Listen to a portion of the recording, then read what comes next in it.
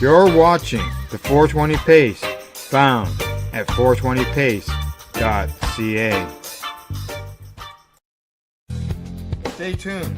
We'll be right back after this toke.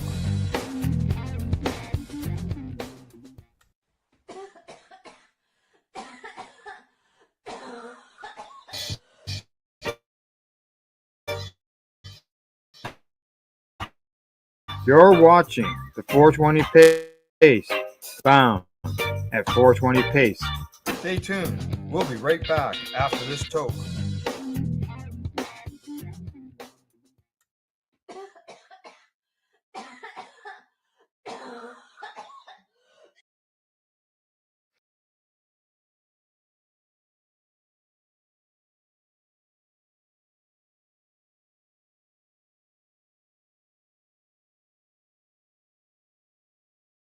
With.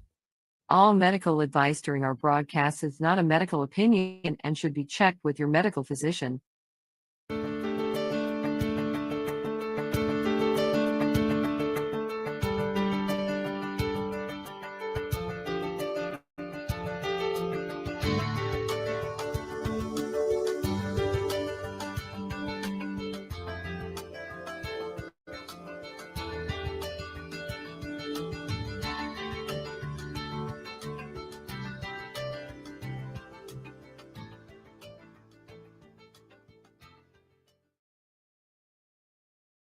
Hello, everyone. Thank you very much for joining us tonight. We are around for our VAC Roundtable number 45.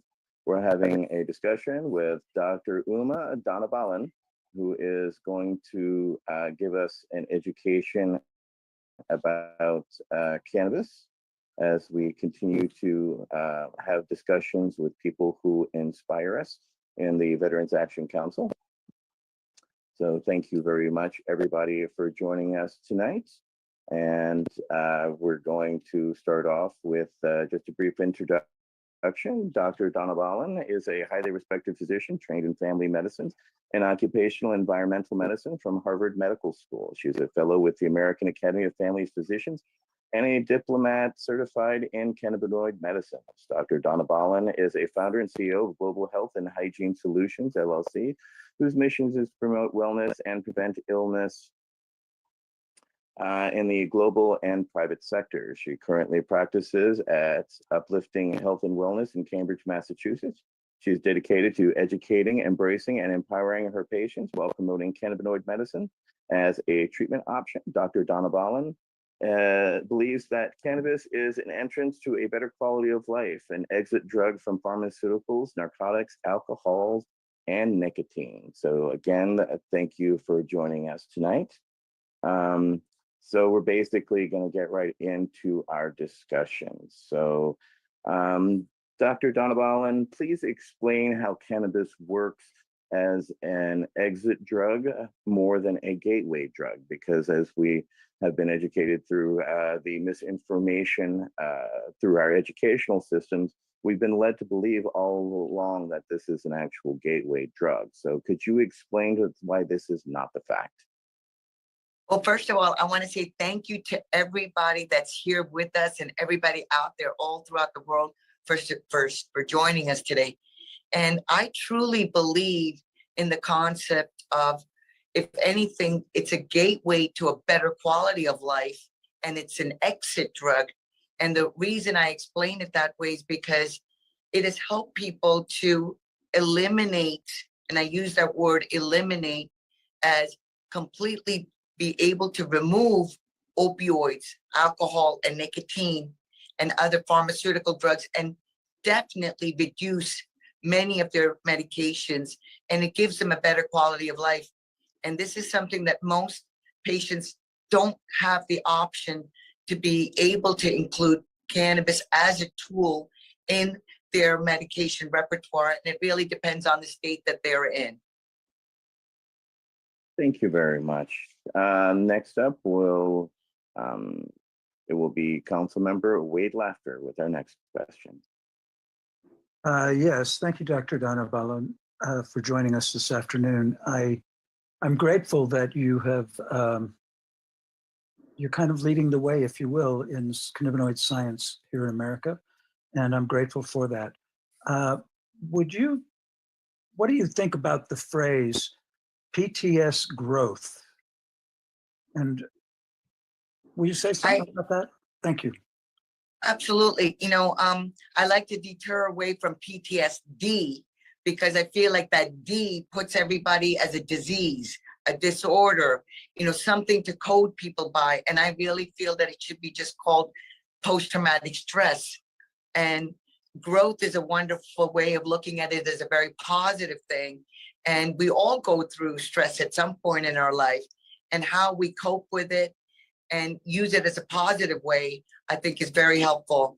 And I think the ability that we can share that how people have dealt with their stress and how they've grown from it. I love that concept versus a negative aspect from it. Thank you. And to follow up, one of our first roundtables was on post-traumatic growth because it is something that we have been looking for and toward, because each one of us that tends to be on our council outright has been working actively to affect change and move the needle forward.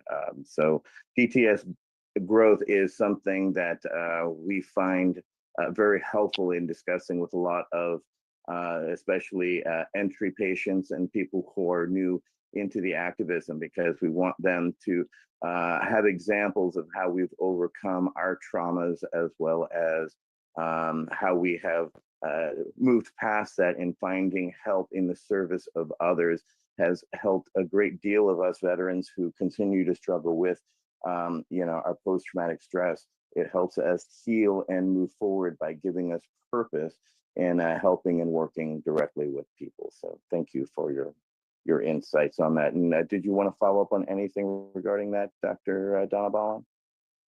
Absolutely. I really feel that right now the whole world is suffering with PTS, especially with COVID being something that we've all been impacted by in some way, shape, or form. It's touched us and it's impacted us. And so, and I really feel that through this, some people have absolutely taken it as an opportunity to grow. And it's change. And with change comes some difficulties. And we definitely should look at it as an opportunity of growth.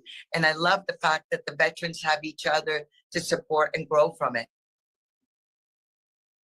Thank you. It's one of the things that we found that we had to do ourselves, because we found that the VA, of course, was not doing its job, or the the job that we felt it should. We started this organization, as basically a group of volunteers to kind of check out on each other regarding suicide watch. So we kind of started as a buddy check to make sure that everybody was doing okay during COVID. And we grew from that and continue to work at the local, national, and international levels. So this is one way that we use ourselves as examples to keep everybody moving forward and walking forward together. Next up will be Council Member Nate Landau with our next question. Thank you so much for being here. My question is, how do you see us taking the best advantage of cannabis for national mainstream marketplace? I think the opportunity is that I boldly use this word, mandate. We should be mandating all healthcare providers, especially in the states where we have a medical program, that they must learn that we have an endocannabinoid system. And the Veterans Administration must make this as part of their mandate. And I have no problem saying that. We're mandated to learn about opioids. We're mandated to learn about all the up-to-date vaccines and precautions that we have to take. Why have we not made this as a part of a rule for all healthcare providers across the state? We've recognized it as a medicine. We've recognized it state by state. We're making rules saying that this is a medical cannabis program. And I really want to call it that. They should be calling it a medical cannabis program, not a medical marijuana program, because I think marijuana, again, still has that stigma and negative connotations. And so I really feel very strongly that this is where we can kind of, by using this, the word cannabis, and making it part of the mainstream, we're going to have people awaken maybe a little bit to start to say, hey, you know, it is a plant, and it's a plant that's been around for thousands of years. And this was able to be prescribed by healthcare providers. And because of politics and racism, not because of evidence-based medicine, did this get into being a illegal Schedule I drug today, not based on evidence-based medicine at all. And I want that to be part of understood by mainstream. And we have that opportunity now, especially since veterans are not just isolated in the states that have cannabis, they're in every state. And if they're not just here locally, they're here globally. So I think that this is an opportunity that we do have, because cannabis is a global issue. And I've been saying this for years now. And so we have the opportunity to, you know, correct the wrongdoings in one way, because United States of America did lead into part of this being into prohibition. So we have an opportunity to correct the wrongdoing now and to move forward. You You had a elaborate- follow-up, Nate? Yeah. Do you mind elaborating on the endocannabinoid system a little bit? From what I understand, it was discovered in the 80s or 90s. It's one of the last systems that we discovered. And how complicated is it to change a medical school curriculum? If you mind elaborating on that. I think I'll start with the last part and kind of move backwards. I think changing medical school curriculum is difficult, since we keep saying that there's so much material we have to learn, you know, and it keeps but yet we are updated on medications. You know, we have somebody that brings in and says, this is what you have to learn about this thing right now. There's an opportunity that a doctor can learn that we have an endocannabinoid system. That first must be taught. Okay, that acknowledgement was not even given to me. And I went through not just one residency, I went through multiple residencies and multiple years of education, and nowhere along that way had I learned that there was an endocannabinoid system. It was in 2010 that I started to learn on my own. And so what I want people to understand is that yes, we found out that our body makes endocannabinoids much later. But what we do know is that this system today, at least, forget about what we didn't know.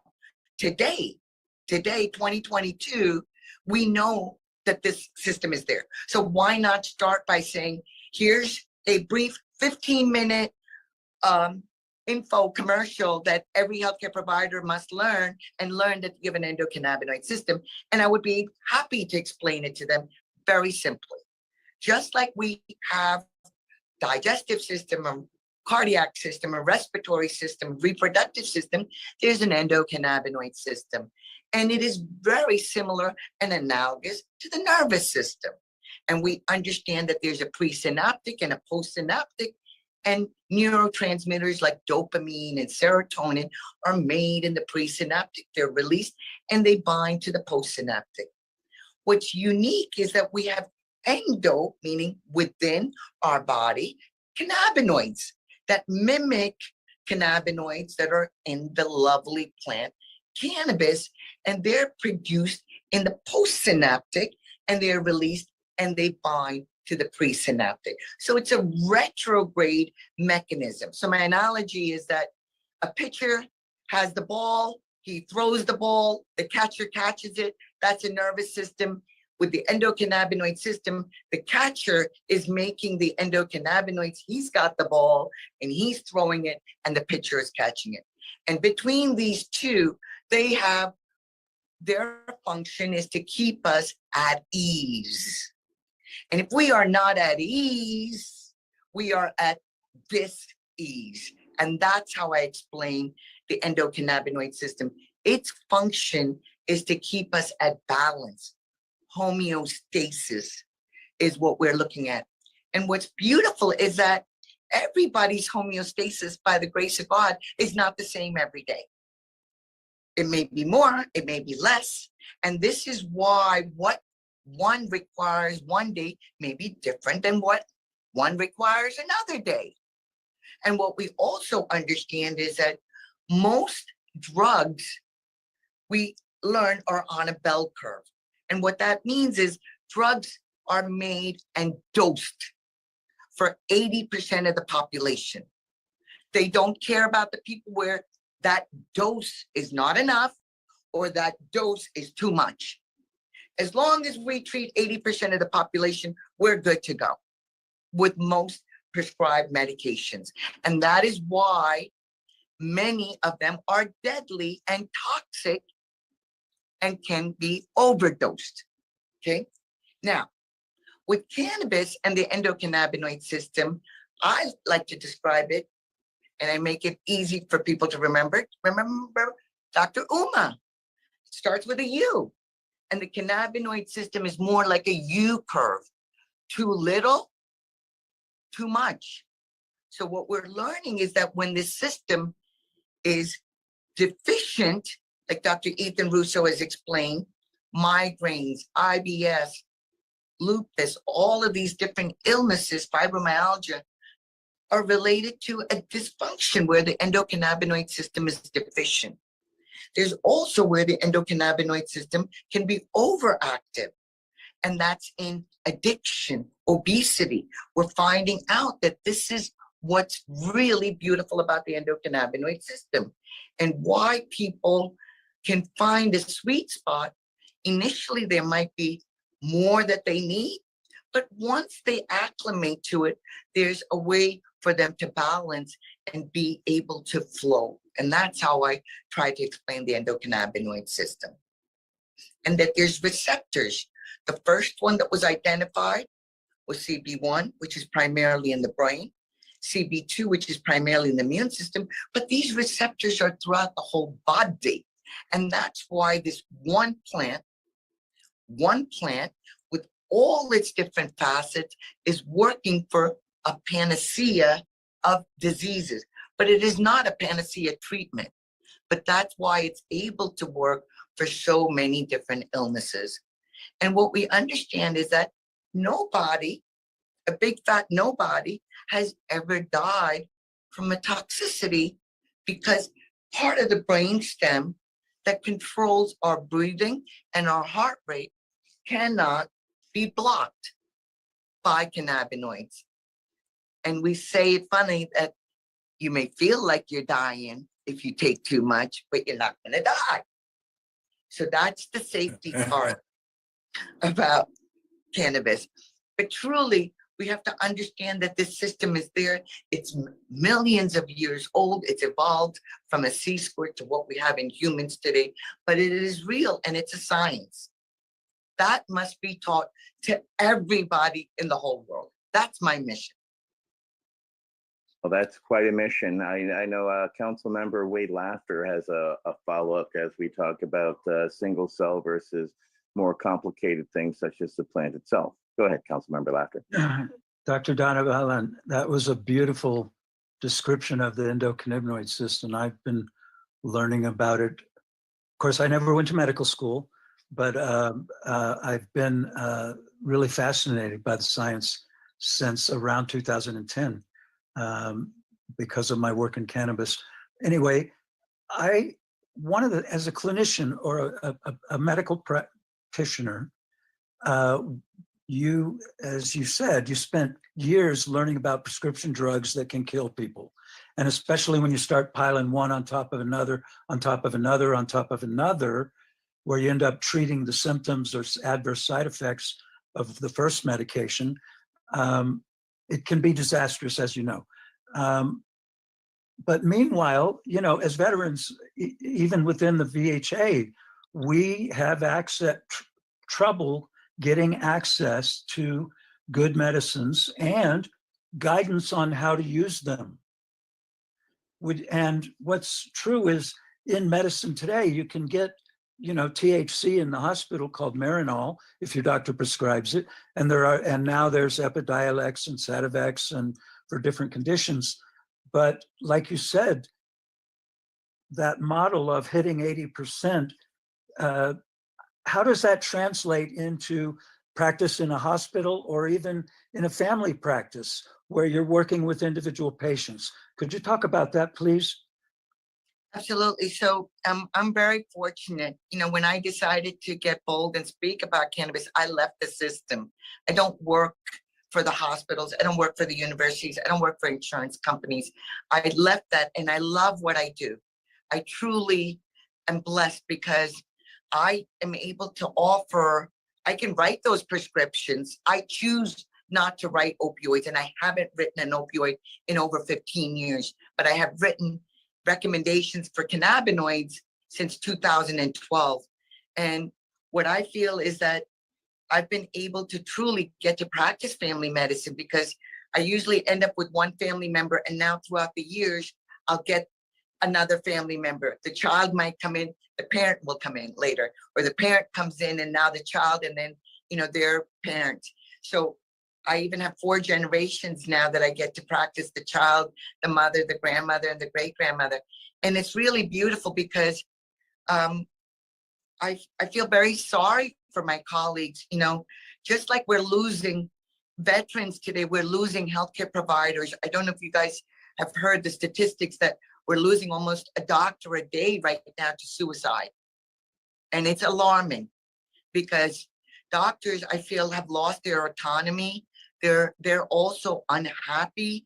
You know, they're now told to practice medicine by somebody else that doesn't really understand medicine, that wasn't a doctor, it's somebody that's a number cruncher. And what I feel is in the last 10 years, I can truly say that I've helped people improve their quality of life and impact their families. And what they've also done is actually go back to the community and teach some of my healthcare providers, like, no, I don't need that prescription filled anymore. And no, I don't want that higher dose. And yes, I can use an edible instead of that tramadol, or I can slowly, Dr. Uma has taught me that I can have a plan to exit, my exit plan on how to slowly get them tapered off their prescription medications. And I practice cannabinoid medicine by following them up. I don't just give a 1-year certificate, and I take that part of my business very, very seriously. And I tell that to everybody out there, these people that are doling out veterans for 1-year cards and no follow-up, that's just wrong. That's just wrong. I tell that to doctors. You would never give somebody a blood pressure medicine or a diabetic medicine or whatever medicine and say, see you in a year. We would never do that. Why would you do that with cannabis? Why would you do that with giving them a recommendation for a medicine that they're maybe, even if they've been on it before, why wouldn't you want to see how it's impacting them? And why wouldn't you want to monitor them? So I don't know if that answered the question, but that's what I want healthcare providers to understand, that they don't have to write the recommendations. Understand that there's this alternative. At least if you're in a state that there's a medical cannabis program, you must be mandated to understand that cannabinoid medicine is available and it should be covered for all veterans. I really believe that strongly. If we're gonna have a state mandate, why can't the veterans get a hold of this and be covered and not have to be on a lethal medicine and a much safer alternative? And why should your zip code mandate that availability? Exactly. Great points. Nate Landau. I know that there's not a lot of research besides like GW Pharmaceutical has spent 20 years developing a particular thing. And I'm really glad that you don't just write the recommendation and send them on their way. Have you developed any methodologies or anything, like you were mentioning migraines, different stuff like that, on how, with the limited research that we have, how you can build these methodologies with different clients? And I know everyone's different. Absolutely. And this is where I tell people, look, by the grace of God, cannabis medicine is truly personalized medicine. Okay, where the individual has an authority over their own body. Okay, and this is what I want people to know. It's your body, it's your life. Get educated. You must. Become an educated consumer, become an educated customer. Because if you're willing to be on a medication without a plan to ever get off of it, say, can we look at other options? And especially when we started out by saying the side effects are what we have to treat again. I used to call it the party pack of 5: blood pressure, diabetes, something for cholesterol, something for reflux, and something for anxiety or depression. Did this prescriptions day in and day out, and there was no exit plan. It was just treat another symptom, add another pill. So I really feel that the individuals must get involved in their own bodies. You must start to look at the labels. You must understand what you're taking your medicines. What dose are you taking? What is the purpose of it? Are you taking more than one medicine for the same thing? Can you make some lifestyle changes? Because your doctor definitely doesn't have the time to talk about it anymore. No, that's a real point. On top of that, we deal with the rotating physicians in the VA system, which on average is 3 years. So, we're lucky to have even continuity of doctors in the VA system. And as we know, for me, it's usually an education program to just bring them up to speed outright, because as you know, they're not actually taught this anymore, or whereas it should be in absolutely every basic doctor's entrance exam, an understanding of the endocannabinoid system. Councilmember Alburn, do you have a follow-up? I do. Hey, Uma, thank you so much for. Hugs. It's great to see you, man. Same here. It's great to see you. I'm going to ask you a question that's really going to get exciting because I know the answer. So listen, Dr. Uma, what do you think about these lawyers and cops telling you how to practice medicine? What do you think about that? I'm going to take a deep breath because, I've been involved as a physician much longer than I've been involved with cannabis or cannabinoid medicine. So I really feel that my colleagues are also struggling. I certify doctors, and they're fearful of the fact that the board might find out that they use cannabis as medicine. They're fearful of it. And so I feel very fortunate that I don't have to worry about how much time I spend with the patient. If I want to spend 45 minutes or an hour and a half, I get the liberty to spend with that. And doctors right now are struggling. They're struggling because they're seeing 20, 40 patients a day. How do you get to have continuity of care, like you said? And right now, there's not enough doctors, there's not enough caregivers, there's not enough providers. I've been involved with this whole system, not only as a patient, but as a caregiver and as a healthcare provider. And what I really keep coming back to is the fact that each one of us now has the opportunity.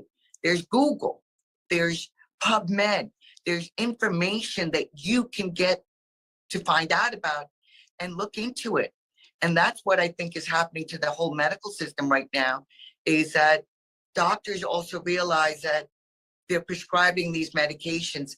And we're very fortunate with the technology that we have, amazing technology that we're advancing. But I feel that the art of medicine has been lost. And I went into this to be a doctor, to take care of families, to make a difference. And I can truly say I feel that today. And I feel that with my patients. I don't know if I can say that for all of my colleagues, though. So I don't know if that answers the question. And the other part about it is that there's still a discrimination. There's still a stigmatization because they keep giving the same daggone rhetoric. We don't have the research. We don't. Well, yes, we do. Yes, we do. Look it up. Stop saying this rhetoric about the developing brain. The brain is developing till the day we die, folks. So to say that there's a cutoff, that's bull crapola. And we know neuroplasticity can happen. We know change is happening. We know cells can grow. We know that people can change. And one of the philosophies I truly believe is reach one, teach 10. So whatever knowledge that we know, please share it. Please translate it for other people and enlighten them. And that's And what we're we're trying all- to do here. Absolutely. Go ahead, Doc.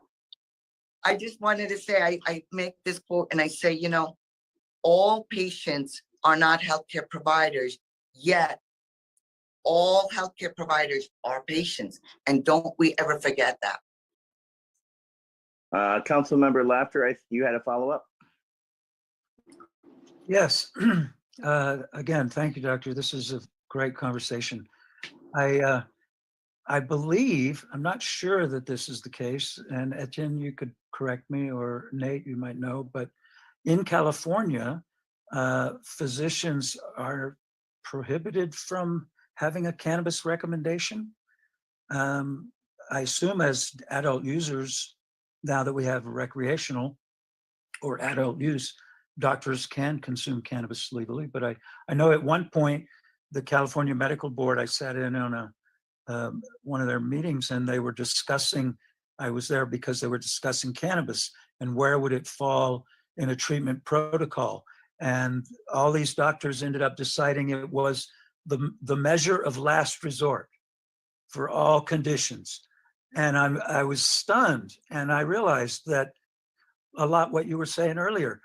I probably knew more about the endocannabinoid system than any of those doctors sitting up there. How could they end up with that kind of conclusion? But again, I didn't go to medical school, so they didn't want to hear from me. But I had a question for you. I love your passion. I love that you're trying to change the medical profession. One of the things that as an activist and a patient myself, that I find most challenging about legalization is cost. And to be blunt, in many places, poor quality of the cannabis and cannabis products that are available. I know it's not your area of expertise, but you probably have some part of your heart that really wants it to be different that way. What would that look like for you? How could we fix the high cost of legal cannabis, even in California, and in states where it's not available? Your thoughts or opinions. Thank you. Thank you for the question. You know, I really believe that my roots come from being a farmer. My grandparents were farmers, and I really believe that there's so many beautiful farmers out there, and we need to tap into them and let people grow this plant, whoever can grow it properly. And I'm originally from India, and plants are considered as deities. And cannabis was considered as a sacred plant, and it's still a sacred plant along with many other plants. And so this is where I believe that there's so much we don't know. But what we do know is that if we can have more people grow it that can do it well and make it a joy for them. And I just actually, believe it or not, I had to do a testification earlier today in Rhode Island for two people that, as a church, they were trying to grow cannabis and they were arrested for their consumption. But this is what measures people are taking now to try to do this growing of a plant, to grow it safely and to make sure it's safe, because one of my backgrounds is in heavy metals. So I've said, you know, this plant's not, that has killed nobody, don't mess with my plant. Because if they grow it improperly, or if they grow it in soil that is contaminated with heavy metals and not properly processed, they can create a poison out of this plant. And then we are making it into, we're condensing it, we're processing it, and we're concentrating it. So when there was a small amount, now that you concentrate it, you can make it much more impactful, and it could be very detrimental. So what I would love to see is that people that do have an interest come up and step up to the table. People that have the land step up to the table. People that want to understand what it's involved, outdoor grows. Because right now, because of the legality of it, most large dispensaries are growing it indoor to control it, which means that they have to use more pesticides and solvents. And once the plant is contaminated and then you try to change it, the plant is still contaminated. Just because you're processing it doesn't mean it wasn't contaminated with mold. And they forget about these things. So there's a lot of standards, and it's truly about education that still has to happen. And what I believe is that the farmers and the people, the legacy people that have been growing this, must be allowed to step up to the table and be honored to show what they've learned so that others can learn from it. Teach it to others. You know, my mother always said, learn it, do it, teach it. Learn it, do it, teach it. So why don't we let the people that know how to do it, teach it to others or do it? And I think for veterans, I think the opportunity, be able to grow even one plant and to take care of one plant would be very healing. From the point of growing the seed to watching it day by day. I remember one of the projects that was still memorable in my younger years was growing a lima bean. You know, we had to sprout it and watch it grow. And so I think there's a lot to being able to farm this plant would be beautiful, but to do it properly. You're listening to the Pace Radio Network here at paceradio.net. Camelford Lifestyle Shop, open Monday to Friday from 10 till 7 p.m. or by chance. Check out our flags, our t-shirts, plus our hats, and look of that supply of rolling papers, plus much more. We've got bongs and your favorite herbal vaporizers. Look at all the incense we have, as well as for those who collect knives, check out these knives in our collection. And while you're here, stop in to see Shay at the piercing room, where you can get poked by Shay. Daily deals, check them out. Camelford Lifestyle Shop, 17 Bridge Street West, Camelford, Ontario. What do you find at paceradio.net? People advocating cannabis education.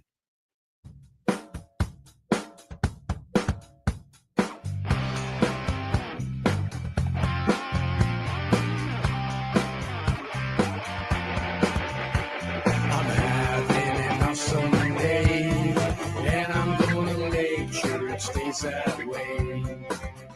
I'm having an awesome day, and I'm gonna make sure it stays that way.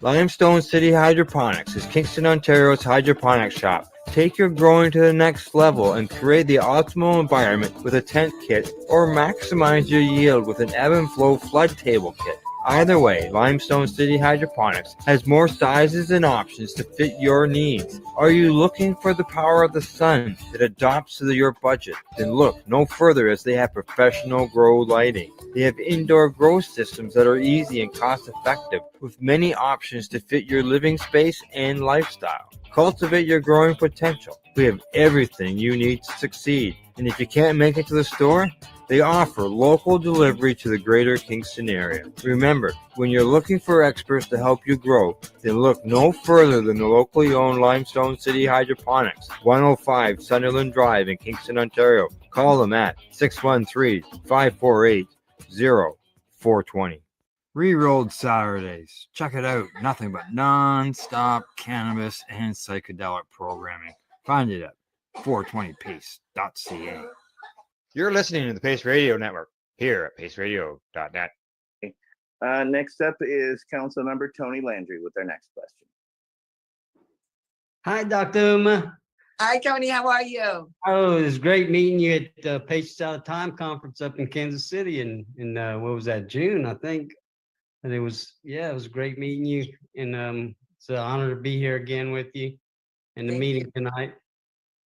And my question is, you mentioned about the training, and yeah, I totally agree with that. And that's part of the reason why there's so much stigma. And I was wondering if you've ever, because of your activism in cannabis, have you ever experienced any negative career repercussions for that? You know, I've been ridiculed, and I think I've gotten a little taller because, you know, when you walk into a room, and I get a little emotional now because I still remember coming back to Massachusetts from Washington in 2014 and coming into the Mass Medical Society and thinking that my colleagues would embrace me because I knew this knowledge, and they would giggle and ridicule me. And, you know, being called a pot doctor, and now I don't care. Call me whatever you want, you know. I don't care what you call me, because I am able to stand up, and I know I'm doing the right thing, and I've been doing the right thing, and I'm giving people an option. So hooey on anybody that wants to talk ill about me or anything else. But at the end of the day, I feel that all of us, I don't care who you are, where you are, is going to die. And what I really believe in is palliative care and cannabis as a first line option for these patients. You know, I always say cannabis is not for everybody, yet it should be a first line option and not the last resort.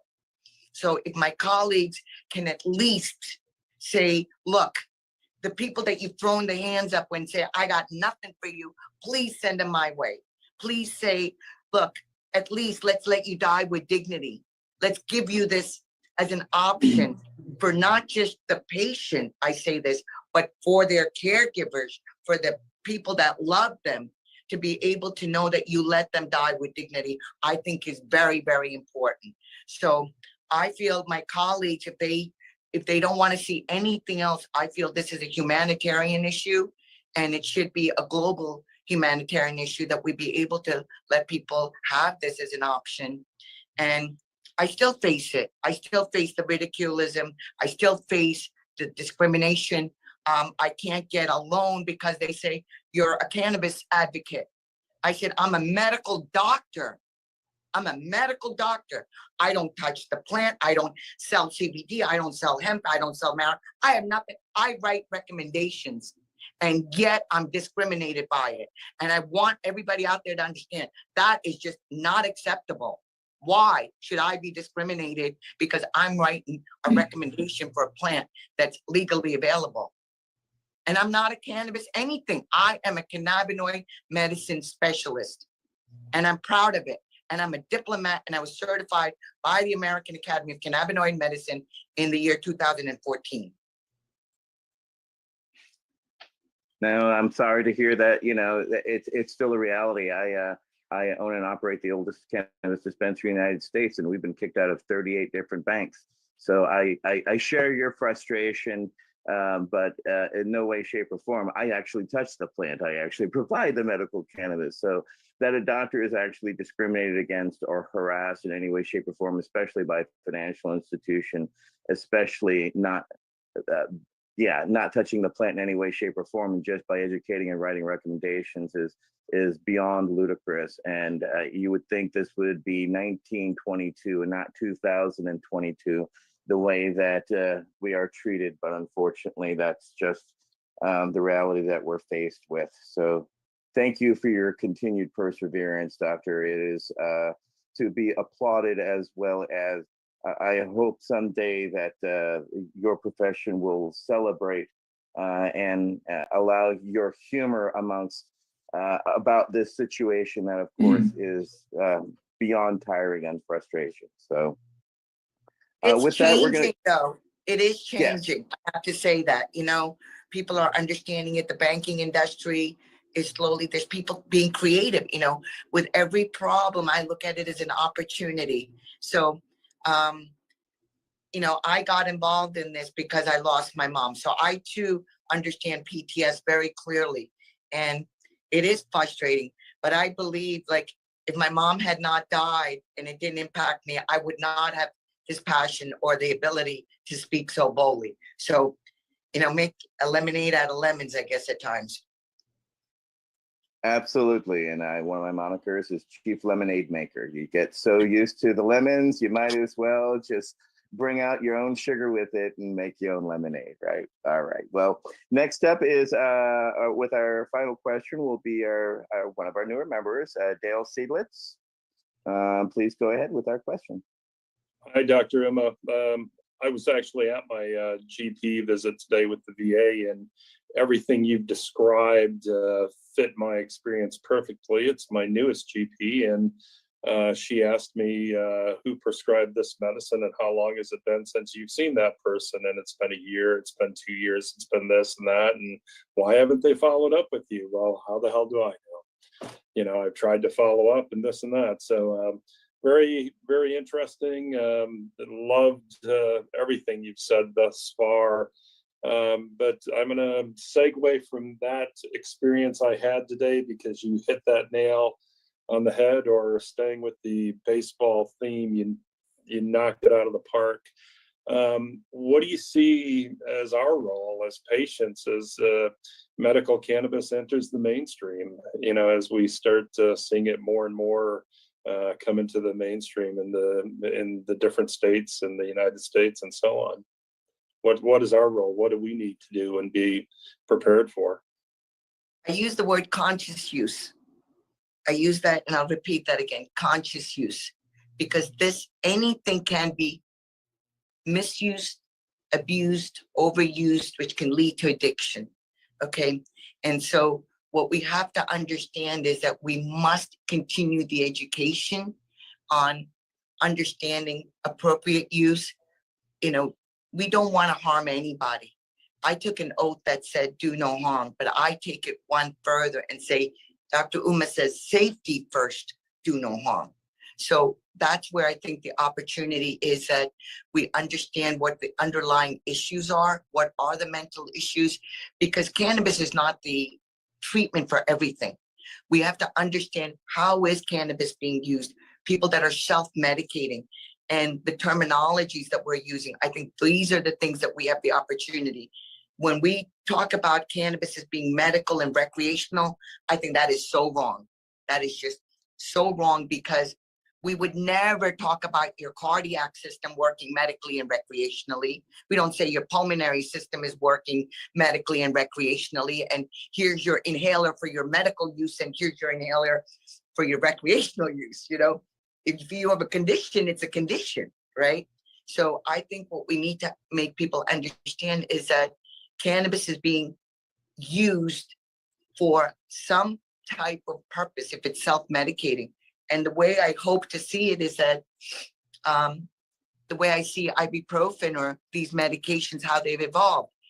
If, for example, you have a trauma and you have an injury and they say, take an anti-inflammatory, you could go over the counter and buy ibuprofen at any store, pretty much. And you could get a store brand or just basic ibuprofen, or Advil, or the trademark brands. If you want a stronger dose, you need a doctor to write a prescription for you to get a 600 or an 800 milligrams. So this is where I see things may be changing, where we'll be able to get smaller dose things over the counter, larger dose things requiring more with a doctor's prescription. What I also see is that I hope to see it descheduled. It doesn't belong on any schedule. That's where it belongs. It doesn't belong on any schedule, but we still have to understand that this is still a drug. Food is a drug to me. If we don't know what our food sources are and what's in it and how much we consume and how it impacts us, we're not being educated and using things consciously. So this is where I feel the opportunity is, because it is so available abundantly, that we should hold a higher standard, start to teach people to know what to look for, what are the standards, because I do believe testing should be there so we know what's in the product, because we're giving it to babies, we're giving it to people that are immunocompromised. So we need to make sure that we're giving safe products. Does that answer your question? Yeah, I was just gonna, you hit the one term, and I think education is key. And I think the education of medical cannabis is really the key for everyone. And I don't know if there's been enough education around it. And so maybe that's really what we can focus on, what we can help with, and what we can drive to help the movement even better. I don't know your feelings on that, but I look at everything as just educating better and trying to. I mean, life is education, right? It's getting smarter, getting better. That's kind of how I look at it. So I think with this subject and with what we're doing here, that's what we need to do as we move forward. I just want people to also remember, we've been like brainwashed with this thing, evidence-based medicine. Okay, that was imprinted in my brain cell, right? Evidence-based medicine. Well, evidence-based medicine is what got these opioids to the market too, folks. So I want people to understand, become an educated customer. I think I've said that repeatedly tonight. Understand who's doing the research, who's behind, what is their agenda, what is your agenda and your body's health. And the more we learn, the more research and the more cannabinoid research we do, we're going to learn more and more. And cannabis has been around for thousands of years. It was used as medicine for many things, and it was also used for the treatment of opioid addiction. It was used for the treatment of alcoholism. It was used for the treatment of insanity. It didn't cause these things, as we started this conversation saying the gateway drug. So if anything, I believe it's a gateway to a better quality of life, and it is truly an exit drug, and it can be an exit protocol that doctors can learn about and use it as an adjunct therapy with their other medications, is the other thing I want people to know. Excellent. Council member Michael Krowitz, you had a follow-up. Actually, I just had a kind of a new question I just wanted to ask. And it's great to see Dr. Uma. In the historical antiques and collectibles world that I've been working in for a long time on this museum project, I've run into a bunch of artifacts about medicinal cannabis seeds.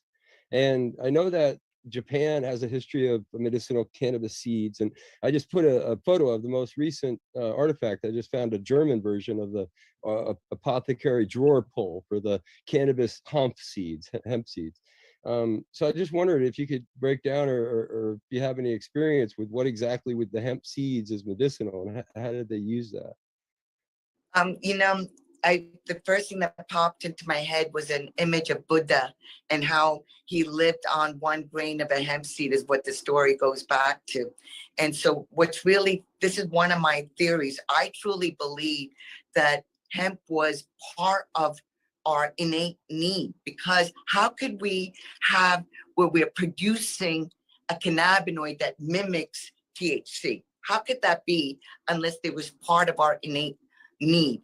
And I believe that because cannabis was removed from our society, from the animals, this is why we have so many of the diseases and the autoimmune illnesses. I truly believe that if we start looking at the seeds and the genetics of the seeds, and we start looking at the genetics of the people and the diseases, I really believe, mark my words on that we're going to see that there was a deficiency or an overactivity, that U curve again, too much, too little. What happened in your genes is probably what's impacting us. And I really believe that, again, hemp, 1 serving of hemp is 3 tablespoons, gives 10 grams of protein, easily digestible, 12 grams of omega-3, omega-6, 20 amino acids. 9 of them are essential. So we know that anybody out there, even if they don't want to inhale cannabis or ingest it in different ways, they can start with hemp and incorporate this food as dietary. If our animals, our produce was fed hemp, they would not be inflamed. The animals, then when we consume it, we would not be inflamed. So this is where one of the things I've said is that this plant is for the 5 Ps, that this plant is for people. It's for pets or produce. It's for our planet. If we planted this plant, what it could do to our whole earth with the climate change. It's for peace. If we legalize this plant and people did not have to face jail sentences that they're still facing today for a plant, there would be peace on earth and profit. And when I mean profit, I mean one's health and wellness. No amount of money can give you your health and wellness, and also all the jobs that we can create. So I believe in the seeds. The more we learn about the seeds and we look at the genetics, I believe the answers are there, and we will find the genetic makeup for what we are deficient in. Just my thoughts. No, that is excellent. We're going to kind of go in a different direction. One of our mothers, who's a veteran, who is here, Saya Gonzalez, has a question is very apt given the political climate that we're in right now. Go ahead, Asaya. Thank you. Good evening, everyone. Thank you for having me. Thank you for your time, Dr. Uma. Thank I apologize for my kid's foot. I am personally curious. Well, actually, on topic, we purchase hemp protein from Sprouts, and to my understanding, that protein is a byproduct of them squeezing the seeds for oil, and then they take that meal and they grind it up, and that's the protein. We also regularly purchase cold hemp parts and add them to smoothies. So it's really nice to hear everything that you just explained about as far as like consumption, because that is something that like I'm grateful to be able to offer something to my kids that isn't psychoactive, but is still beneficial of the plant for them. I've gotten to know a group of ladies up in Humboldt. They call themselves Moms Do Weed. There's actually quite a few mom groups out there. But for me personally, I was administratively separated from the Marine Corps because I chose to use, cannabis on active duty while I was postpartum, specifically to treat the depression, to be able to get up and do dishes and whatnot. And I'd taken antidepressants through my pregnancy because the way it was explained to me was that if an athlete gets hurt, they're going to take the pain medication to be able to get through physical therapy. And that's essentially how it was put to me in terms of getting through my service, which was, in hindsight, looking back, personally, I feel cannabis is more beneficial and able to be used in moderation. So I'm curious about your perspective on maternal cannabis use, say, through pregnancy, breastfeeding, and postpartum. I'm so glad. Thank you for your service and being a mom, which is amazing. And as far as my practice and my thoughts, I just recently had a case, and I just spoke to Melanie Dreyer, and Dr. Melanie Dreyer had done one of the first research studies in Jamaica looking at the Rastafarian population and followed them over time.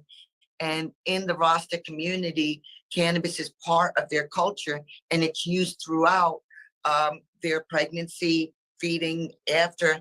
And we know that the babies that have been followed through, hi sweetheart, are socially and emotionally engaged, and we don't see all of these things that we've been told. And I will tell you, in my practice, I take care of babies, and I'm very proud. I can say that some of my patients that were told that they would never get pregnant, would never have children, I really truly believe that cannabinoid medicine helped them to conceive and help them to be able to be a parent today.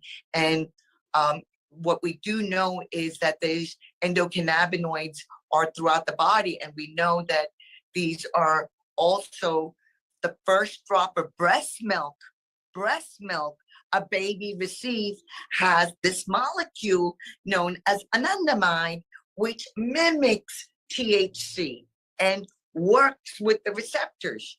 That's why THC works, because it mimics it. And so, when they say baby milk drunk, I say happy baby. The baby is the mantra of what Dr. DeMaza says: relax, eat, sleep, forget, and protect. So this is what the baby is doing. It's able to nourish itself.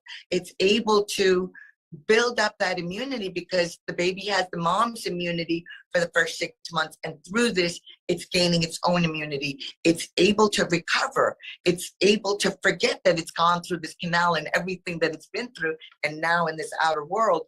And there's so much sadness of our babies being taken away from our mothers because they tested positive for THC. That's insanity, because they'll rather than be tested positive for their Ambients and their other SSRIs. That's okay.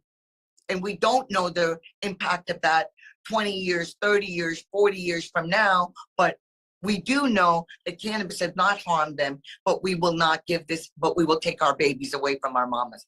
That to me is wrong and unacceptable. So, were reported twice to Child Protective Services because my command was aware that I was breastfeeding. No one wanted to ask questions around over the precautionary measures that I was taking, but the social worker who wound up assigned to us, we wound up having a nurse practitioner who would regularly come into our home and evaluate us. And I feel that that was an amazing resource that we should have had available to us without that that negative filing report having to go through. And she went out of her way to try and get into contact with my commanding officer to ask him to leave our family alone. It was unnecessary. So I wholeheartedly appreciate everything you just laid out. Thank you. Thank you. I mean, this is really, you know, some states now, what's happening, and this is slowly, and I've been involved in this too, is that they're saying we're not going to test for THC. They're doing this across, even in the, I wanted to go back and say this with some of the doctors in the medical schools and the residency programs now, new onboarding of clinicians, they're taking that off their drug testing panel. And I feel that they should do the same with mothers. They should not be testing for THC, because the problem is, just because you test positive does not mean you're impaired. I want to go back to that as well. And I want to talk about that, because I am a medical review officer, and I like to use the word intoxication, not psychoactive, because people can take CBD and feel at ease. So that to me is psychoactive. So just to say THC and CBD, I look at it as it's a spectrum of impairment versus non-impairment. And if you've not eaten, not slept, you're impaired, okay? If you've not had a good night's rest and you decide to get behind a vehicle, I'm sorry, you're not trustworthy, okay? If I've not had a good meal and I decide to drive, I'm not properly situated. So we have to look at this and not just look at a positive THC testing. And THC is fat soluble, so it stays in the body longer. If somebody did an 8-ball of cocaine tonight and they get a drug test on Monday, they'll be negative because it's washed out of their system. But if they smoked a joint or consumed cannabis, it could still be positive because it's still in their system. It doesn't mean they're impaired. It just means they're testing positive. So drug testing does not equate to impairment. And I want to get that message out too. And I'm going to go one step bolder. If you're going to start testing people and they test positive for THC, better start giving them a bonus, because they're saving the government and a lot of people a lot of money, and they're not the problem. It's the other issues that we really have to address. And that's a whole nother conversation. Wow. I absolutely do appreciate your passion. Absolutely. Thank you very much for that. I think we have one follow-up from Nate Landau. I just want to expand on something you mentioned earlier, that cannabis is a personalized medicine. I believe it's the University of Boulder and 2 other institutions are now mapping the genome of cannabis. I think they're 2 or 3 years away to having it fully mapped out. Do you see a future, because we already mapped the human genome, that we can have really personalized medication where you have some illness that can be explained, they take your DNA sample, and then they find the right strain to pair with you? Do you think, and I know it's going to take a while, but you see a future like that? I do. And, you know, it's really interesting you mention this, because, you know, there's so much that we were saying that you can't change things. And this is where I feel like there's so much we don't understand. We know that we can change ourselves. Cells can be rejuvenated. And I really believe that by understanding, getting all of these cultivars, and we need to go back and find the land races and go back and save some of these land races, because I believe the answers are in finding the genetic makeup of these seeds like you're doing, Michael. I think that's just invaluable. Like wherever we can get these seeds from and be able to look at it, analyze it, and look at the people, look at the genetic diseases. I really believe there's something to it. I don't have all the answers, but I do believe the answers are there. Thank you, everybody. All right. Well, this is going to wrap up our discussion for this evening, which was a discussion with Dr. Uma Donabalan.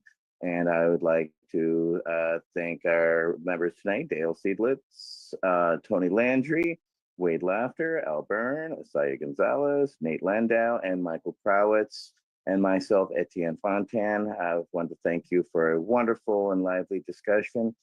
Keep up the great work, Dr. Uma. We appreciate you, and we hope you come back in time and give us updates on how things are going. So is there anything, do you have a website or anything upcoming that you would like to plug, or any appearances coming? Please go ahead.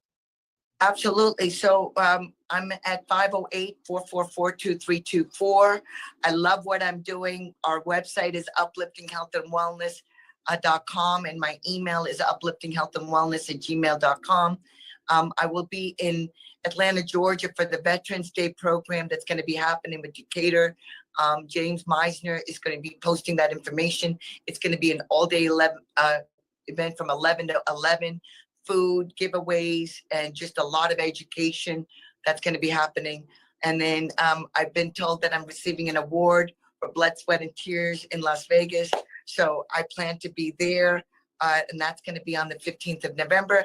And then we'll keep you posted. But if there's anything that I could help with, please contact me and let me know how I can help. Thank you, Dr. Uma, and thank you, everybody. This has been, again, VAC Roundtable number 45, a discussion with Dr. Uma Donabalan. Thank you very much, everybody. Have a great rest of your night, and we'll talk to you soon. Thank you, everybody. Good night. Stay well. Hugs. The Veterans Action Council is a Pace Radio Network content provider.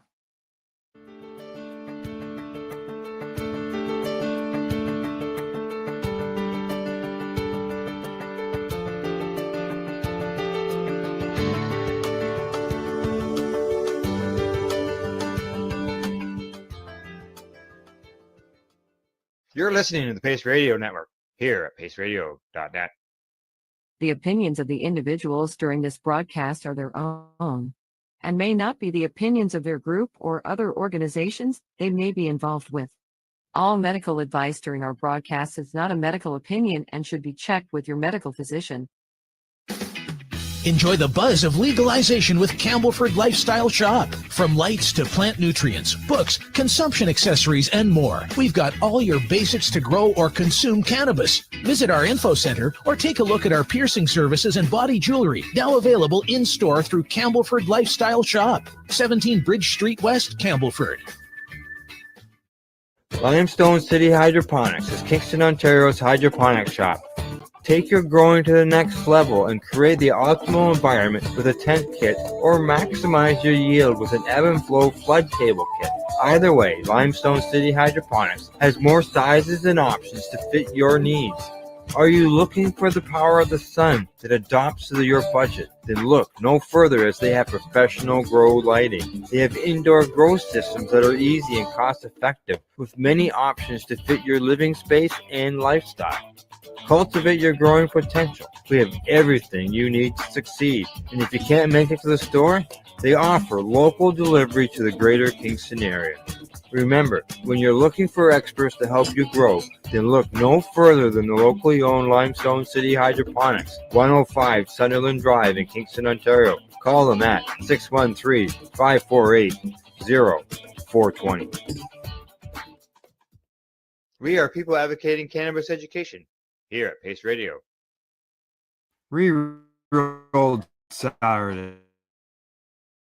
Check it out. Nothing but non-stop cannabis and psychedelic programming. CA. You're listening to the Pace Radio Network here at paceradio.net. The views expressed by the individuals during this broadcast are their own opinions, and they may not be the same as those of their group or other organizations they may be involved with. All medical advice during our broadcast is not a medical opinion and should be checked with your medical physician.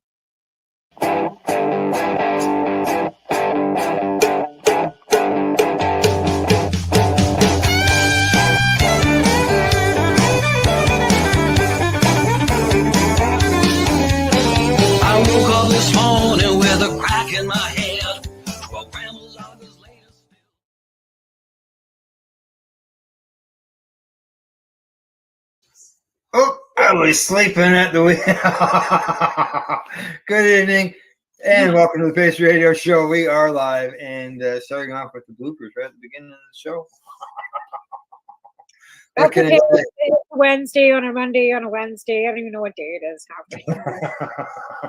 Now that I'm not working, it's like, what day is it today? What do I gotta Yeah, do? yeah. I'm going through medical appointments and more blood work, and my doctor phoned yesterday and goes, "How are you alive? Your hemoglobin's so low. Like, have you been bleeding?" I'm like, "No."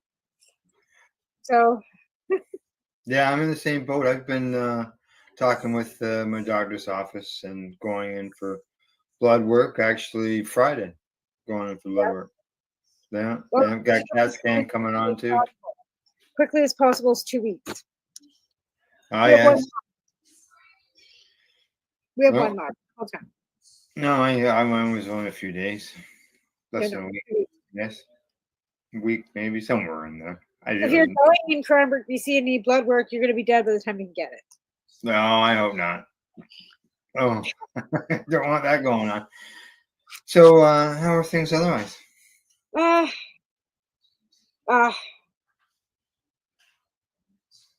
Yeah. I attended a funeral on Monday for one of our substitution program clients. Right. 29 Right. of these spent now. Her dad is a sponsor of the CSP, which, so all donations in lieu of flowers are supposed to come to the CSP. Unfortunately, we haven't gotten any. The RV being rated in Vancouver again for CSP out there. Again? Yeah, they're Oh. able got rated 2 days ago. So that's not great news for No. the community down there. No. So the last couple of days have kind of been, and then I've been trying to get everything moved out to my red room and try and raise money for this stupid chair that I still can't raise money for. And yeah, so frustration and overwhelming. And Yeah. How about you? Well, let's see. Been busy trying to get things ready to go outside. Been doing some hardening of my garden, of my plants. Yeah. Yeah. I remember the days, I don't know, maybe the sun's just more intense. I haven't got a clue, but I can remember the days just taking plants outside and sticking them in the ground. Then I tried that a few years back and the friggin' things almost died. They went bleach white. Too hot. Yeah, exactly. Yeah. So, yeah, I don't do that anymore. I'm finding that even with the houseplants, I took a lily outside and it was doing fine. When I took it out, I come back from the store and it was like all fall over because it's too hot out there for it. Too hot. Sun too intense. Yeah. Yeah, that's what I figured. And yeah, they went white. Like, I went, holy fuck, what's the hell's going on there? I actually, the first year I did that, I transplanted them again, thinking that that's what the problem was, bad ground. Because I'd never really experienced it. So, Yeah, well, you think they all plants are supposed to love the heat and the sun and everything, but they don't. Some of them don't like that intense sunshine. Like it's too hot. They burn. Like they blister. It's like sticking a pale woman with red hair underneath the sun and expecting blister, right? Some plants are just super sensitive. Yeah. No, it was too hot for them. So now I give them a little bit of sun, a little bit each day. Yeah. Some direct sun, some diffuse sun. Yeah, Allow them to get some wind, so they get used to that. So when you get them out there, well, last year you had quite a good success with them being out there. Do you think it's as hot this year? Or? I'm suspecting that it will be. Do you think you should get some shade cloth? Pardon me? Do you think you should get shade cloth for them? Like you can get shade cloth. Oh, I know. I never thought about that. Yeah, because you can get shade cloth. Then you could just like make a lean-to like like a big like a shade screen, and then just kind of move it around. Just a thought, because that's something you could do, especially because they're in the ground. It's not like you can move pots. I need one. I would need one for each plant because otherwise I couldn't. I'd have to enclose them in a building. Right. Exactly. That's not gonna happen. No. No. So, But see what happens. Never know. Right? You can get those big umbrellas, you know. Yeah. Have umbrellas over them. Have an umbrella for each of the plants, right? Make sure that it tilts, right? So you can. Yeah, so they can just like, intensity of the sun, whichever way it's going, you can just kind of move it around. Right. Exactly. So you mentioned you had a participant in the CSP program pass on.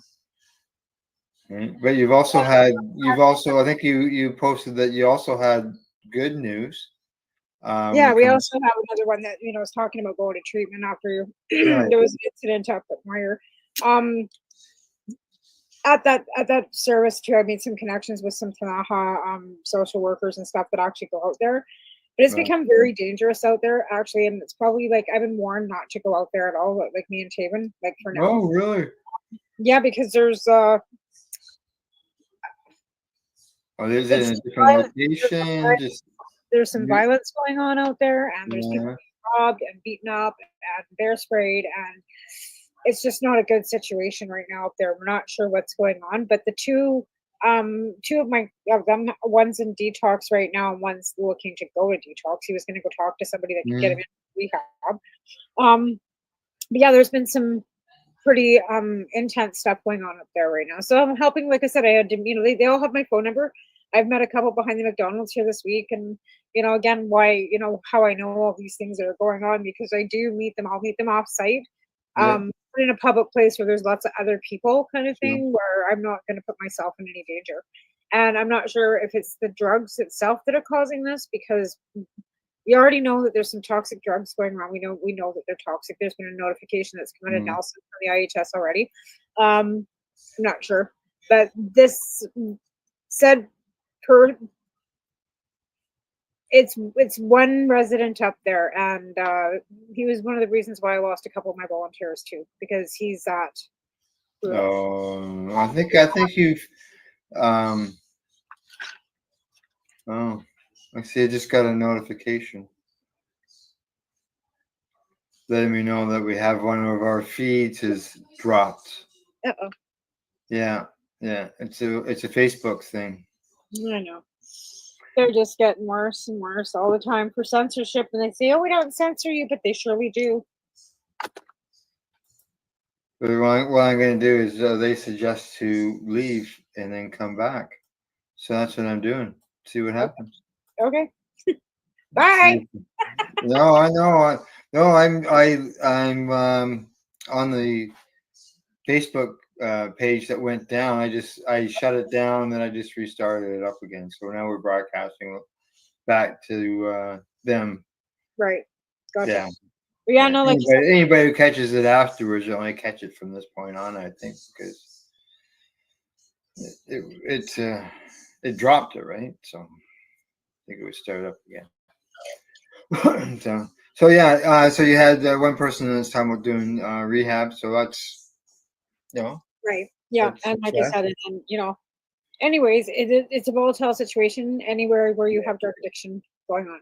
And then on June the 20th, because we've had so many youth, and there's been a lot of squawking about the skate park and how the dealers and stuff are hanging around and introducing drugs to our youth. There's going to be a Take the Skate Park Back rally on the 20th of June at 7 o'clock at our skate park, local skate park. And we're going to go down there, a bunch of us parents, and say enough is enough. Right. Like, our kids shouldn't be subjected to this. We shouldn't have elementary school kids that are being chased out by high school kids that are trying to force them to do drugs. And if that's the case, then we have to, be making the schools and whoever aware. But the thing is, these kids aren't all in school. We have a large population of youth in our town that aren't attending school, and nobody seems to give a shit. Oh, really? They're just not going to school? They're not going anywhere to learn anything? Oh, they can do online, or they can do whatever. Like Taven was doing the online. They were exactly. And if you hadn't shown up for 3 days, they were going to reach out, make sure everything was okay. I heard from them once, the whole time that he wasn't there. So these schools here, or this school district here, are dropping the ball on so many of our youth that we've got a whole element of kids on the streets. Yeah. You always have this bone to pick with the taxes when it comes to the cannabis taxes and That's supposed where to are be they going to being spent? services and law enforcement and all these things is where they say they're supposed to be being Right. spent. Correct. Well, it just happens that this has happened. The BC MLA questions Minister of Finance on cannabis tax revenue and the enforcement of it. Oh, and which MLA was that? Let's see. Millboro, Peter Millboro, Millbar from Kamloops. You see it right here. Yeah. Yeah, good. It's about time somebody's asking the question. I've been asking them to ask the question for fucking how many years? And sending yeah. messages and to my MLA too to pick 100 times. But he's not an MLA anymore. We got fucking Stinky Pete now who does nothing. So Right. Okay. Now, it says that he questions about cannabis related to the province's 75% share of the federal cannabis excise tax, which was forecast to be about $110 million a year over the next few years, and how it is being spent, as well as double standards in the province's enforcement of its own retail regulations. So this guy is asking some questions. Now it says, first in reference to BC's expected $110 million for its share of the federal excise tax at $1 a gram, he asked if the provincial government was sharing this with the BC municipalities. The Minister of Finance responded that it does not share this revenue with municipalities.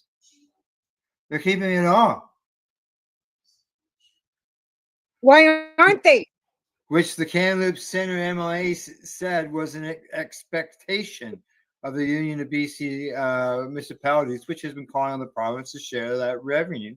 Yes. Since legalization. Yes, it was. Yeah.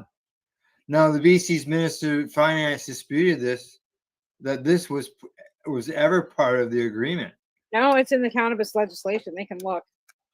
Or with the federal, or it says it made with its municipalities or with the federal government. So if it's in the legislation, because the agreement is also with the federal government.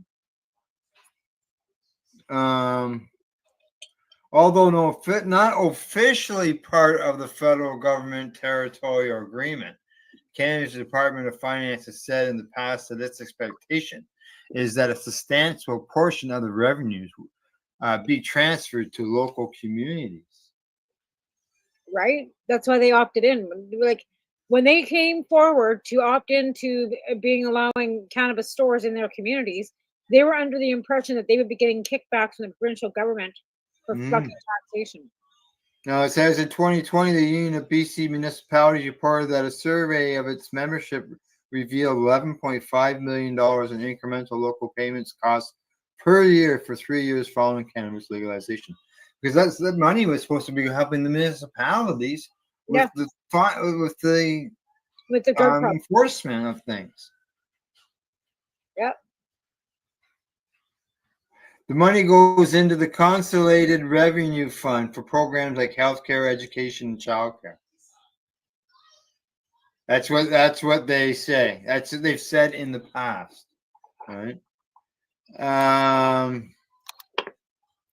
Now, as of May 1st of this year, the BC government has received pretty close, $420 million of those taxes based on sales through December of 2024. Yeah. Yeah, I know, right? Yeah.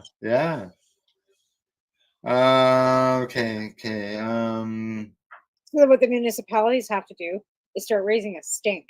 Yeah, really. City councils have to all get together and start raising a stink with the BC government, asking them and demanding they get their fucking cut in that. Now, okay. Tobacco stuff. Because since the beginning of, they were supposed to get 11.5 million, right? Supposed to be transferred to the municipalities. That's $57 million over 6 years. Well, there you go. Well, now you know. And now our municipal taxes are going up. Why? Yeah. Well, at least now you know that Now I know that where. money that Now I know money. who to hit. Now I know here who to hit. BC Finance Minister. Yeah, because like you're not getting any of it. It's not. None of it's going to local municipalities. It's all That's staying on fucking the provincial bullshit. end. That's complete bullshit. I will be So, making this. so you must have. They must have a hell of a. What do they say? Child's program. We don't. We don't have. We don't have doctors. We don't have fucking nurses. We got ERs that are That's what they shutting said it down. was going for. Oh well, that's a bunch of horseshit too. Our healthcare is not that great. We don't have. We have like our ER hasn't been shut down, but Elkford has. Our rural ones are being. Our ERs are being shut It down. We're goes. screwed for doctors. Like Yeah, it goes for programs for health care, education, and child care, according to the article. okay, no, we'll be asking some questions on that then. Now you know. That'll be great because that'll spur the conservative I've got just to fucking cause some shit, right? Anything that Yeah. causes Well, BCAP.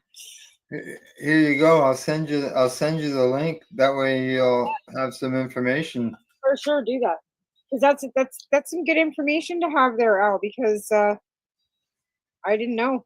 Like I said, that's what you get. I just happened I saw the article today, and I went, wow, that's something that Tamara's been asking about for a while now. Yeah. Where's all the money going? At least now you know. Provincial government's keeping it for they say healthcare. This doesn't sound like a all-out slush fund, but hopefully it's all going to that stuff that they list. Right. Exactly. Yeah, like I said, that's kind of like kind of disheartening to begin with. Like to even hear that. Like, because here I've been banging on about this whole fucking thing and really banging on. And like I said, when I asked the one city councilor, he didn't know anything about He didn't know. I can see why he wouldn't know. Nobody knows. Why don't you know about this? You got to talk to the province. Yeah, so maybe I should be inquiring about this. So Yeah, well, there's some names. Yeah. Get So. some city councilors on this. Like, get a petition going. Something. There's got to be a way to get that money coming into the municipalities because the municipalities need it just as much as anything else. Like seriously, like, we have libraries and we have arenas and we have infrastructure. Like, and if you want to break it down to like what is what, we even have like Cranbrook housing, so we can have people in low income housing because municipalities have their own housing projects too, as well as the province, right? Yeah. Oh, look what I got. Yeah. See what I got? See what I got? Oh, how is it? It's all right. I'm sitting here eating it right now. It's stickier than it can be. Yeah, it is. That's why, like, it's got to go in the fridge. Like, it's a fridge thing. Yeah. That's why I've been storing it, but I brought it down here, so it's been down here for half an hour. And it does sit up, but it's the wet. Like, it's caramel, right? And if you make it at home, don't put a bunch of preservatives like citric acid and crap in it. It doesn't stand up as well as it should. Well, I'm using my dab tool to eat it. Oh yeah. But be careful. Well, if I don't make it to the end of the show, you know why. Those ones are pretty strong. Those ones. I like I said, I've been actually eating a bit of it because it's been helping my pain in my hip. Like not really asking it, but it's making it so I don't have to take the morphine. So that's where I'm at with it. Right? Like it's just so much. And that's painful in itself. Right. So this would be the caramel that you were giving away at the CSP. Yes. CSP, yes. Yep. I give those away. I still have a half a tray full, so yeah. Yeah, because that one batch made almost 100 pieces, right? So yeah. And it has oil in it, right? And keef. Oh, Anki. and MCT tincture. Okay. That's why it's like 120 milligrams per. Well, I only had 2 grams of oil left, right? So that Oh means yeah. I had to like improvise and add. Well, yeah, because right now, like with the like, even though we don't have the postal strike, we still got a situation where today you may all get through, but it won't. It may not get through tomorrow. Well, they're gonna know. They're putting all the mail through. They're just not doing any overtime. Mhm. So after 8 hours, Yeah, they that's have. their that's their work to rule thing. Yeah. But So they're not doing. that could end at any time. Do they have to give any notice for that? I don't know. I haven't been following that closely to it because Yeah. it just infuriates me because I don't understand after all these years why they can't come to some sort of agreement, especially when they've had mediation after mediation, they've had government mediation, they've had all kinds of mediation, and they can never come to some sort of solid agreement. And it's just infuriating.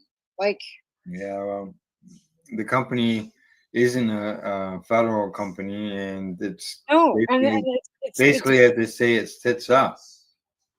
well, and here's what they did too. Like, so when they were tits up a long time ago, remember the flyers that little kids used to deliver like a paper boy to your door? And they get 25 cents or 10 cents a flyer that they delivered.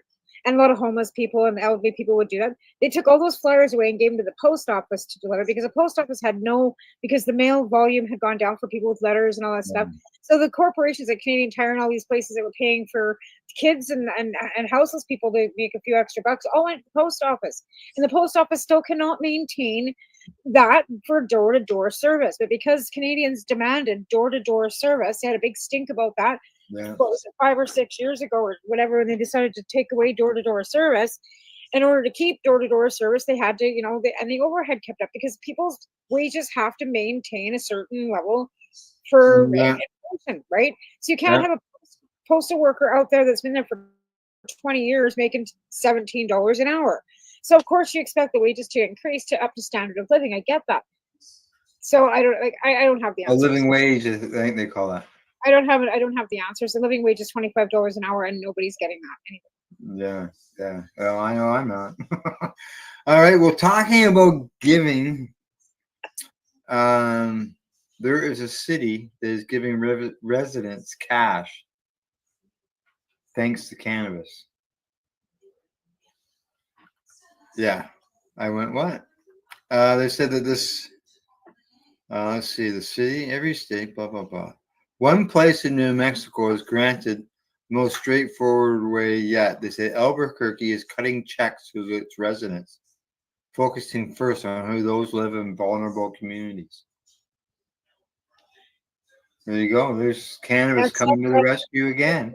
Exactly, like excess revenue, like for the vulnerable. Like I'm all for that. Like They say that new mothers, people of color, and trans people are among those focused on for the first wave of no strings attached checks from the cannabis tax fund. I'm surprised, to be honest. Wow, yeah. People, to be honest, I guess it depends on the state, but like most states. Now, the mayor is quoted as saying this program puts money where it's needed most, into the hands of struggling families working to build a better future. Albuquerque is a city that will always fight to correct injustices and will push to help families get the tools they need to succeed with dignity. Wow. Right. $750 per month for 3 years. There's 80 households that are going to get this money. And they say that the second wave will join the initiative eventually, including 20 additional families and 40 opportunity youth. That's amazing. Yeah. Well, that's kind of like what we did with our cannabis therapeutic. Like when we charged administration fee, that $25 was then put aside for somebody that then like collectively, if we had somebody that couldn't afford to pay for licensing, that money was put aside for us to help other people that couldn't afford it.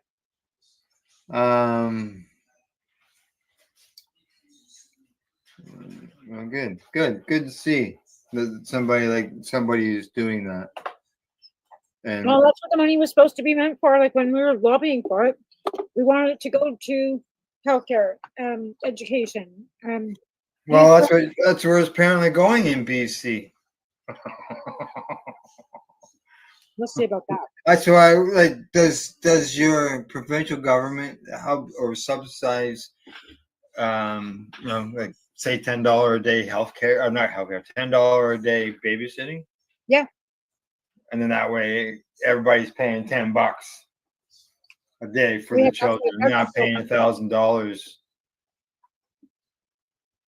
We only have so many $10 daycare spots from the federal government.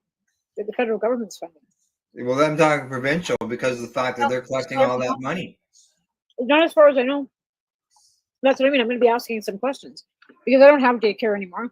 But I know our healthcare, we're screaming for doctors, and I know they opened a new medical school portion, and there's more nursing seats available for nursing staff for training. But I'd like to know where that money's gone. I'll be asking. No, you got to go to your provincial representative and ask them. If I'm sorry, but that's the only spot where else can you go? Straight to the finance minister. Well, there you go. That's okay. That's not your representative, but that obviously that is a person that would be somebody could reach out to. And whether more likely what you'll get is you would receive one of those standard letters. No, I'll write to the finance minister. Received your letter. I didn't vote for my MP. My MP is a stinky conservative, and I didn't vote for him, so he will not represent me in anything I'm asking. I can't go to him. He will not even respond to any of my emails or my phone calls because he knows who voted for him and who didn't, and he knows for sure that I didn't. He won't even respond to an email. And I'm just telling the finance minister. I think this is this is something that he should be able to get answers for. You're still paying him whether you voted for him or not. Oh, I know. I absolutely know. Yeah. Yeah. Block me. All right. Well, I see it's about in the hour. When we get back, we're going to be talking about smoking doobies and edibles, drinks, and lotions. Who likes what? Plus a few other things. How much cannabis is sold in Ontario, and some studies I got sitting here that we will review. So, but other than that, when we get back, we'll discuss all that stuff. You're watching the Pace Radio Show. We are live here at paceradio.net. I just got to find the right button so I can hit it. Bye-bye. We're right back. You're listening to the Pace Radio Network here at paceradio.net. Camelford Lifestyle Shop. Open Monday to Friday from 10 till 7 p.m. or by chance. Check out our flags, our t-shirts, plus our hats. And look of that supply of rolling papers, plus much more. We've got bongs and your favorite herbal vaporizers.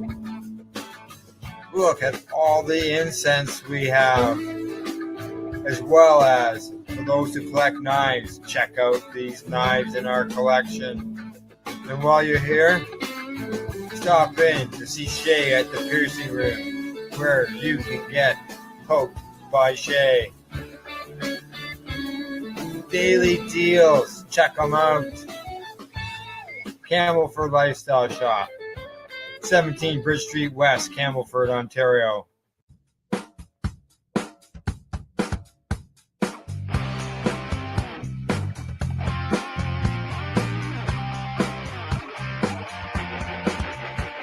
I'm having an awesome day, and I'm gonna make sure it stays that way.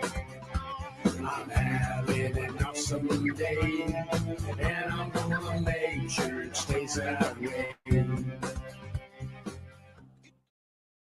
Limestone City Hydroponics is Kingston, Ontario's hydroponics shop. Take your growing to the next level and create the optimal environment with a tent kit, or maximize your yield with an ebb and flow flood table kit. Either way, Limestone City Hydroponics has more sizes and options to fit your needs. Are you looking for the power of the sun that adapts to your budget? Then look no further, as they have professional grow lighting. They have indoor grow systems that are easy and cost effective, with many options to fit your living space and lifestyle. Cultivate your growing potential. We have everything you need to succeed. And if you can't make it to the store, they offer local delivery to the greater Kingston area. Remember, when you're looking for experts to help you grow, then look no further than the locally owned Limestone City Hydroponics, 105 Sunderland Drive in Kingston, Ontario. Call them at 613-548-0420. Rerolled Saturdays. Check it out. Nothing but non-stop cannabis and psychedelic programming. Find it at 420pace.ca. You're listening to the Pace Radio Network here at paceradio.net. Hey, we're back. We're live. You're watching the Pace Radio Show. If you're watching us on YouTube, hit the subscribe button. I think it's somewhere in there. Somewhere down there. Somewhere down there, because I'm not looking at the YouTube. I just know it's just down there. So, but as I mentioned before the break, something about smoking doobies, edibles, drinks, and lotions, and the latest study says that men are more likely than women to smoke. I know that the ladies have been really charging on, like as far as lots of them are involved. I smoke GBs. Oh, look at this. I've always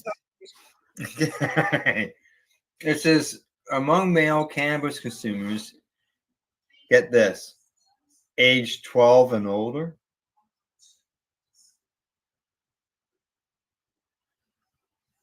Where was this study done? The National Survey on Drug Use and Health. So that would be the federal government in the U.S. Here in Canada or in the States? No, U.S. Okay, I was going to say Canada. No, this is in the U.S. Usually ours is 15 or 16 and older. This is 12 and older. Yeah, 20% of them said that their most common mode of consumption was smoking, compared to 14% for female users. Yeah, But the female users were more likely than males to report using topicals. I could see that. Topicals, lotions, creams, transdermal patches. With 2.5% of females reported using them and 1.2% of the males. Yeah, because I can see that. Yeah.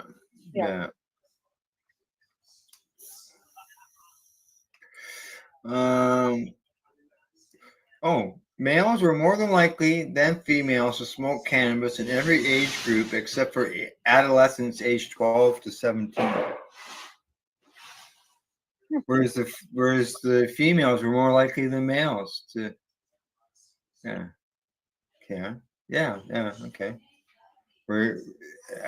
To eat or drink cannabis.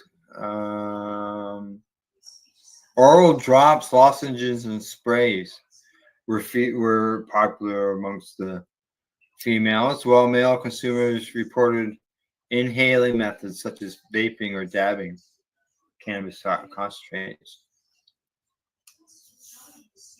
Yeah, I'm not big on the dabs and stuff myself. Like, I mean, I'll do them, but I don't like. It's not like I sit with my on 24/7.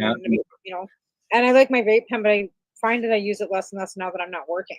Well, here you go. Sticking to a single mode of consumption was more common among older cannabis users. As you were just saying, you wouldn't normally do that. No, it's too much work. Oh, it is. You gotta heat the damn thing up. Then it's all sticky. You gotta getting your hair in it. Nah, fuck. I'm just not. And I'm not any poser that needs to, see how much big of a, but lung blow I have, or if I can smoke rings, and I find like when we were even at the cups and stuff we've been to, the younger folk, they were like, oh, I didn't, and just, and it's like, I'm old, my lungs won't do that. Well, you know, just like they got the great big long bongs, you got to think that's a lot of air before you get to the smoke. Right? Yeah, And I don't have that much hair. yeah. Well, They I do. say It just depends. obviously the smoking is the most common use. So, but eating, vaping, and dabbing are becoming more popular. Well, since edibles have Uh, been able to be legalized, like before, even as patients, we weren't allowed to make anything with anything but flour. Like you have to throw like an ounce of At one fucking time, yeah, not fucking flour into a cake mix. Like you we couldn't make butter, you couldn't make anything legally, like didn't any make actual. anything. What's I had to that? smoke. So once Oh, we learned, it says here a separate report found that consumption among minors as 12 to 20 years of age had fallen slightly in the past year. because they have no They access. say that ultimately, this ultimately suggested that use has fallen significantly in the past decade. Yeah, because they've got no access. Yeah, it's all becoming legalized.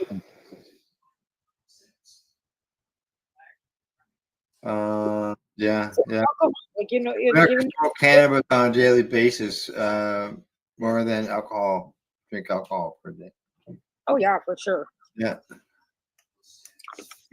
When you drink alcohol on a daily basis, you're considered an alcoholic. You smoke cannabis on a daily basis, I guess you're considered a drug addict. Yeah. That's right. Pothead. That's all right. Roll on that. Where's my pot? Okay. Well, I'm dabbing the caramel here. Dabbing for I couldn't eat it all at once because it'd just be a big gooey goo getting stuck in my system. I take little pieces. I can put it in the fridge, and I'll just cut a little piece off. Yeah. Yeah. It's little pieces. Yep. Looks like a dab, eh? It does. Yeah, it does, eh? It's a dab. It's a nice caramel color, golden. Yeah, golden color. You can Yeah. taste it. That's what Taven said. You can definitely taste the weed, but it's not overpowering, Mom. It's just kind of like a nice, subtle hint. Yeah, that's what I thought. It wasn't. I was glad about that too. Yeah, I don't like that. I don't like that overpowering weeds taste. Now, I also mentioned something about Ontario before going to break. In 2024, here in the Ontario, with our 1,700 plus stores, $2.15 billion worth of cannabis is sold. That's just in the legal system. That's crazy. Oh, that's an increase. That's an increase of 11% from last year. 432,495,489 grams. That's almost 500 million grams of cannabis were sold. That'd be a Which is- lot of cannabis. Yeah, that's an increase too. Yeah. Yeah. Well, I think more people are finding that it's healthier than drinking, right? Like, and it's not as if you control yourself, like you know what I mean. Like you're not out of control. It's not like psilocybin either, where you take it and you can't control where you're gonna go with it, right? Like, and most people too now have educated themselves knowing that if they're greening out, they just have to take a little bit of CBD and that'll help bring it down. So it's like it's a little more controllable, I think, for people like myself. Per se, like that's why I smoke cannabis. I don't like feeling out of control. I don't like that out of body sensation of I don't like it. Yeah, I had one of those and I wasn't high. I got run over by a forklift, but that's a different story. Right. Yeah. They say that the price of cannabis continued to decline in 2024. And this because this is Ontario. They said that the number of Ontarians who say they only buy legal cannabis has continued to increase. Well, I go to a cannabis event and there's vendors there and there's something there that I want to buy, such as some sauce that I bought when I was at the Global Marijuana March. I'll buy it. Right? Yeah. If I go to a store looking for something in particular, like I did recently, which we'll get into shortly, then if I'm looking for it, then I'll buy it. If I go down to Legacy 420 and something there like my THC base that I put in all my beverages, then I'm gonna buy it. Right? So basically, I support all three of our cannabis. I do too, to be honest. Yeah. I mean, I go out to, wherever. Yeah. And if I don't find what I like there, I'll go to the legal store because I've done that a couple times and ended up back at legal store because the cannabis was actually better. Let's see. They say cannabis pre-rolls were the most commonly distributed unit, followed by dry flower, then edibles. Edibles surpassed dried flowers in terms of units shipped to retailers for the first time in the last few months of 2024. So edibles surpassed dry flower. Wow. Sometimes some of them legal county bunny dummies are putting people in bed for hours. Yeah. Myself personally, I don't feel shit, but Hmm.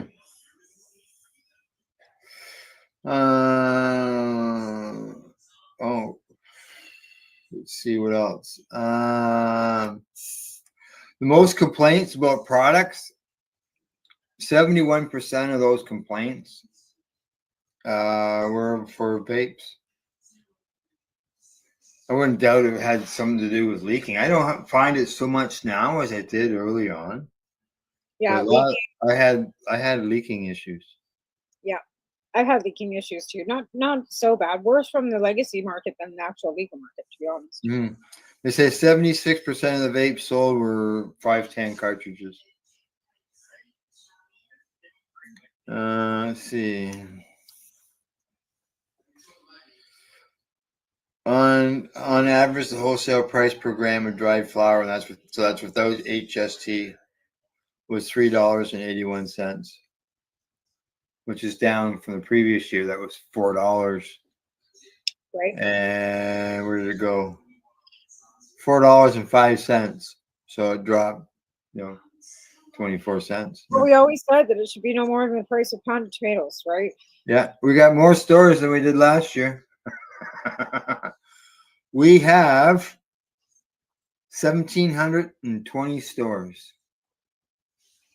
Well, some communities have decided to, like, Campbellford, like, it's, for example, where you were before, they said no. It was Marmara. Yeah, Marmara said no. Yeah. So Marmara, now they're allowing stores there. So there's 2 or 1 or whatever extra right there.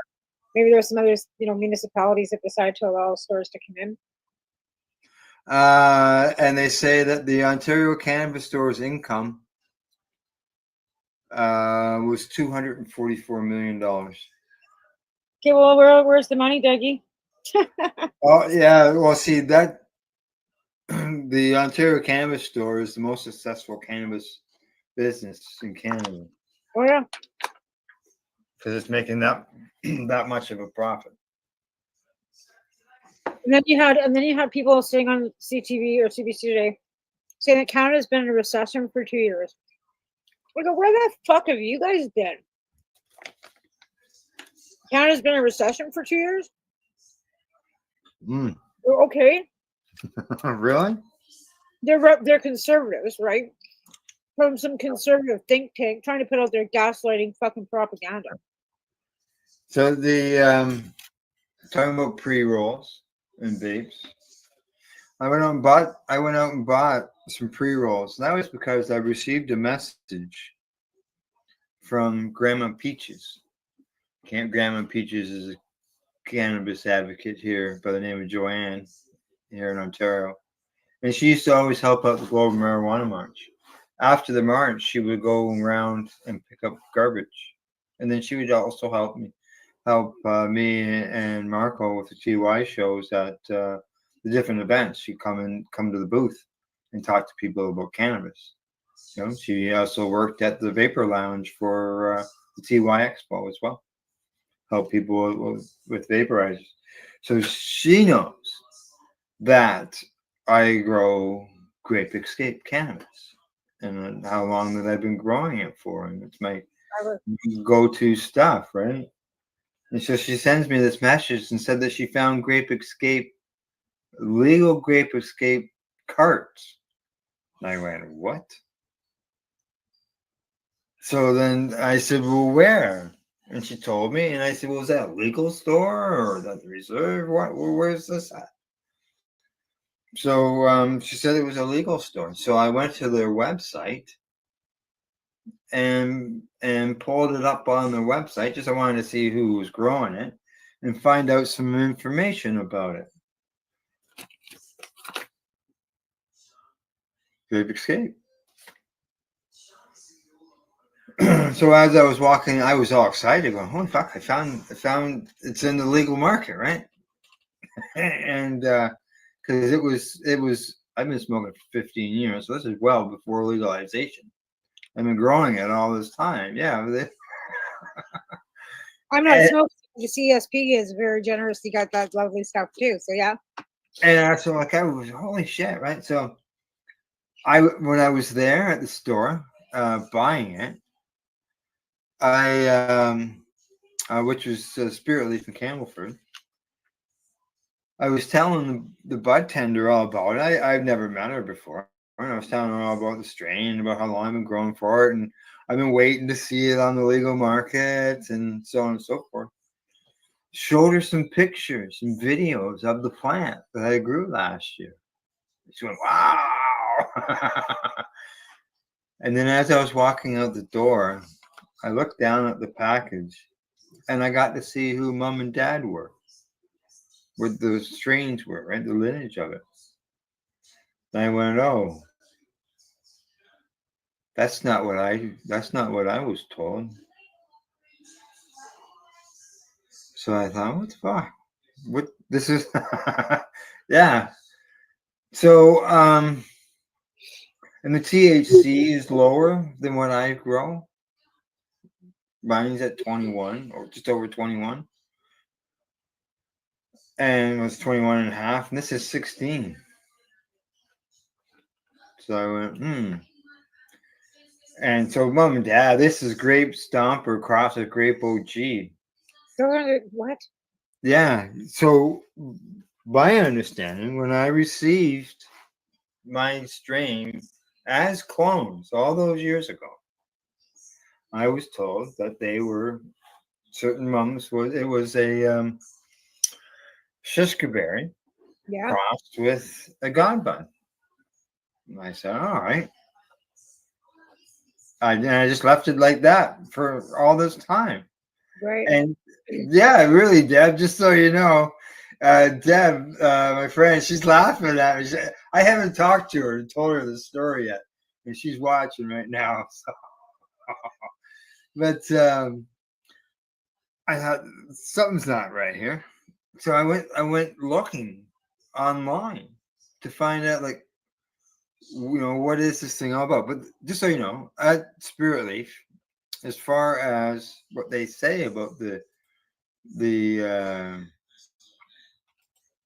Grape Escape, it says here is that just so you know, these guys had it listed as someone's bought one since I was in there. That they had it listed as a sativa. Look, I've always taken it as an 80-20 indica. Yeah. Yeah. Well, exactly. the Godspud's an indica dominant, and Shiskaberry is more of a kind of Shiskaberry is kind of a sativa. Well, see, this is not that. This Grape Escape that we're looking at right there on the screen is Grape Stomper cross with Grape OG. Okay, well, I've never heard of Grape Stomper or a Grape OG. Either have I. Okay. So, like, that's the thing. Like, and I know that, and I know that hybrid on top of hybrid on top of hybrid. So, what the fuck is it? So I know that Grape Escape won the indica category at the TY Expo back to back. So it says here, this, as I said, it's sativa. It says it's carefully cultivated and crafted using traditional methods, including hand harvesting, hand drying, hand trimming, and hand packaging. So it's all done by hand, just like my Grape Escape is done. Right. Everything's done that way. It says it's known for distinctive aroma and flavor profile, which features a strong grape scent with hints of sweetness and earthiness. The buds are typically dense and resinous, and my buds are dense and resinous. A deep green color and fiery orange hairs. Yeah. But yeah, different parents than what mine are. I can tell you that. So I Yeah. went looking. What strain is grape?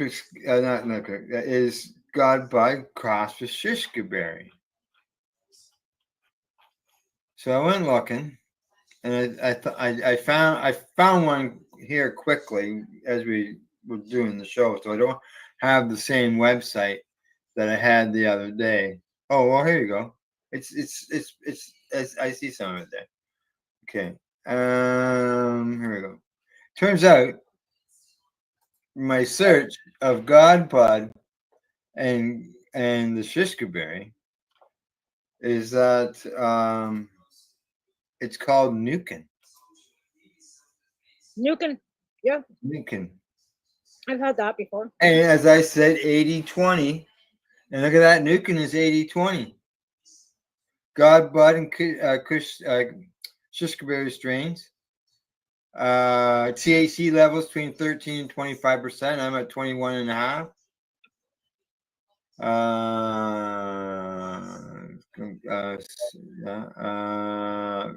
Did you go to see what the grape OG strains were to make that hybrid? Because there's no grape OG. Like there's a link. There's a link to it if you go on one of the searches I found.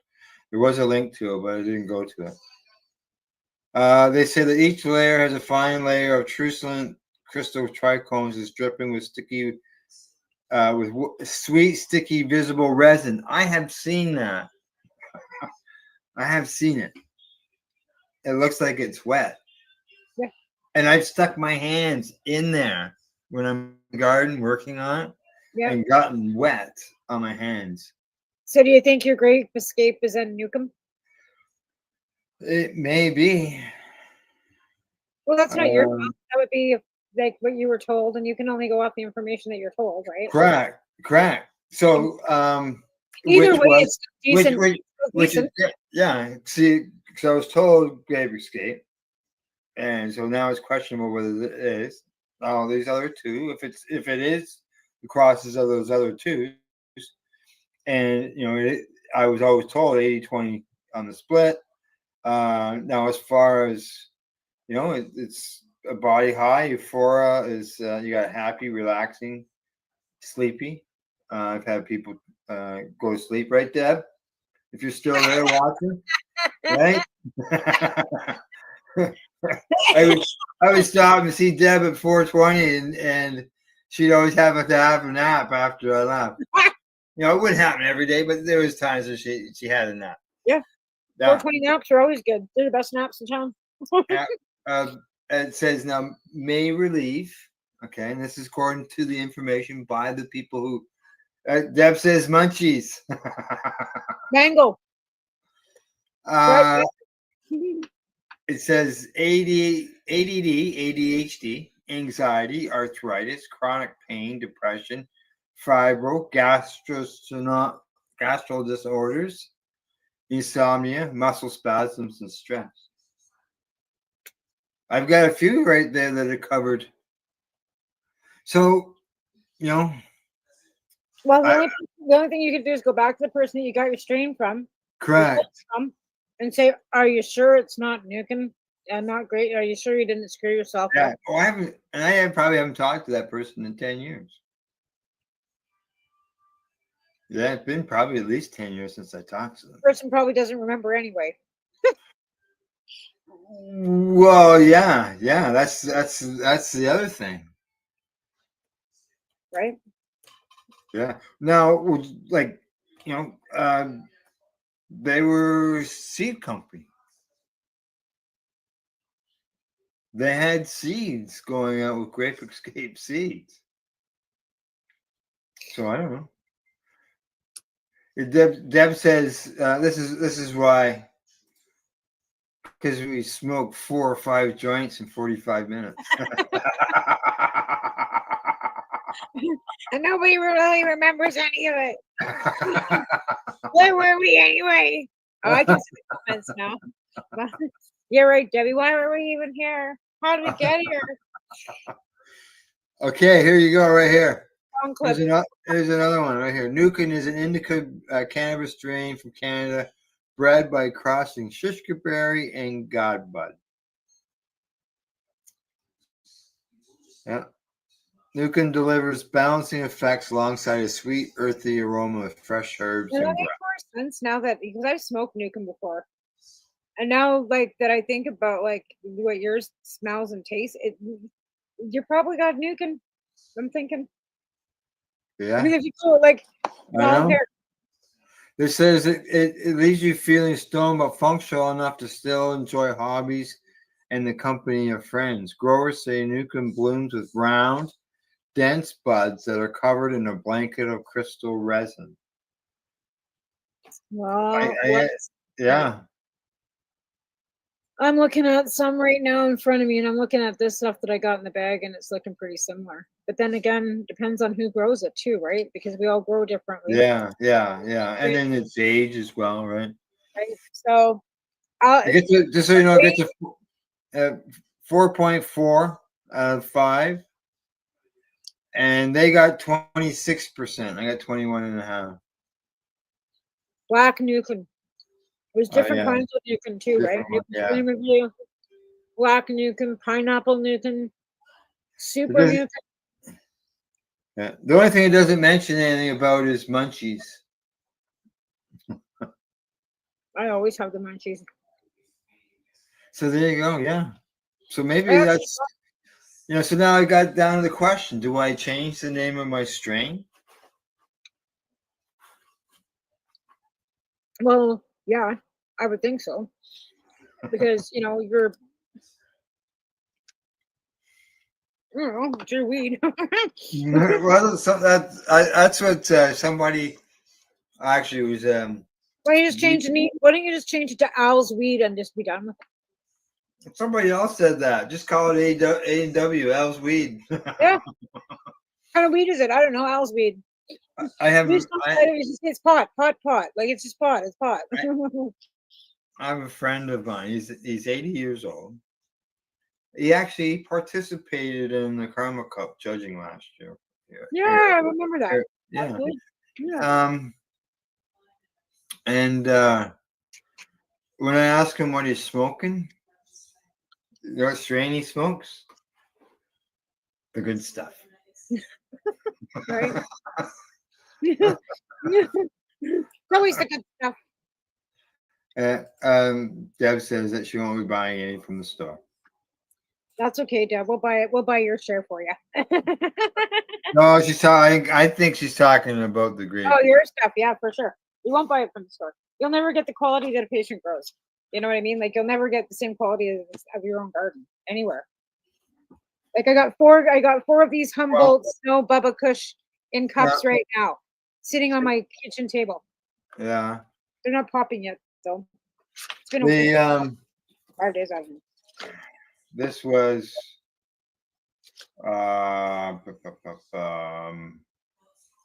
packaged on November the 5th, 2024. And look, it looks like a cigarette package. And they're pre-rolls though, right? Pre-rolls, correct. Okay, now I have no clue what that spot is. See that square? It's like it feels like a, I don't know, like a piece of plastic, but you can't see. It's probably a security thing. It's a security tag. Yeah, that'll be a security tag. Okay. Now it looks like a pack of smokes. See the angle? Yeah. See that thing? Yeah. But it opens from the top. Yeah. Instead. Now I know that if I perforations on the side. Huh? Put the box up. You see there's perforations on the side. You can open No. it up. Like you see, you're supposed to tear that all off. Like a pack of No. smokes. Yeah. Oh, maybe. You really got a reef on it then. Oh yeah. Yeah. You Well, got that's a what you rip. call reefers. Ah, there we go. Yeah. Okay, now I feel like I bought a pack of smokes. Yeah. So how many do you get in a pack? There were 7. Oh yeah. Yeah. I got 4 left. I So smoked us- one. I smoked one by myself, Uh-huh. and I went, "Oh, I think it's the paper. I don't like the paper." Right. So then I smoked one with a friend, and he didn't really say too much about it. And then I unrolled one because I was concerned about the paper, and I re-rolled it in my paper. It did taste different, but I didn't. Okay, here's my stance on the pre-rolls. The pre-rolls, they use whatever they can scrape off the floor, and it's their fucking shakes. They can use whatever off the fucking floor. I never buy pre-rolls because every time I do that, it tastes like fucking pencil shavings.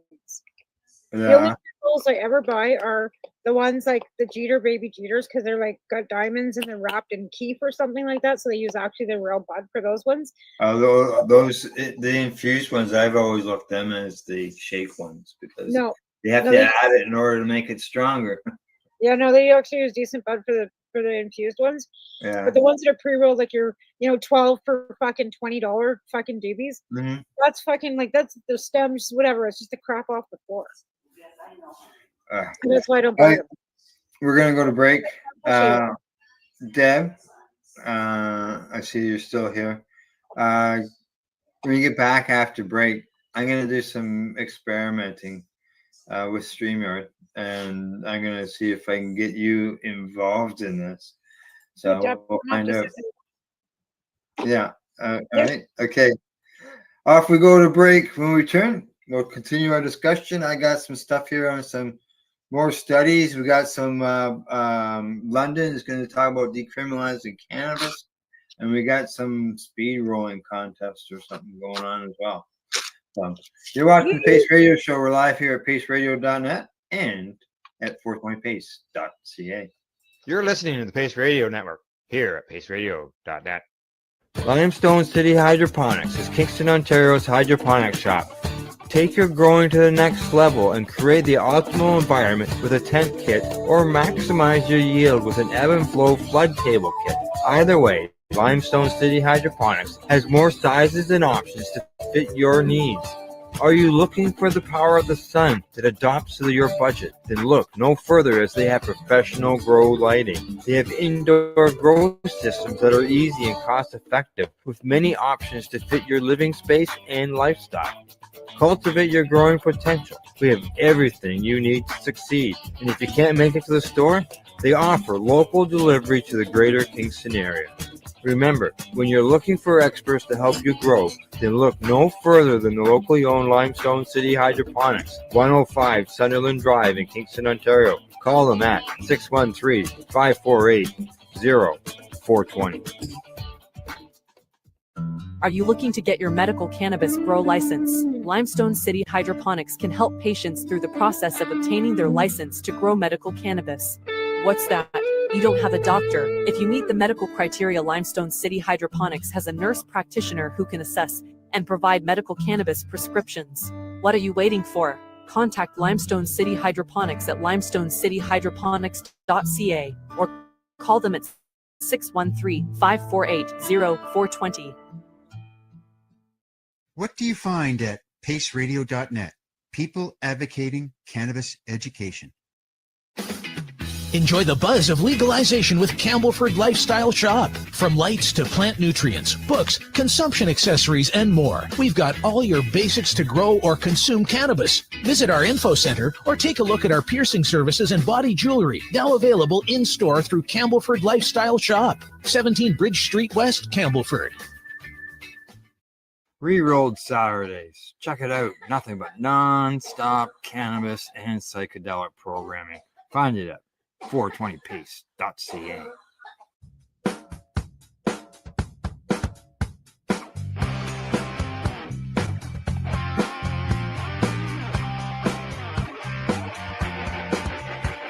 I'm having an awesome day, and I'm gonna make sure it stays that way.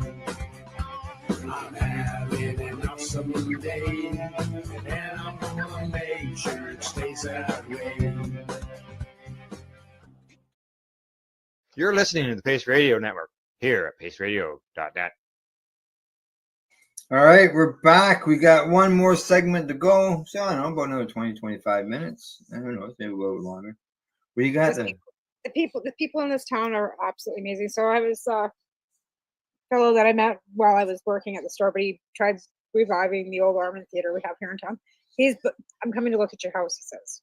There's got to be some way we can do something. Like he goes, and I'm a licensed reiterator. He goes, there's got to be something we can do so it's not going to cost that much money. So. Oh, okay. Well, I hope that sounds like good news. Hopefully, you can do something to help you in that situation. Fine.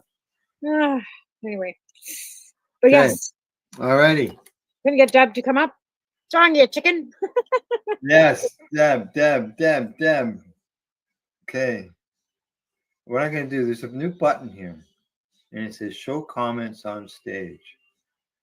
Chat overlay lets you display live comments directly on your stream. Please note that some platforms, like Twitch, may have specific guidelines limiting display of comments from other destinations. All right, well, just so you know, we don't broadcast to Twitch.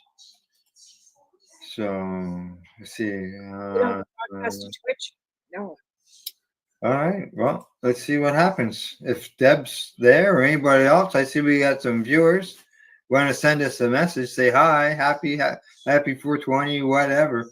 Just so we'll see if your comment shows up automatically on the screen. That'd be interesting. You know, that could be a scary thing, you know. Well, I know. Well, I don't know if I can comment as a. Here, we'll see how it works. Maybe I can, because it says post a comment. Where am I? Stupid mouse.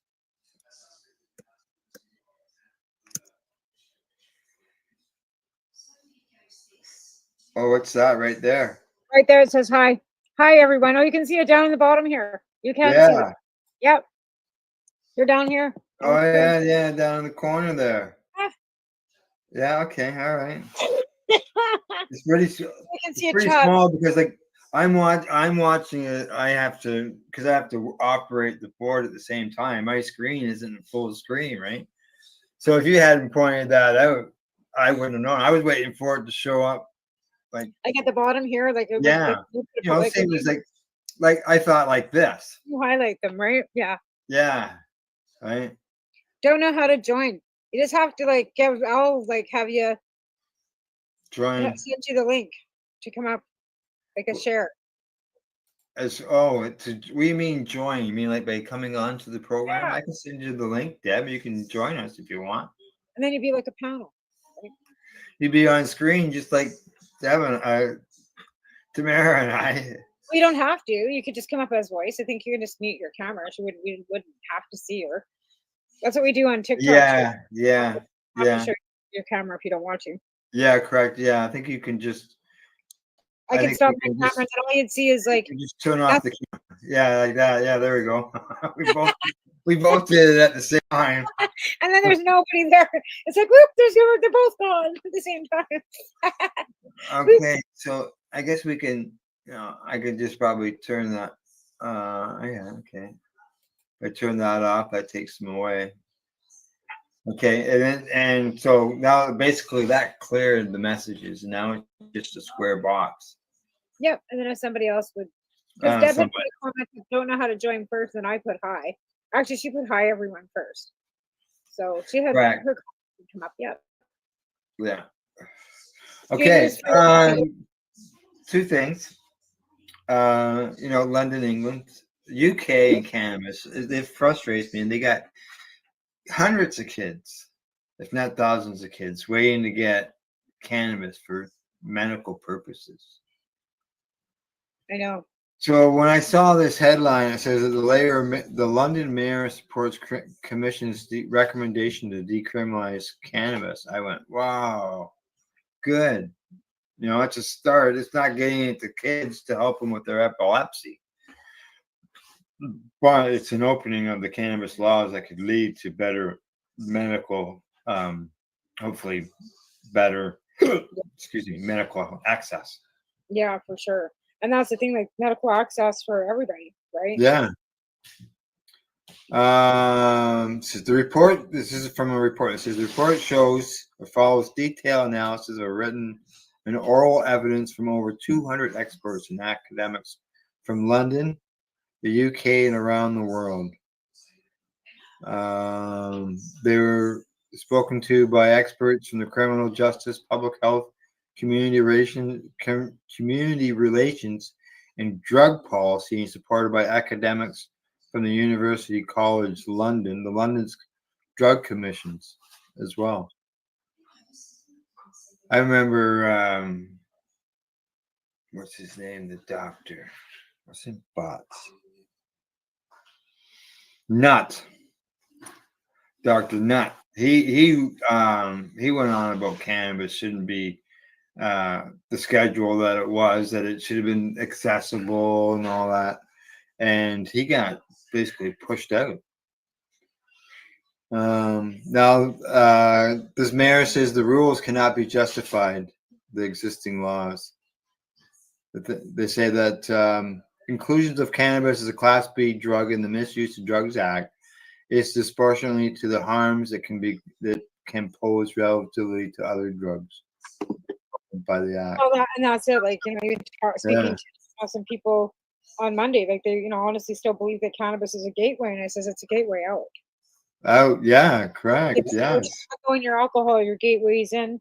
I said, never mind child abuse, sexual abuse, domestic violence. Like, you know what I mean? Like, you don't understand it until you live it. And then, you know, it kind of took some people aback, but you know, I was kind of going on with the point of all everything to be legalized. 83%. Okay, large majority of MPs do. Okay, it says the results show that 50% of the MPs are opposed to cannabis legalization, and when asked, in a support opposed format, compared to 39% who would be in support. That's it. I know some of these younger doctors are really, you know, looking into cannabis edibles and taking the time to educate themselves more than anybody else is. And I give them credit for that because in hindsight, they don't have to do anything. They don't have to even listen to them because, you know, we already know that, you know, actively the College of Physicians have been actively blocking the program for decades. Yeah. So it's not like the, you know, the College of Physicians are saying, hey, here's the cannabinoid education that you need. Right. Yeah. For those who notice, I keep looking off screen. It's because I have a second screen over there. And just before we went live, I tried to use the second camera. So when I turned, you would see me turn and looking at the other screen. But it worked visually. But unfortunately, I sounded like a chipmunk, or even faster than a chipmunk. Maybe a chipmunk at 78. I don't know, but it was like I couldn't understand a word you were saying. It was glitching out. Like, are you Donald Duck? Like, is this supposed to be happening? You're like, no. No. Yeah. So I gotta work out some bugs on that. Well, I gotta figure out how to run a karaoke machine through my computer for live streaming too. There's lots out there. You'll learn. Yes. Now, first ever cannabis speed rolling competition. We've heard about joint rolling contests. I've watched joint rolling contests. They're usually like after, you know, at the end of it, they're a critter, or you know. Take a look at them. You know who rolled the best joint. But this is speed rolling. Okay, and they're calling it a spectator sport. Yeah. All right. So what it is, it's one of a kind competition. Okay. And they say that, okay, open to 21. Okay. says at its core, rolling derby, they're calling it rolling derby, is an authentic celebration of speed, craft, and culture, challenging participants to roll the perfect joint against the clock. The inaugural season will feature both a global online competition open to cannabis enthusiasts worldwide, as well as a series of high-pro live events across California venues. So everybody around the world can participate. Well, I know who the fastest roller is in Canada. That isn't me. So this isn't just some joint rolling contest that, you know. Now the sponsor is Raw. The competitions will last 4 months with a championship final where the top 16 fastest joint rollers will compete. They're let Remo know. Yeah. Submissions to enter the tournament opened on Wednesday. Let me see when this went out. That's today. Okay. Unless they meant last Wednesday, but they're just saying Wednesday. And will be accepted through June the 30th. Okay, so you've got a month to get in there. To enter, prospective competitors must post a video of themselves rolling a 1 gram joint, starting with whole nugs, and you got to post it on X or YouTube with the hashtag Rolling Derby. There you go, folks. Hang on. Hashtag Rolling Derby. Let's go. I'm going to go to YouTube. And it's being sponsored by Raw Papers. I'm gonna hashtag Rolling I don't think I even have a Raw Paper because I don't. Derby. Better spell Derby, right? Where are these ones? No.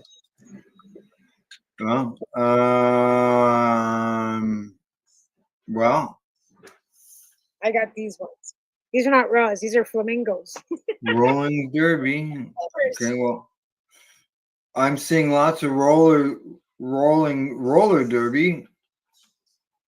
You know, the ones that you would skate like on. roller skating, yeah. Roller skating. There's all kinds of that.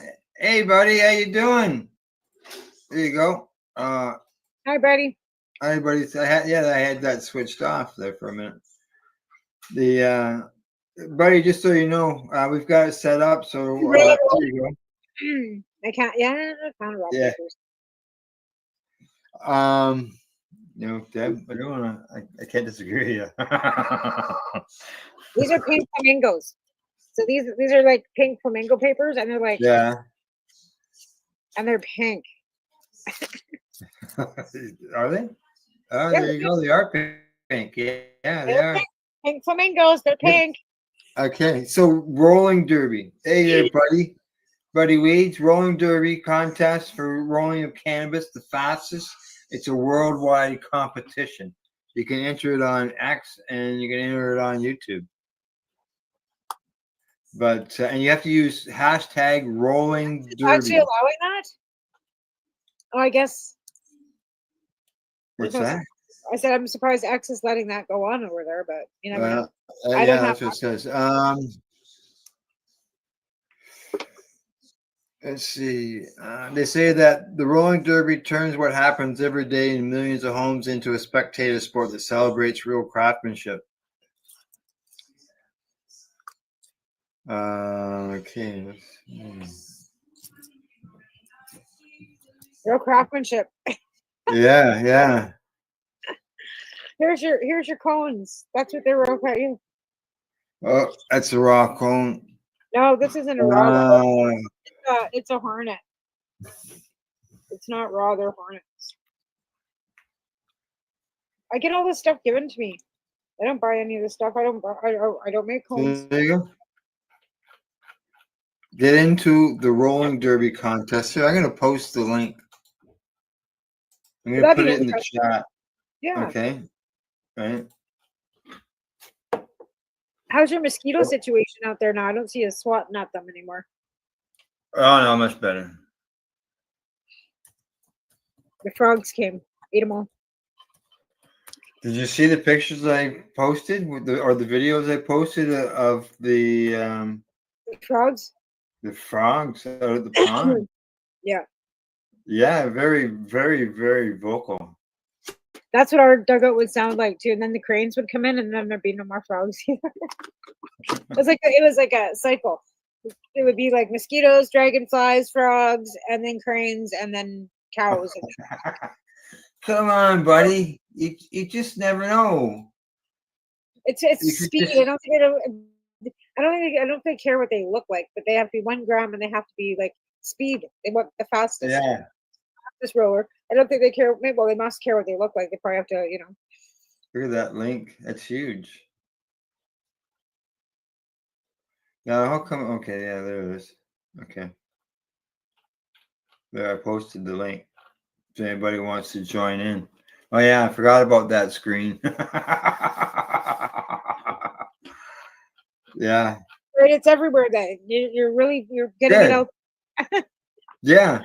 Like, even if you can't, even if you don't know how fast roller or whatever, just watching to see how fast others can do it and how good that they can do it would be something even interesting just to watch. Right?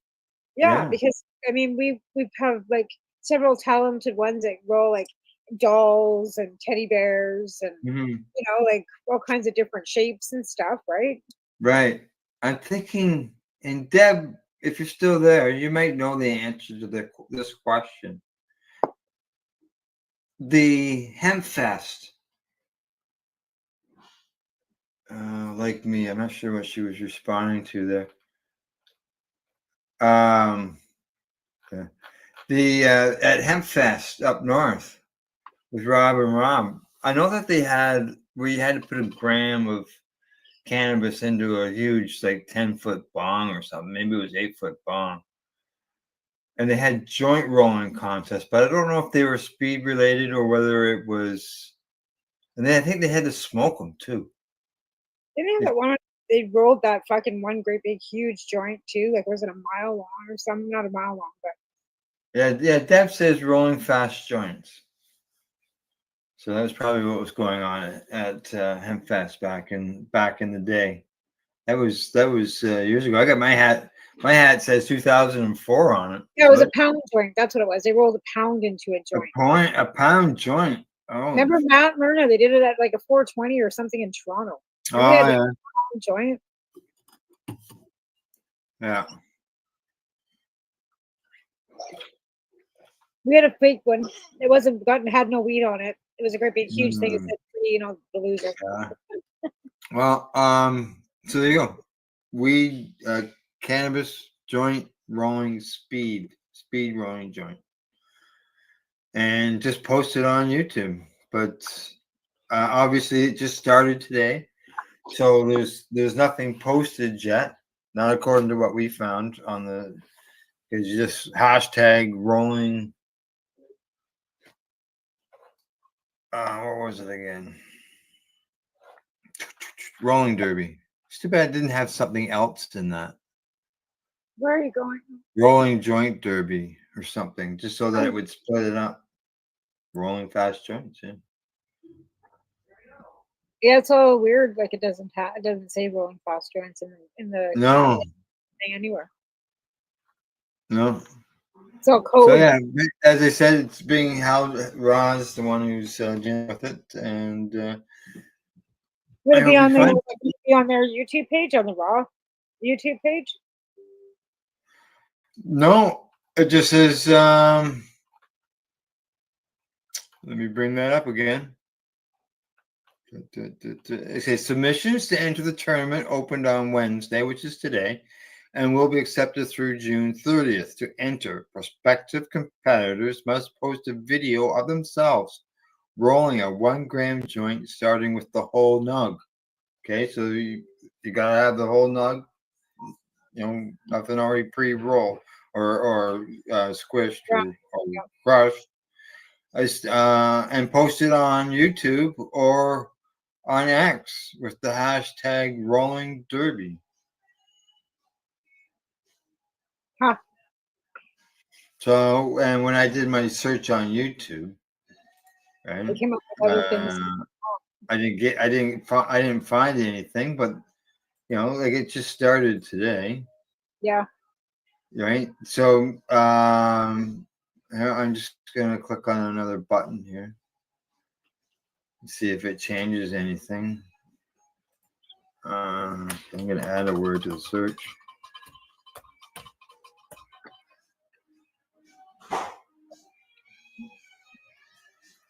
No. There's other videos that come up. Meet the best joint rollers in the world at the Cannabis Cup that are like 10 years old videos, but no, there's nothing posted yet. So you know what? You know what you got to do? You are going to have to do it. Roll a 1 gram joint, post it on YouTube with the hashtag joint rolling. And who knows? Maybe you will be the only one and you will win. Do it, Deb. Do it. Oh, I'm talking about you too. I'm not that fast. Well, I guess I'm fast at it. I'm pretty fast at it.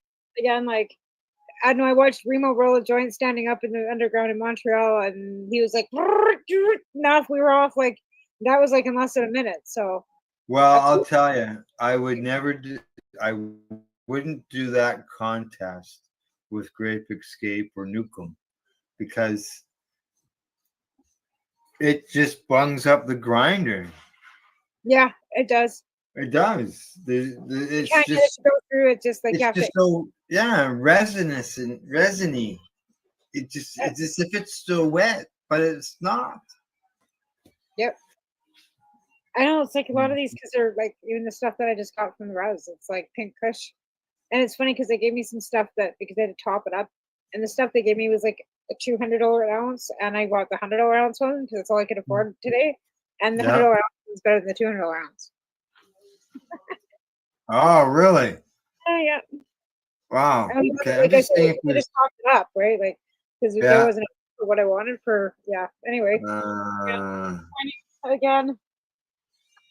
But I figured I'd get some more bang for my buck if I went out there because I have no money. Like I got to fill my unemployment though, so yay, it'll come sometime next year. I don't know. Yeah, no, no other information on that website, just so you know, on the speed rolling contest. But yeah, That's worldwide. But does it say like are the rules like you have to use raw rolling papers? You have to have 1 gram. It has to be like nug. Like is there specific? Well, here stuff? I'll just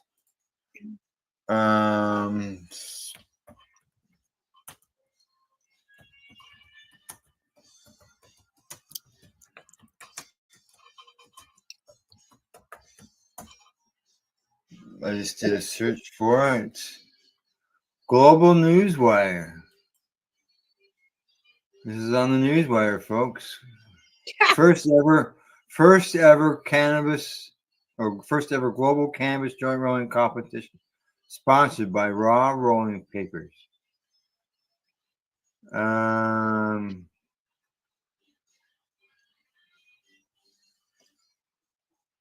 Okay.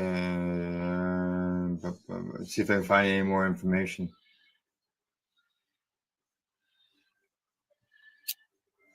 So there'll be separate events, live events that will be going on in California, as I mentioned. And then there's the worldwide contest part of it. 4 months, yeah. 21 and over. That closed June 30th. Same there. It's exactly okay. Yeah, exactly. Okay, full submission guidelines can be found at rollingderby.com.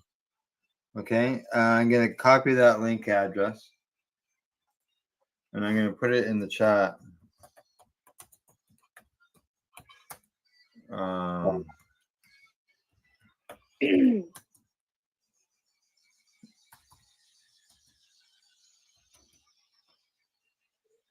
Okay, so anybody who's interested, there you go. Actually, that didn't copyright. It copied the Newswire link. So I'm just give me a second here. I'm gonna update that. Newbie the Doobie comes on at 10, so we got 29 minutes to get there. Hang on. There we go. I might even bring this up. I'm gonna put it in the post first. There we go. And Right on. come on. RollingDerby.com. One more. Yes, rollingderby.com. Right Exactly. on. I think this is the right page. Yeah, there we go. Look at that. Come on. Oh, an error occurred, it says. Probably because I wanted to do so much so quickly. Yeah. The internet's going, Just not smooth this now. over. Come on, StreamYard, catch up here, buddy. There we are. Woo! Yeah. Okay, so here you go. Right on. Rolling There we go. Over here.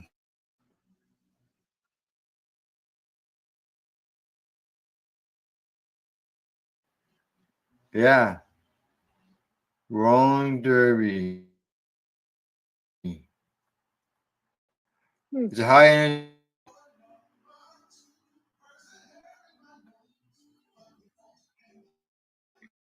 Okay, here's the rules.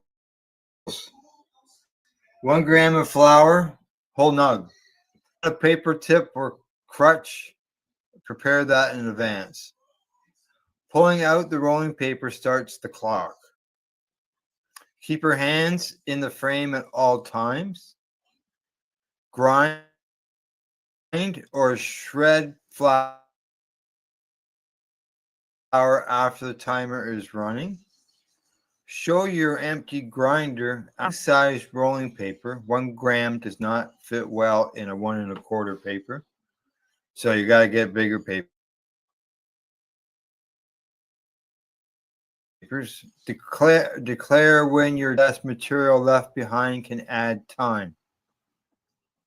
Okay. Oh, okay, good.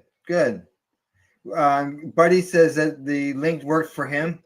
I just see that on some of the Facebook locations it didn't show up, at least on one of them anyways.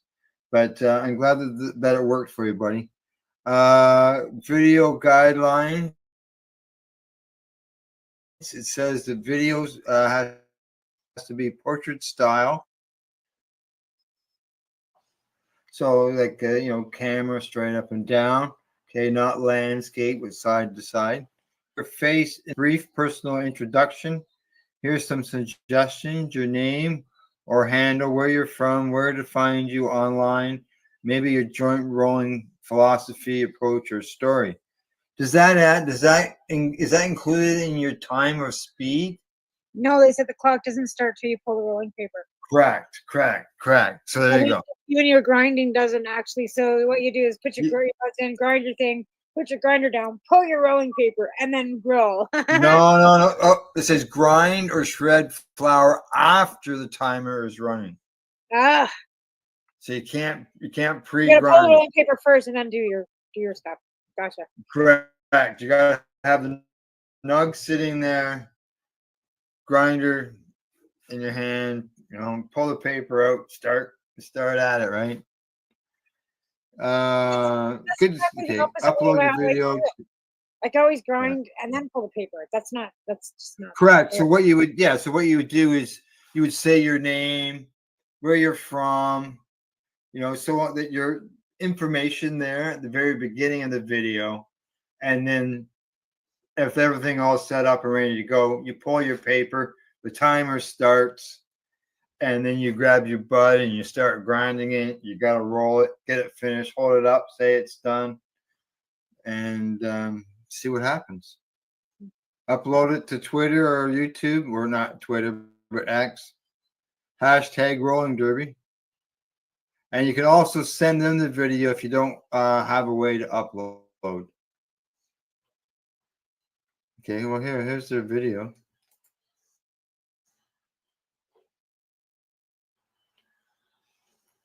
Hello, rollers. I'm here with everything you need to join the online rolling derby. Got a gram of flour. I've got king size papers, ours are with raw. I've also got a tool here for scooping my flour. You can use the back of your papers, your hand, anything. I've also got a crutch, and the crutch is already rolled. So we need you to use a tip, but you don't need to roll it within the time. So it can be prepared like mine is. And I've also got my grinder that's ready to go. So the timing's going to start when I pull the paper, which I'm ready to do. All right. Here we go.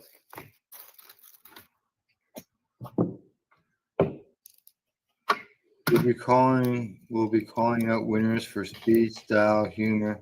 Select entrants will be chosen for limited timed brackets. It's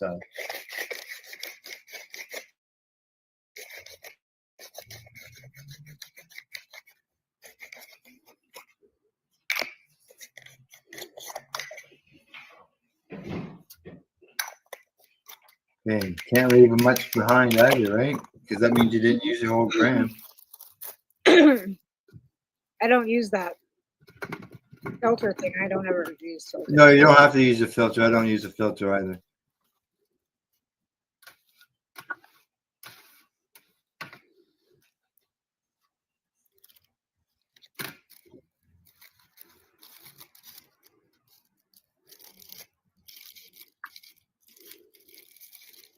Here we already got that house smoked.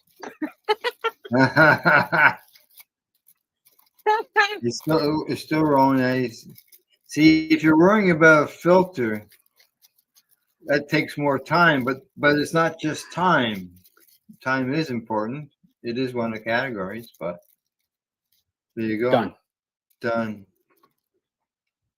There was no clock. Beat me? They could beat you. There you go. That stupid filter, not.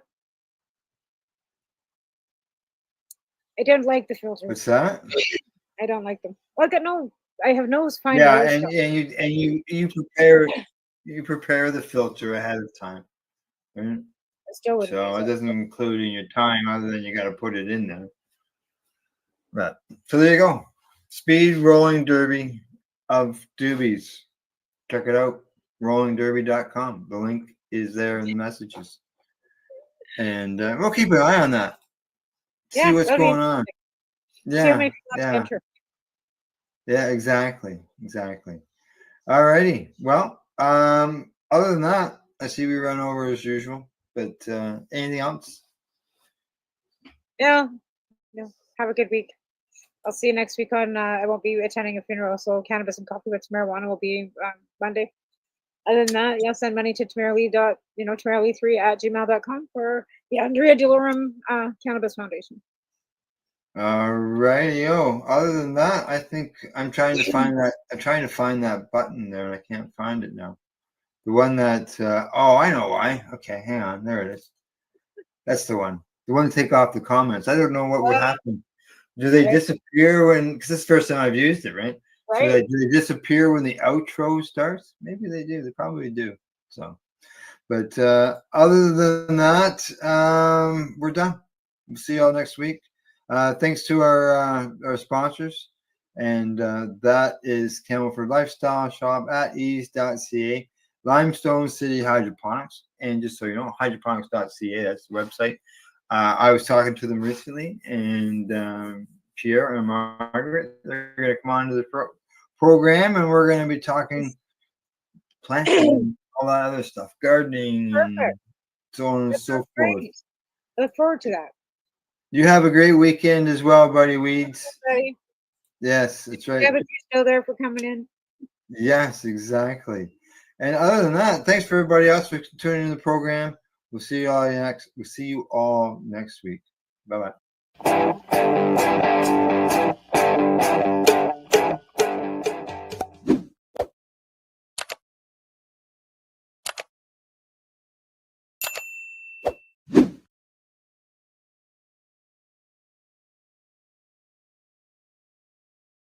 Let's share pace everywhere. That way it can help create peace.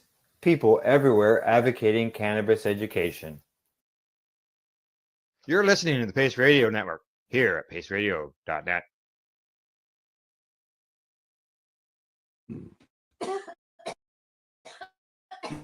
You're watching the 420 Pace Reroll Saturday.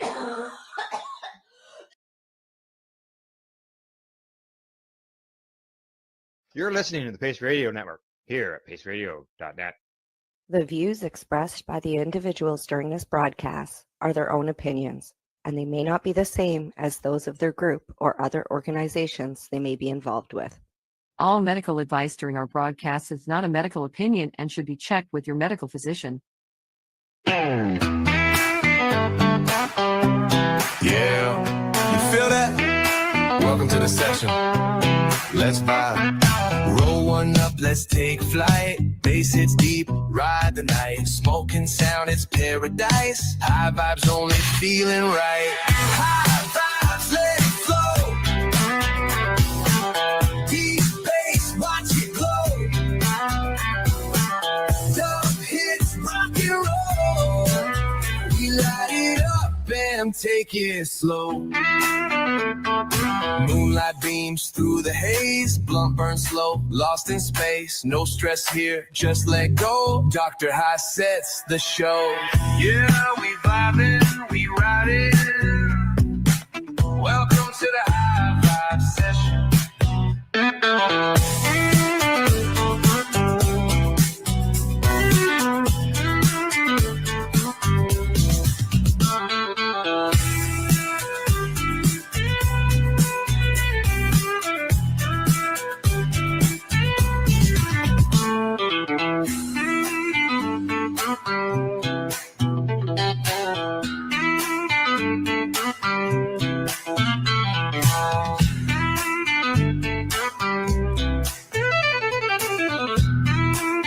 Welcome to the High Vibe Session.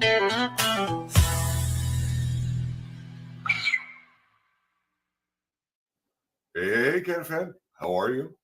Welcome to another Thursday night of High Vibes with Dr. High.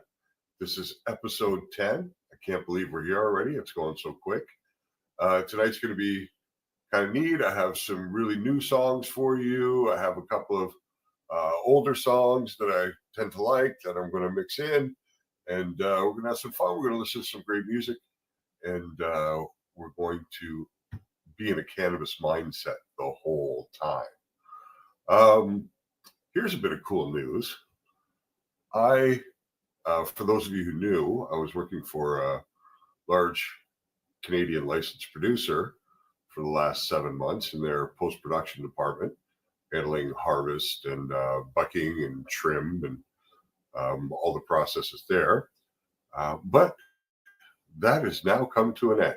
I have left that producer and I'm on the move. And this is the most amazing change. I am going to work in a First Nations dispensary called the Medicine Box in Oka, Quebec. Medically focused First Nations dispensary, a place where people can find true help and find the pathway for their journey with cannabis, whether it's to heal or whether it's for recreational use or whether it's somewhere in between.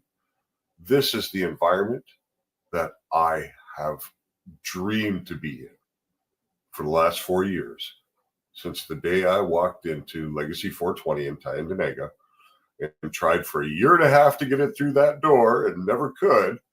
My dreams have come true. I'm going to the Medicine Box. I'm so excited about this. It's going to be amazing.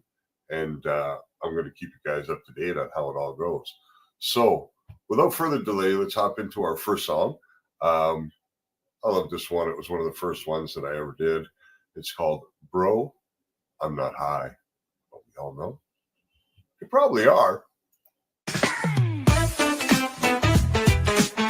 Yo, bro, you high? Yes.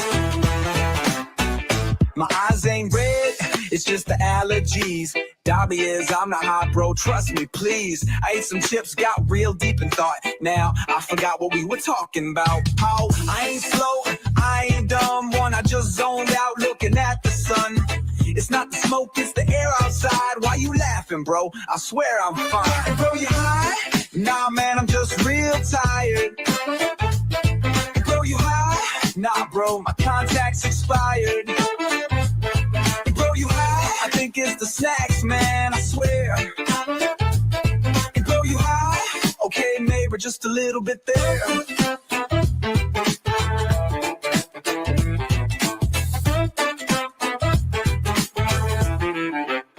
Very eyes half closed, driving real slow. A cop pulls up, knock, knock on the window. License registration, what's that smell? Yes, sir, I swear it's my cologne from Chanel. Watching cartoons, laughing too much. My roommate walks in like, bro, what the fuck? Nah, man, it's just my mood tonight. Why the TV off if you feeling alright? Nope. Bro, you high? Nah, man, I just love deep thoughts. Bro, you high? I've been blinking too much, that's why I'm lost. Bro, you high? Think, man, I just ate and got real wise. Bro, you high? Okay, made it, but just one time. Wait, what was I saying? Did I text my mom? Did I leave the oven on? Yo, why my heart beating like a drum? I ain't high, man. Stop asking me. Wait, what were we talking about, bro?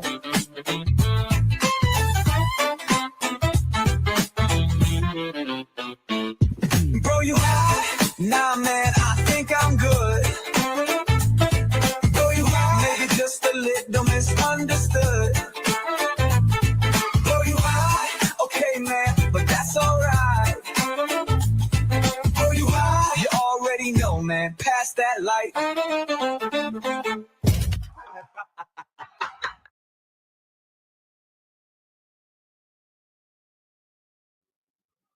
There was, bro, I'm not high. I could say that, but I'd be lying to you. And I'm not about that kind of shit. So there we are. Okay, so I'm kind of excited to bring you this one. I really, really like it. The new songs that I'm going to be playing tonight are all from the rock genre. And I really like the way that they've turned out. This one's called Loud Inside.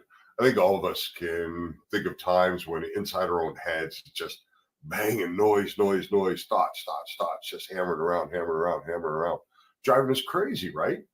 And we think, fuck it, I'm going to smoke a joint. That's going to help me relax. And you take your time and you roll, and that starts to set your mind right. And then you finally fire up and you get that first hit in, you exhale, and you start to feel all some of that tension and those racing thoughts start to fade away, right? And by the time you're done that joint, you're good. You're in a quiet space. You feel good in your head. And that's what cannabis is all about. So this is a song about that type of experience. Loud Inside. It's a banger. Let's go.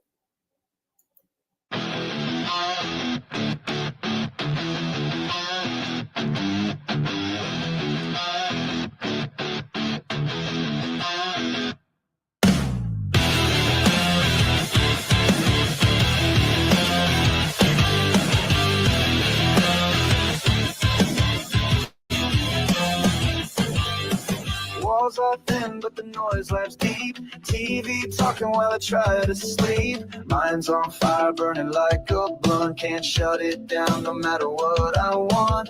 Phone keeps buzzing like a neon sign. Sick of scrolling, losing time. I roll one up, take back control. Clouds like curtain, silence in my soul.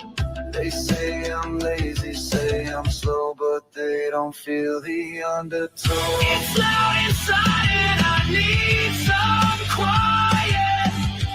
Lit up my thoughts, now I'm starting a riot. This ain't retreat, it's a recon flight. I'm just trying to breathe and feel alright. Ash on my hoodie, static on the floor. Voices fade by the heavy door. I'm not broken, just overclocked. One token, now the chaos is blocked. I'm not lost, I'm elevated. Not numb, I'm medicated. See me smile when the world turns grim. Weed in my lungs, peace in my limbs. They judge my rhythm, mock my pace, but I found heaven in this space. It's loud inside and I need some quiet. Lit up my thoughts, now I'm starting a riot. This ain't retreat, it's a recon flight. I'm just trying to breathe and feel alright.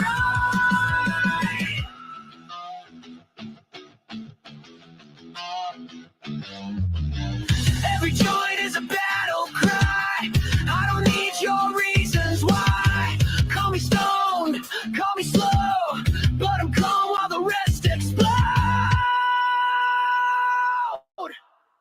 It's loud inside and I need some quiet.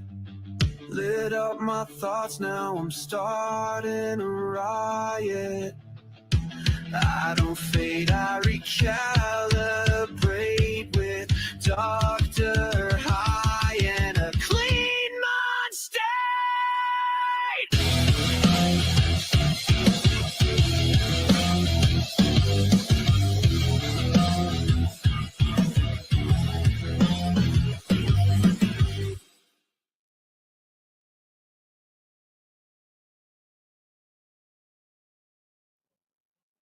Loud inside.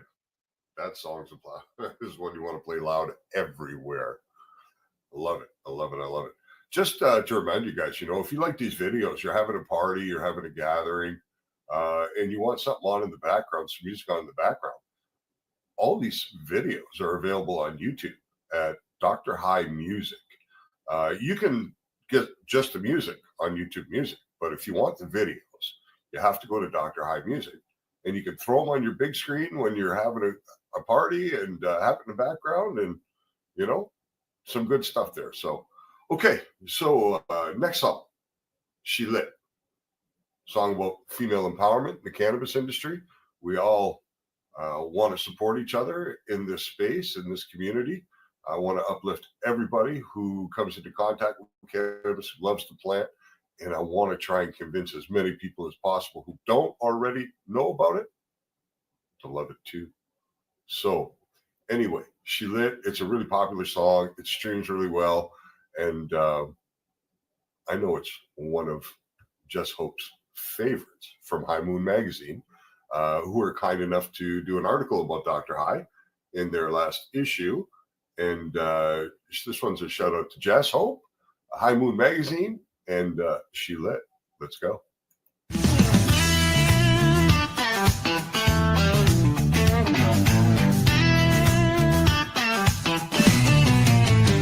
She don't wait, she don't hesitate. Rolls it up, takes a hit, levitates. Ain't no chains gonna slow her down. She got fire in her soul and a queen's crown. Dancing barefoot in a field of green. Smoke in the air, living wild and free. She's the spark, she's the high, she's the whole damn vibe. Ain't nobody gonna dim her shine. She don't ask, she just takes. A little more fire, a little more space. She don't care what they say. She got smoke in her lungs and a dream to chase. She high, she fly, she lit, she free. Ain't nobody gonna tell her how to be. She rolls, she glows, she do what she please. This world ain't ready for a woman like she. She high, she fly, she lit, she free. Burning bright like a wildfire breeze.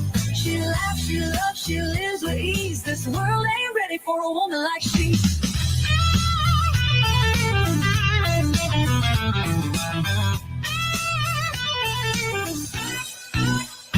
She don't beg, she don't plead.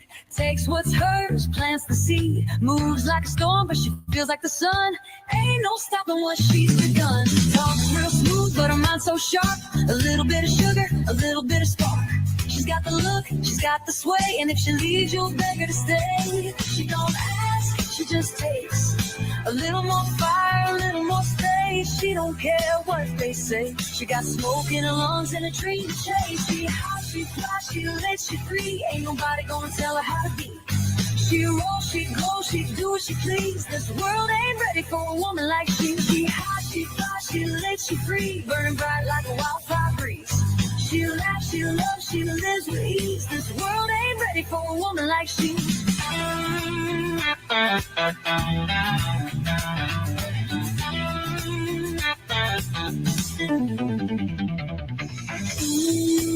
She's got that fire.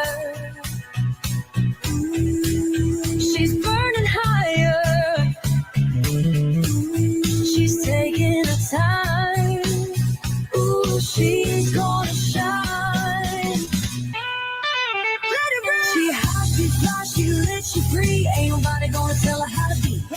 She rolls, she flows, she do what she please. This world ain't ready for a woman like she. She hot, she fly, she lit, she free. Burning bright like a wildfire breeze. She laughs, she loves, she lives with ease. This world ain't ready for a woman like she.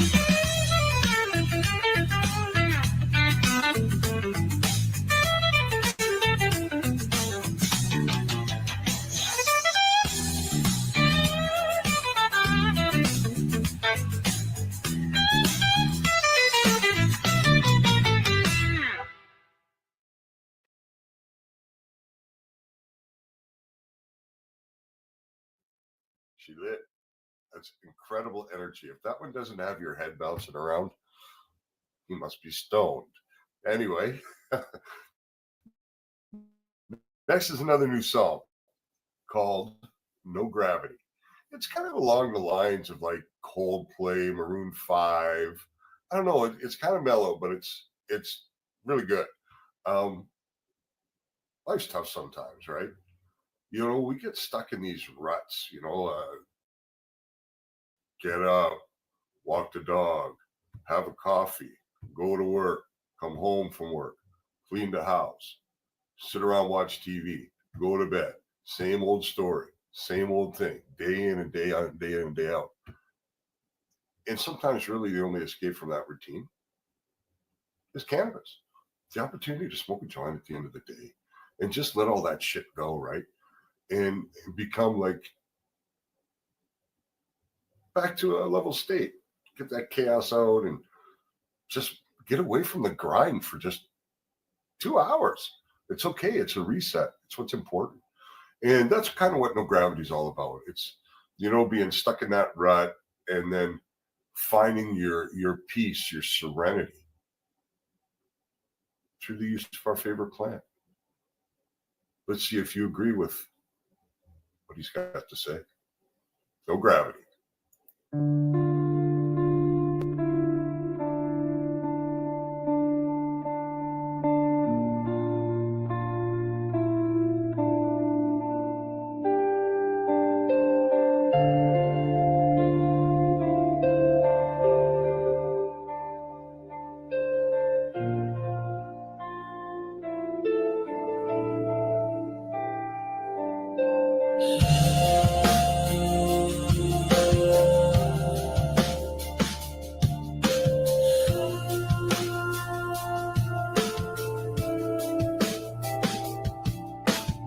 Pressure's up, world's too loud.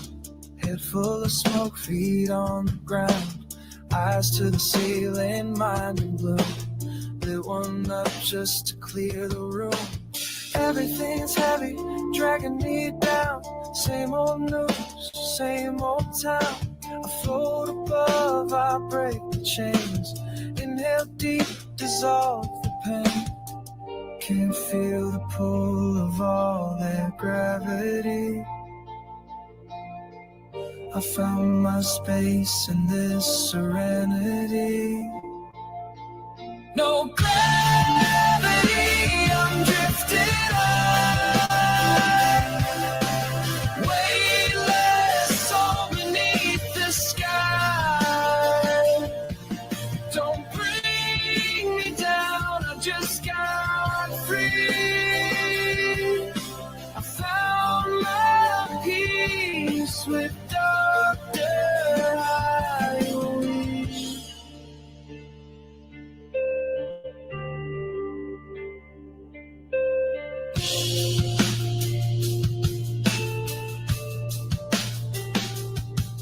Spliff in hand, I watch the stars. Dreams don't seem that far. I ain't running, just letting go. Let the weed teach me what I need to know. This ain't escaping, it's elevation. Higher thoughts, no hesitation. My body stays, but my mind descends. In this pot smoke, the static ends. Call me faded, call me slow, but you don't see the way I glow. No gravity, I'm drifting high, weightless, soul beneath the sky. Don't bring me down, I just got free. I found my peace with Dr. and we.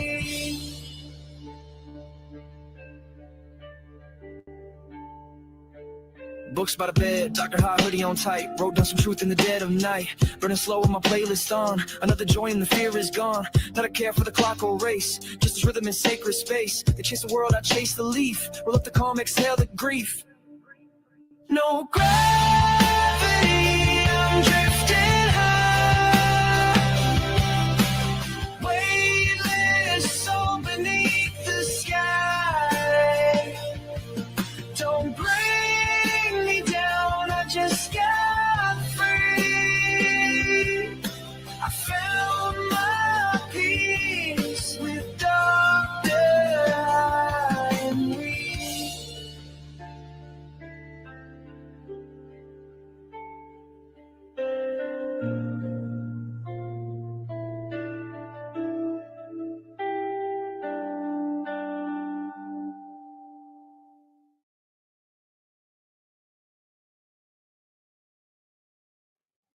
No gravity.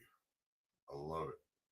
I love that feeling when you get just that right buzz and you just lay back and you got your eyes closed and you feel like you're floating. It's awesome.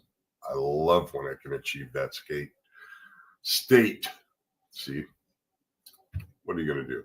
All right. So I find since I started making this music, I really love some of this gritty hip hop, trap, dubstep, mixed music, just this real grinding street music. I love it. I love it. I love it. I love it. And the next song, Real Smokers Only, is one of those kind of tracks. So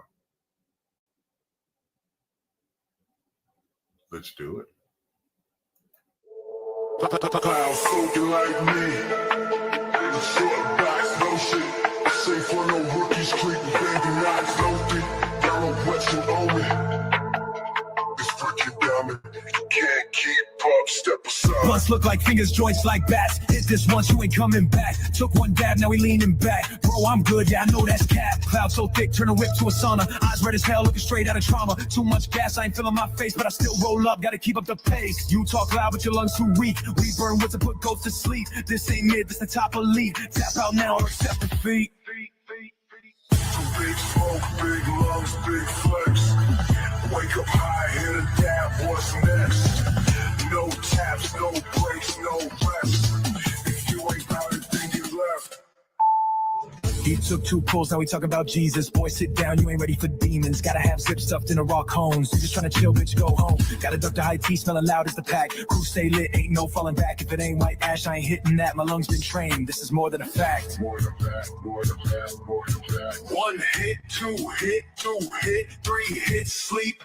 Too much gas, now we out of the race. I told him pace, but he wanted to taste. Now he's slumped, whole squad in disgrace. Next time, bring lungs, not a fucked up face. Big flex. Wake up high, hit a dab, what's next? No taps, no breaks, no rest. If you ain't got it, then you left. This ain't for the part-timers, this that real stoner life. If you ain't smoking like me, don't waste my damn time.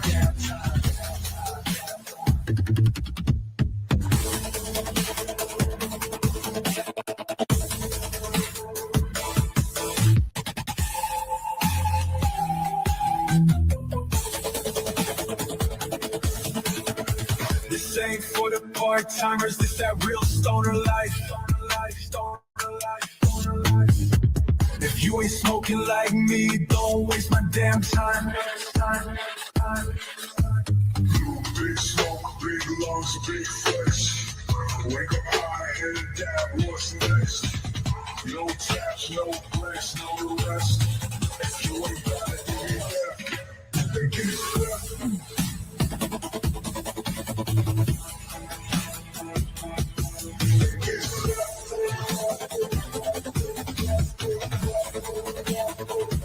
This ain't for the part-timers. It's that real stoner life. You ain't seen no life. Don't waste my damn time.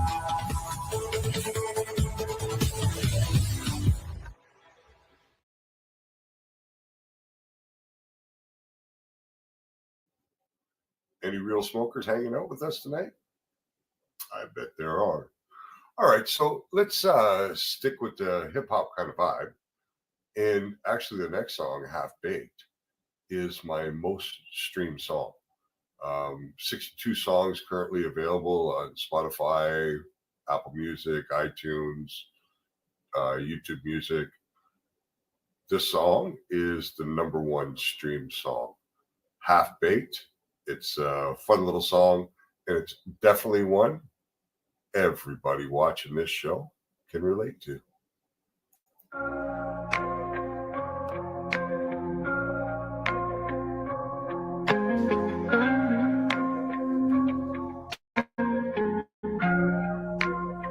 I was gonna do it, but then I got high. Nah, for real, I ain't even gonna try.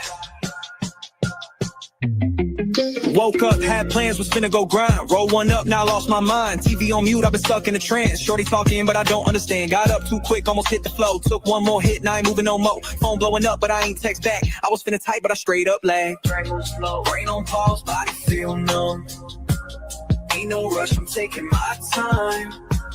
One more hit, I might see the sun. But for right now, I ain't going outside. I was finna move, but I'm half baked.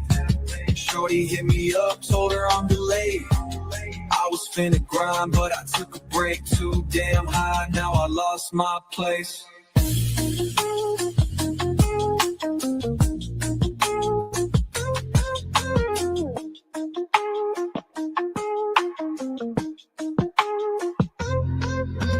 Tried to roll up, but I fell asleep. Woke up hungry, but forgot to eat. Looked at the time, thought it was 4. Shit, that was AM, I ain't even know. Dr. High hoodie, feeling real comfy. DoorDash hit, forgot my munchies. Too damn baked, can't feel my feet. Shorty keep laughing, said I look like a meme. I think I was supposed to do something, but I forgot. Her.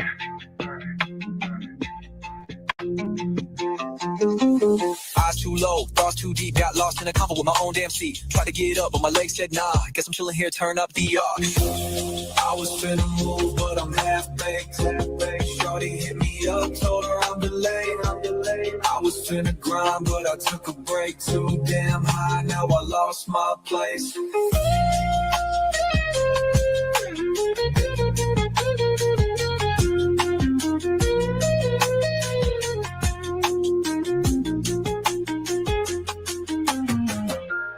I was finna move, but I'm half baked.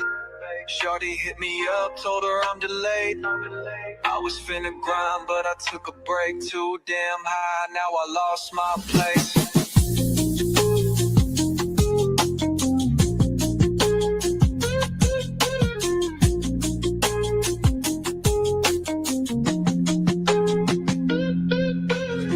Fuck it, I'll do it tomorrow or next week. I don't even know what day it is.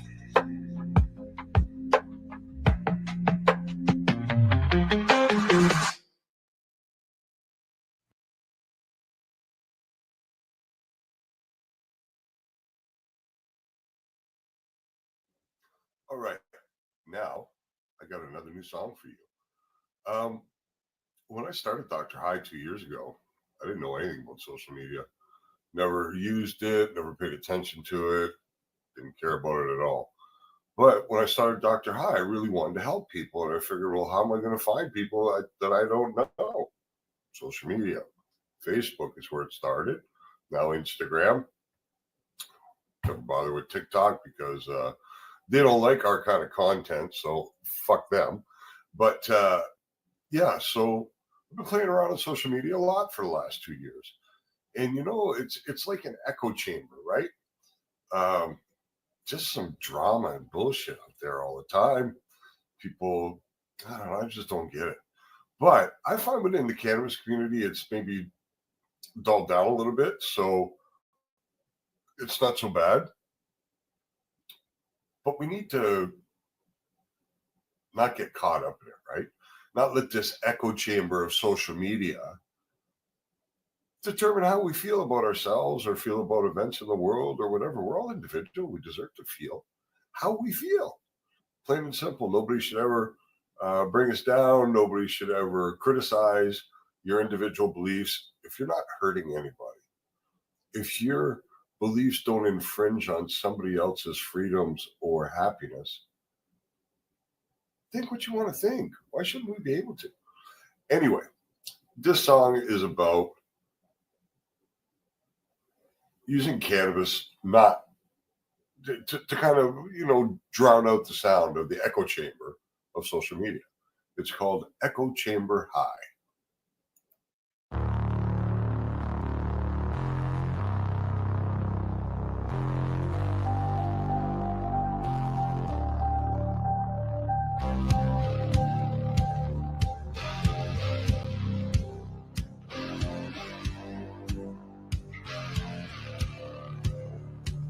Too many voices in this box, screens like mirrors but none unlocked. Algorithms sell me peace but charge a fee for fake release. Chatter buzzes, logic bends, everyone screams, no one sends. So I turn off, strike a flame, silence hits, it's not the same. And in the smoke I find what's real, the only truth I seem to feel. I'm echo chamber high, tuned out the swarm, lit one up just to ride the storm. Inhale the calm, exhale the lie, only Dr. High knows why.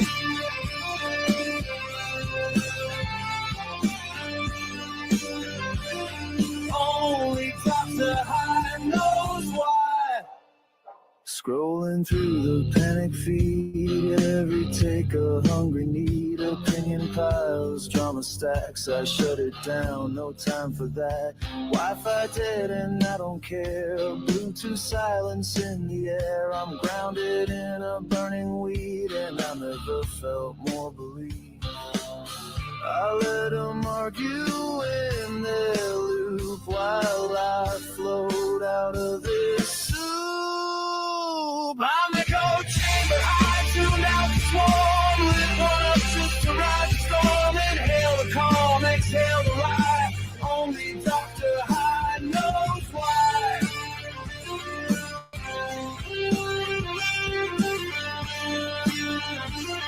Only Dr. High knows why.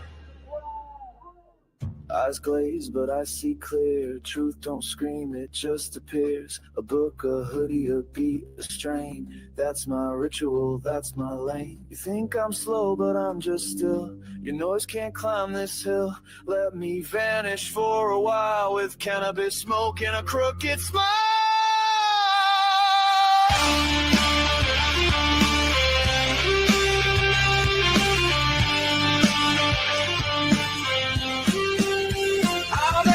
Chamber high, tuned out the swarm, lit one up just to ride the storm. Inhale the calm, exhale the lie, only Dr. High knows why.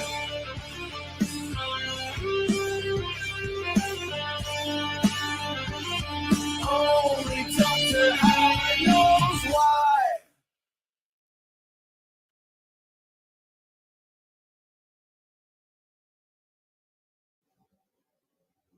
Echo Chamber High. Another valuable reason that I keep cannabis in my life. There are so many, but that song is reflective of my story at times, and thank God I can turn to my favorite weed for relief. All right, so the next story, Doc said pills, is a pretty common one.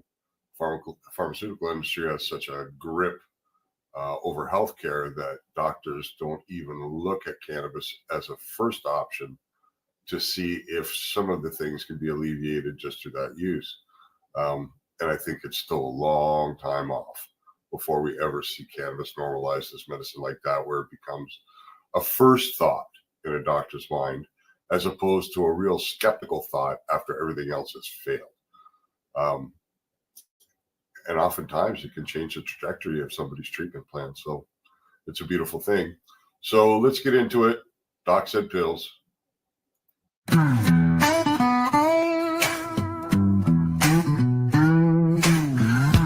Doc said pills will fix me.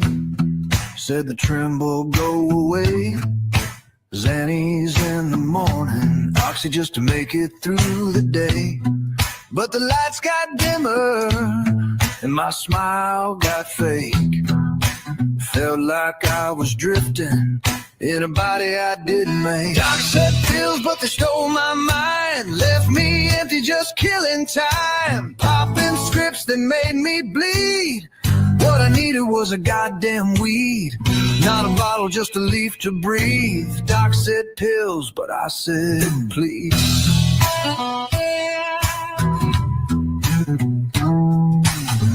I missed my kid's birthday. Didn't even feel the shame.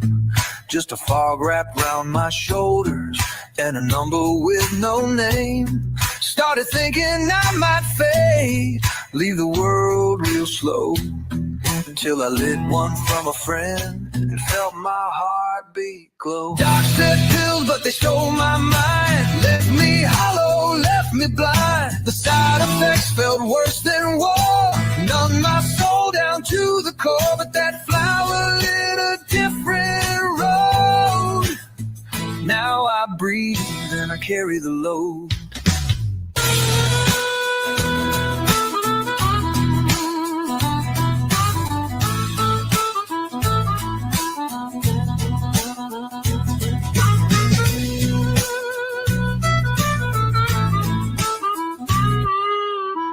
Don't get me wrong, I still got days, still got ghosts that don't behave. But I'd rather roll a joint and feel than live like I'm not even real. That green gave me more than meds ever could. Hell, even Dr. High understood.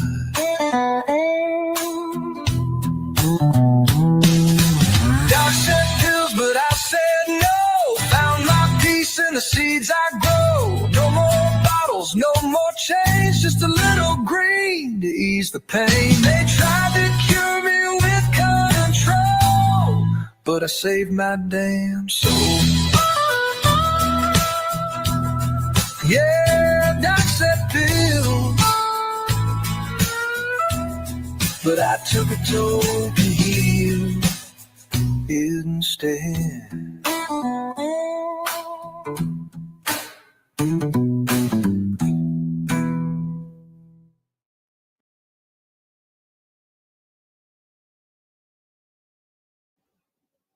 Okay, Doc said pills.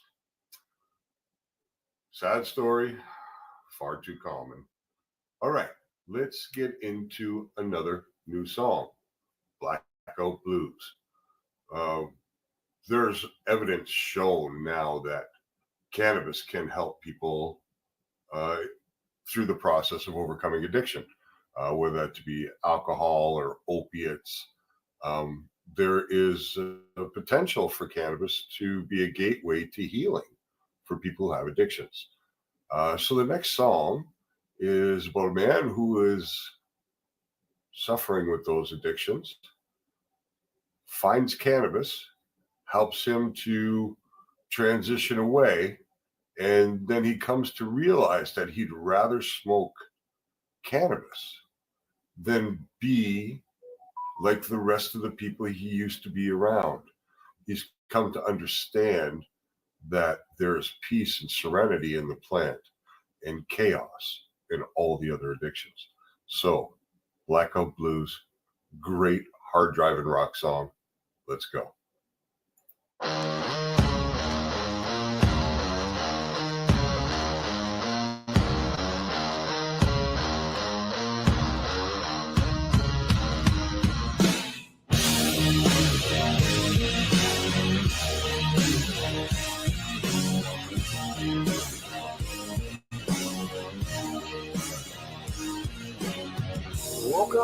sideways on the floor. Didn't even make it to the door. Ash on my shirt, stain on my shoes. Another night lost to the blackout blues. Mind's a maze, mouth is dry. Half a joint still standing by. Took one hit and the lights went dim. I was chasing peace, but it swallowed me in. Said I'd chill, said I'd coast. Ended up ghosting the most. These blackout blues, they hit too deep, too hard to talk, too wired to sleep. But I'd rather burn than be like you. I'll ride the edge with Dr. Mirror crack, but I look the same. Shadow eyes and a half-spent name. Neighbors knock, I just ignore. Paranoia slid under my door. Can't tell time, but I feel the drag. Slouching down in a Dr. High rag. This isn't lost, it's just in bloom. Even ghosts need a little room. Call it reckless, say I'm fried, but I found truth on the other side. Oh, these blackout blues, they hit too deep, too hard to talk, too wired to sleep. But I'd rather burn than be like you. I'll ride the edge with Dr. Javier.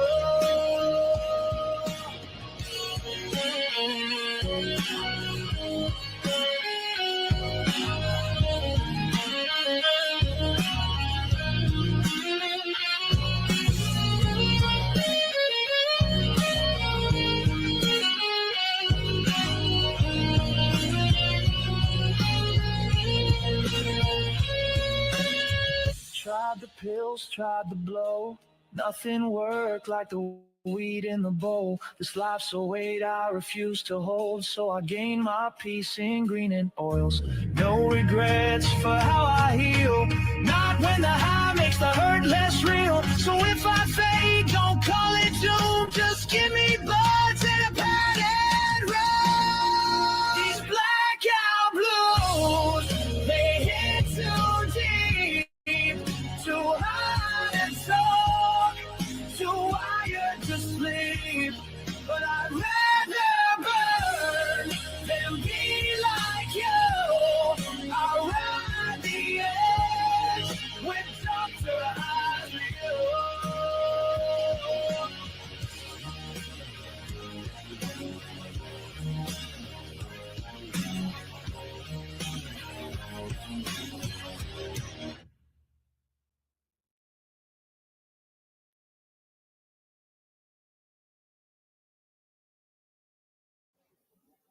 Blackout Blues. There it is. Story of overcoming addiction with cannabis. All right, we're going to go back into some good hip hop, rap, dubstep type music right now with Slab City. Quick story. This week, I had the opportunity to reconnect with an old and dear friend named Steve Isaac, who owns 710 Kingston. In my opinion, probably the best dispensary in the country due to the knowledge that's there, the training of the staff, the availability of accessories. I mean, it's a head shop that sells cannabis. It is absolutely gorgeous. It is the perfect place. I mean, not that I was surprised because I knew Steve. Steve kind of took my concentrate cherry. Back in the beginning of my legal cannabis career, when I worked for High Times, selling accessories to head shops around the country, Steve was one of my customers. And I didn't know anything about concentrates. And he was so patient with me over the first 2 or 3 months to educate me and inform me about what the different things did and the purpose and how they functioned. And after about 3 months' time, he actually came to do some in-person shopping at the warehouse. So we got to meet. Before he left that day, he gave me my first dab. And it destroyed me for hours. My boss was like, "What the fuck is wrong with you?" And he proceeded to laugh at me when I told him what happened, and told me to get out of there and come back when I felt ready to function again. So concentrates have been a passion of mine ever since. It was great to spend some time with him this week. We hadn't seen each other in a few years, and it was just amazing. So if you happen to catch this, Steve, thank you for your hospitality. Thanks for the fucking awesome dabs and those amazing joints that you roll. And let's get into some concentrate music with Slab City.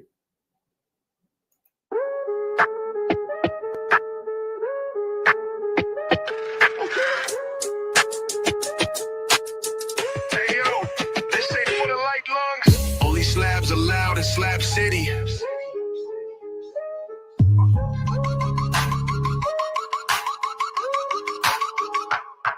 Go, shatter on the route trade like it's treasure.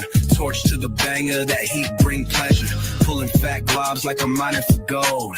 Every exhale look like winter took hold. Dab tool dancing, I'm the chef in this kitchen. Terp so loud they make the neighbors start bitching. B.A. Joe drip like a crown on my dome. Rosin in the stash, but today I'm in the zone. Low temp flavor burst, lungs on tour. This ain't a smoke, it's a spiritual cure.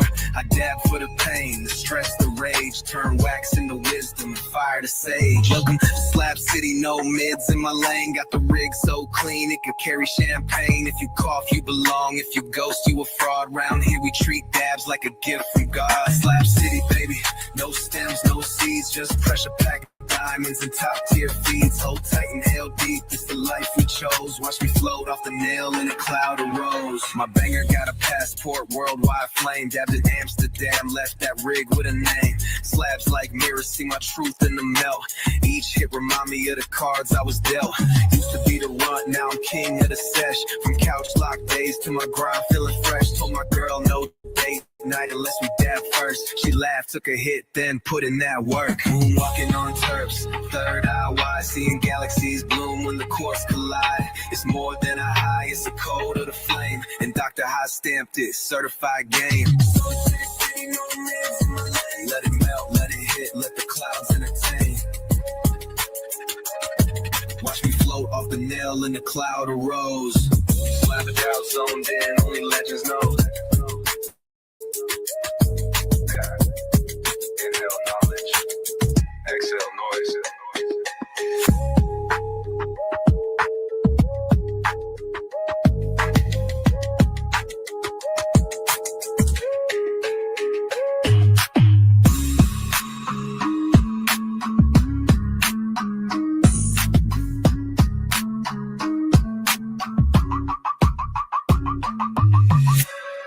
Let it melt, let it hit, let the clouds entertain. Watch me float off the nail in the cloud of rose. Slapped out, zoned in, only legends know. Heal knowledge.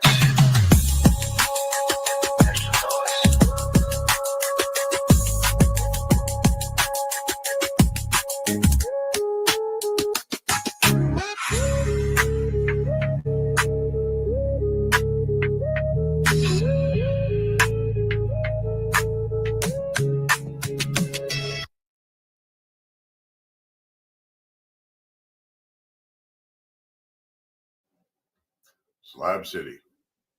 Love me some shatter.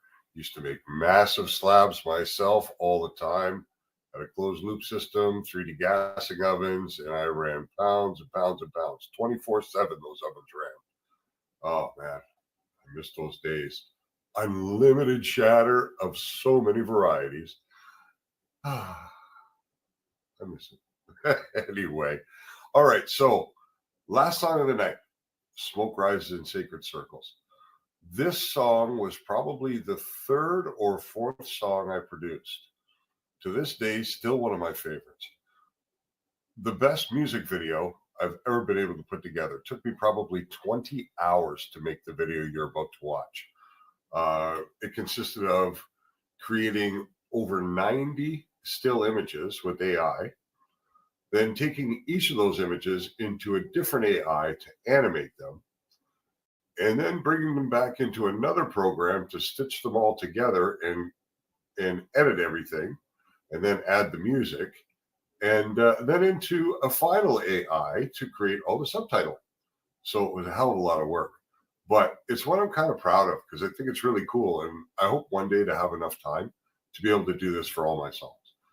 Anyway, here we go. Smoke rises in sacred circles.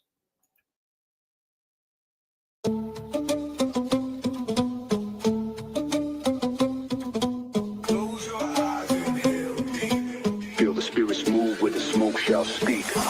In the hills where the rivers flow, elders gather round, let the fire glow. Drum beats soft, moonlight high. Herb starts to burn, reaching for the sky. Hands held tight, words unspoken. Breathe in deep, let the past be broken. Feel the rhythm, feel the flame. Let Jah spirit call your name. One puff, two puff, soul takes flight. Wisdom in the smoke, visions in the night. Ancient voices hum low and deep. The circle is strong, the fire won't sleep. Smoke rises in sacred circles. Metal are lost, but the flame still burns. Past and present, one and the same. Lift up the chalice and speak my name. Through the ashes and embers, you know what's in store.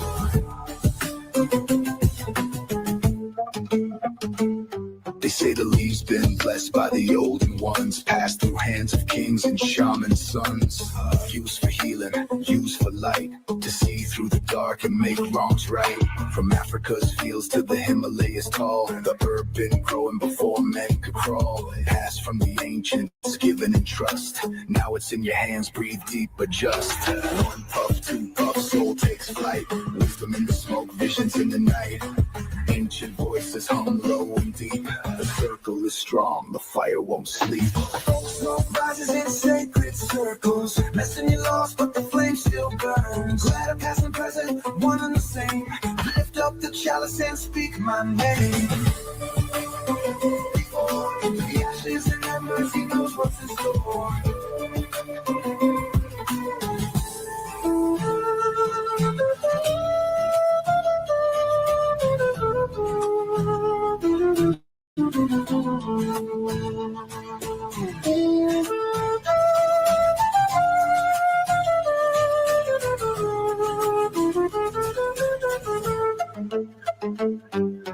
Breathe in peace, breathe in light.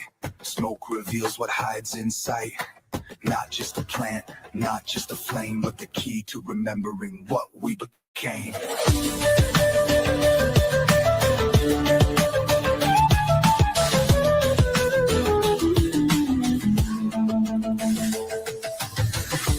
Rises in sacred circles. Distal and lost, but the flame still burns. Past and present, one and the same. Lift up the chalice and speak my name. The ashes and embers, he knows what's in store.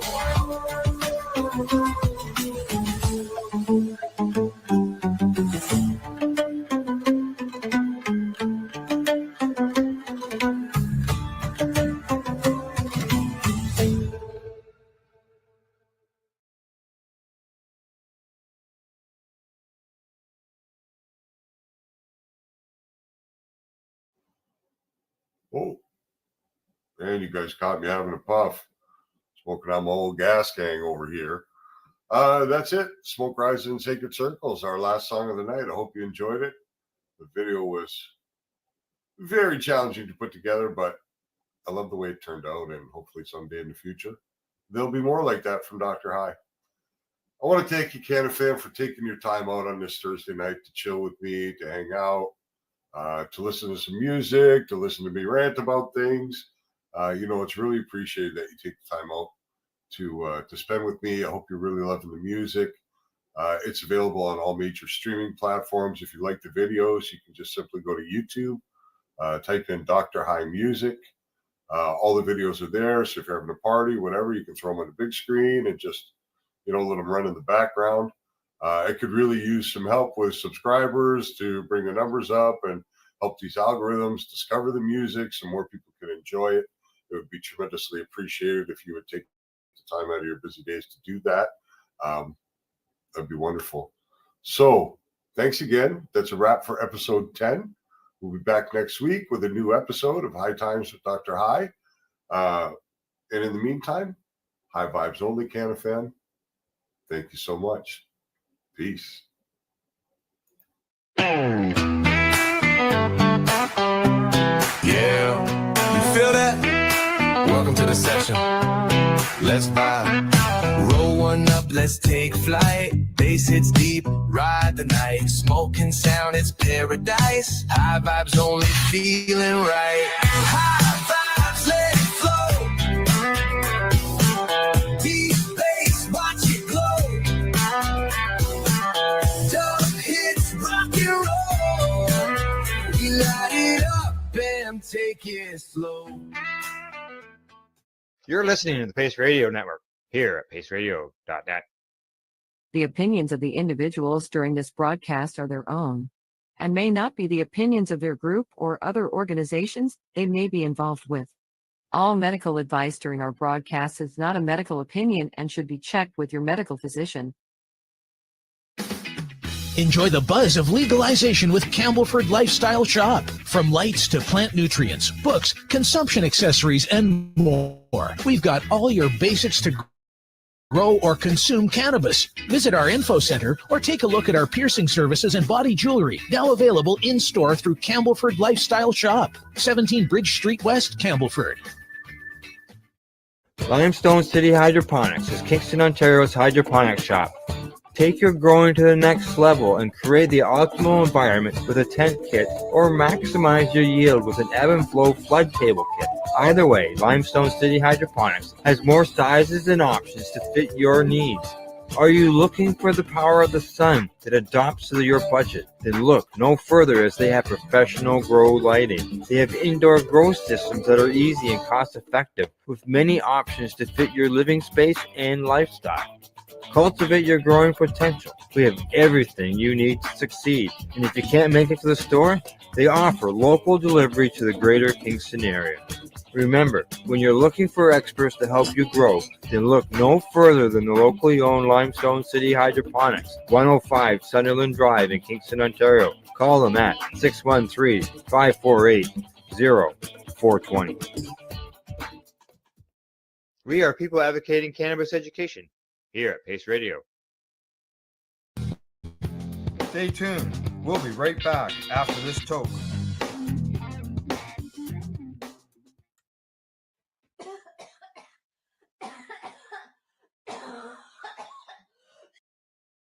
You're listening to the Pace Radio Network here at paceradio.net. The views expressed by the individuals during this broadcast are their own opinions, and they may not be the same as those of their group or other organizations they may be involved with. All medical advice during our broadcast is not a medical opinion and should be checked with your medical physician.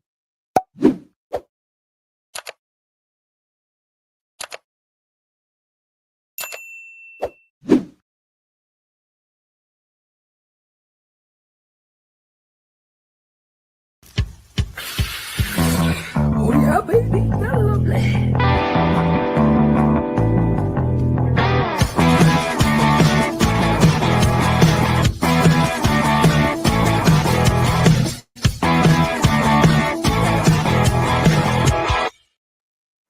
Good morning, it's me, the 29th, and welcome to Psychedelics and Cannabis Educational News. I'm live here at paceradio.net and at 420pace.ca. Notice I'm all by myself. Cindy's not in today. Cindy is busy with an animal rescue, and here's hoping that her and her friends are successful in helping this animal.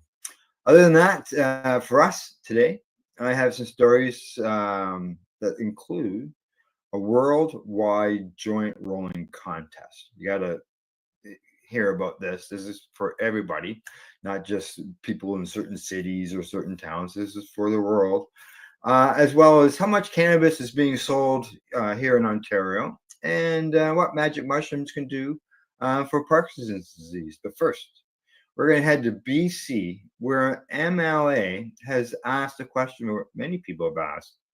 Where's all the collected cannabis tax money? Here we go.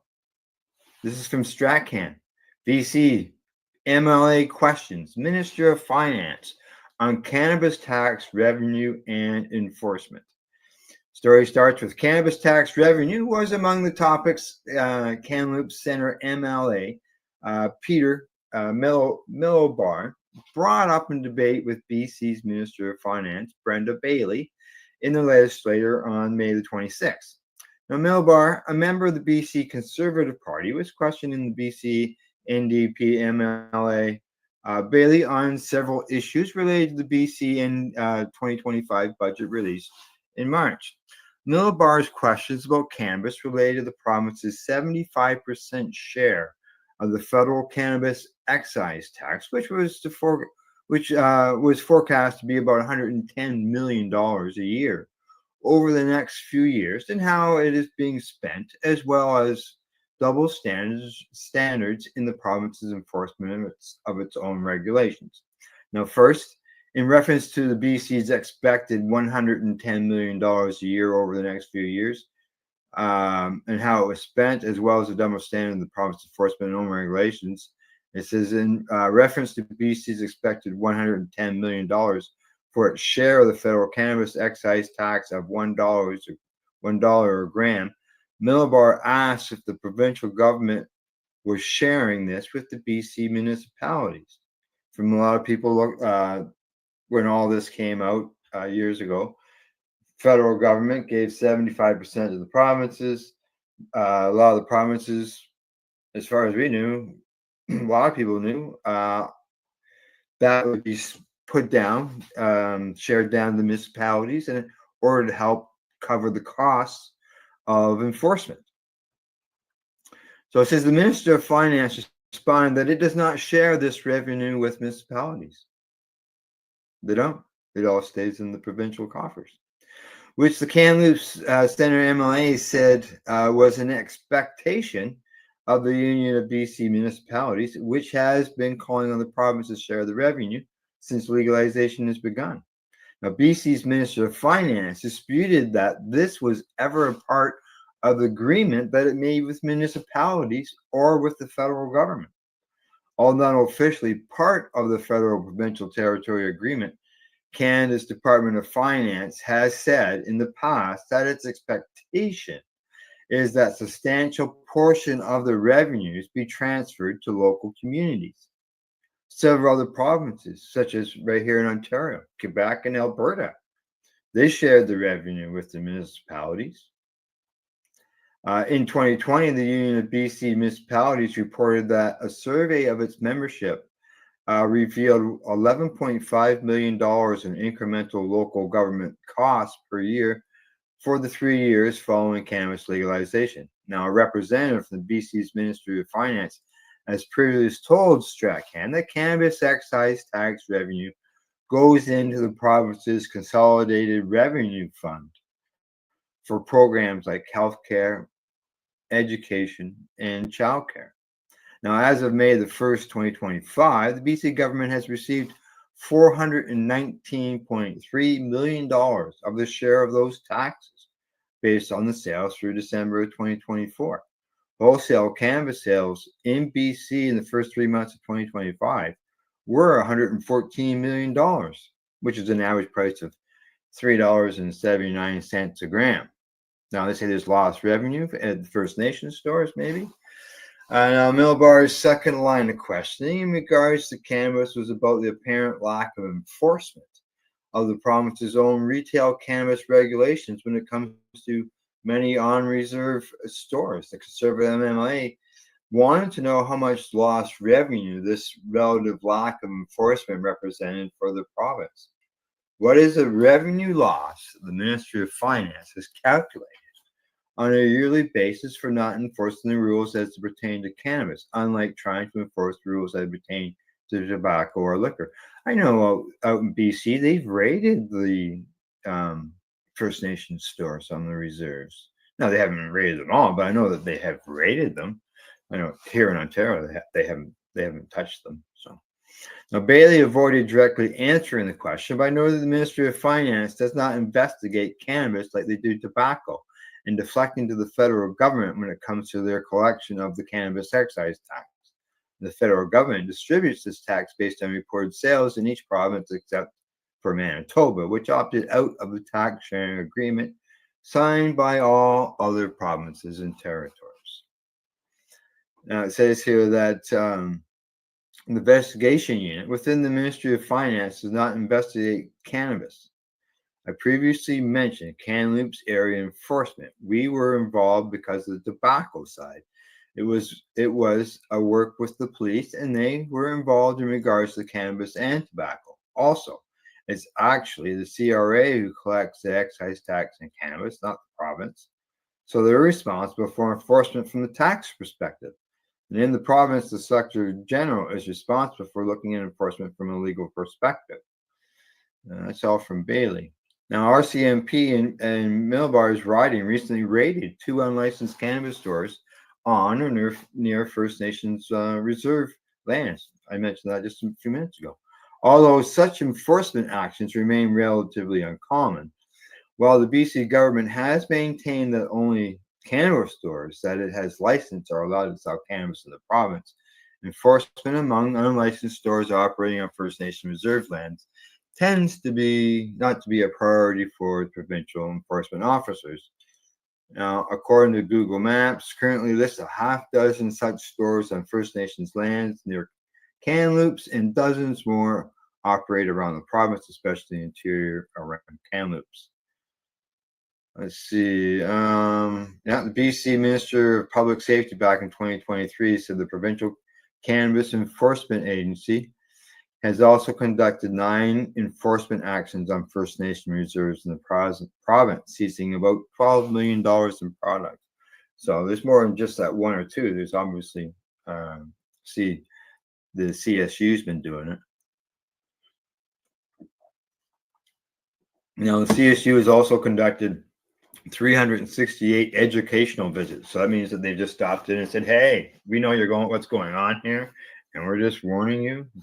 Resulting in the closures of 238 unlicensed stores. CSU has investigated 1,657 websites involved in the illegal sale of cannabis and has disrupted 1,054 of those websites. It has seized a total of $39 million worth of cannabis, the bulk which was in 2019 to 2022.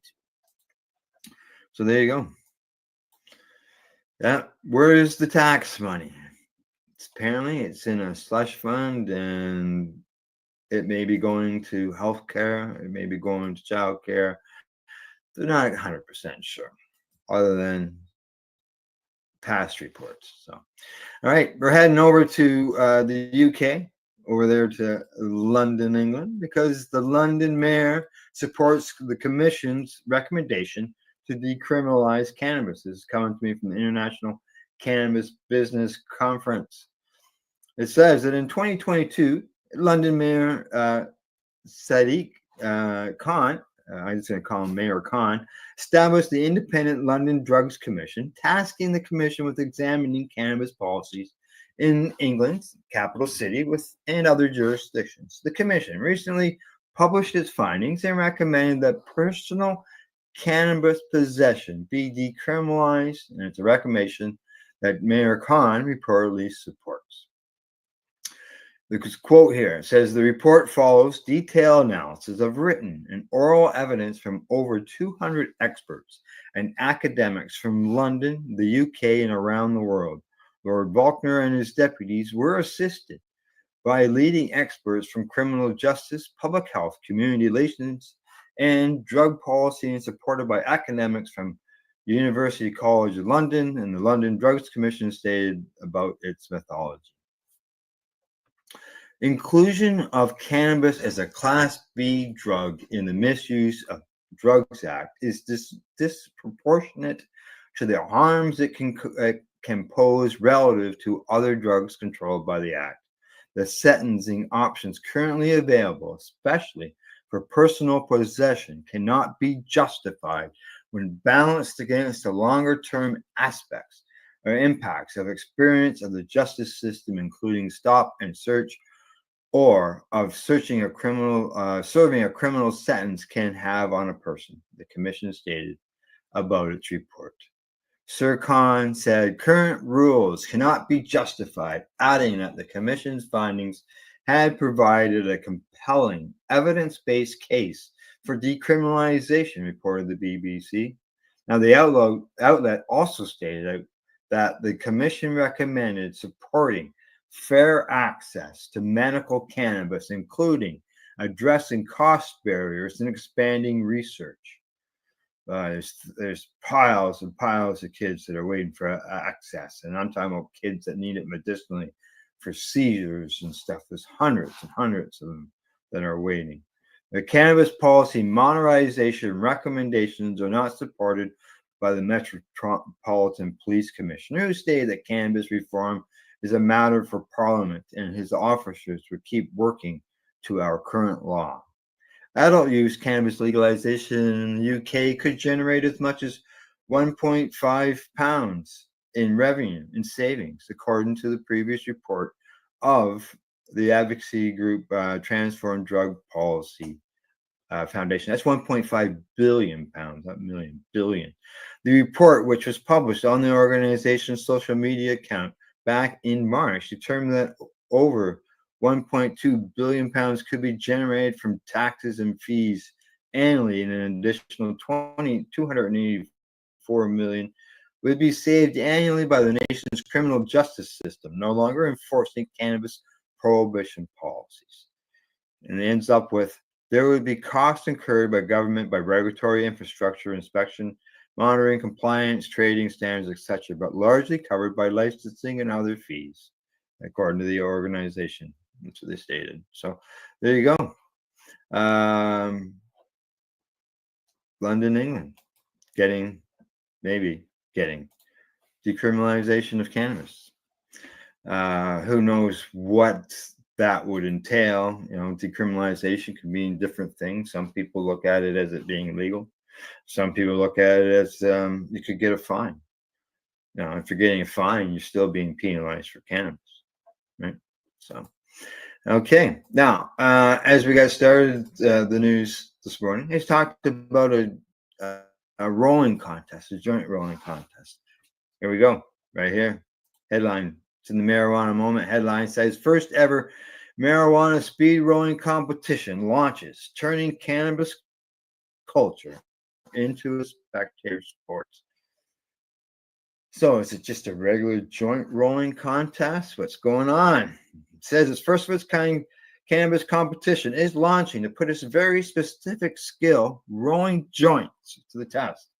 And it's called Rolling Derby, which is founded by a group of cannabis industry veterans, announced on Wednesday that they have organized a series of speed rolling tournaments where adults 21 and older can compete against each other virtually or in person to see who can successfully fashion a joint the fastest.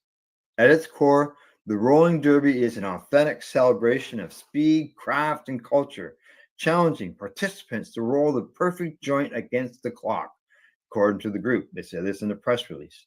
The inaugural season will feature both a global online competition open to cannabis enthusiasts worldwide, as well as a series of high-profile live events across California venues. So how do you do this? We're going to find out. This is sponsored by Raw Rolling Papers, and the competitions will last 4 months, with a championship final where the top 16 fastest joint rollers will compete. Submissions to enter the tournament opened on Wednesday, yesterday, and will be accepted through June the 30th. To enter, prospective competitors must post a video of themselves rolling a 1 gram joint, starting with a whole nug on, you guys do this on X or on YouTube with the hashtag Rolling Derby. Just so you know, I went there yesterday. It only started yesterday. I went to the Rolling Derby hashtag on YouTube, and there wasn't anything there yet. A lot of it was horse derbies. So keep an eye on that. Uh-oh, we're jumping around here, folks. Okay. Come on, marijuana moment. I got to get this story out. Okay. Sponsored by Raw Papers, 16K. Submissions, I mentioned all that. Oh, come on. Okay. The Rolling Derby turns what happens every day in millions of homes into a spectator sport that celebrates real craftsmanship, says Dean Arbit. He's the CEO of Bud.com. It's an e-commerce platform that's running this competition. We're taking something that's part of the cannabis culture's DNA and elevating it to showcase the incredible dexterity and expertise that goes into a perfect roll. That this isn't just about speed. It's really about bringing deserved recognition to a foundational skill. Now, the tournament is being built as a unique opportunity for cannabis brands to get involved and connect with cannabis consumers who could get a look at their products as competitors grind and roll them. Uh-oh, come on. Now, the Rolling Derby celebrates the real artistry of rolling culture, and that is what Raw is all about, according to Josh Kesselman, founder and CEO of Raw Rolling Papers. He says, I created Raw to let the true rolling and smoking experience shine through. And this competition is about showcasing that same authentic craft. For the past two decades, we've worked hard to make Raw brand synonymous with rolling experience or excellence. And we're thrilled to always support the culture that supported us from day one. He goes on to say, we all get higher together. Cannabis brands have used a variety of novel potential promotional tools. There's the Toker's guide that had the job listings, and there's others that did a 420 volunteers to come roll some pre-roll joints. But yeah, come on, it's gone. You go. It's the end of the story. I'll just pull it off there. That's too bad. So, joint rolling contest based on speed and appearance. And good morning, buddy. How you doing? And yeah, get your what you got to do. Basically, there is a website. Can I think of it right now? No. I'm gonna call it. I'm just gonna see if I can pull it up. And it does have the information as far as how you can do this and how you can do it. Okay, I've got the website up right here. So I'm just gonna pull this up, and that way everybody can take a look. If this interests you, you want to get involved in this, it can be easily done at home. Okay, so here we go. So how to do this? This is online derby rules. Okay, you need 1 gram of flour. Start with the whole nugs. Okay, you can't be pre-ground. Gotta be gram of flour. If you want a paper tip or crutch, prepare that in advance. Okay, you can do that ahead of time, but you cannot grind your bud. All right. Pulling out the rolling paper starts the clock. Keep your hands in the frame at all times. Grind and shred flour after the timer is running. Show your empty grinder after grinding. Roll into king-sized rolling paper. And they say that 1 gram does not fit well in a 1.25 paper. Declare when you're done and hold up your creation. Too much excess material left behind can add time. Now, your video guidelines, portrait style, so straight up and down. Most phones, straight up and down. We need to see your hands and workspace. Seeing your face in the shot is nice too. Good to see the video with a brief personal introduction. And you do this before you pull the paper, all right? Here are some suggestions. They suggest your name, maybe you get a handle, fake name, where you're from, where you can be found online, and maybe your joint rolling philosophy, etc., etc. Now you got to upload your video to X and YouTube with the hashtag Rolling Derby. And you can also send the video to them if you have no way of uploading it. So there you go.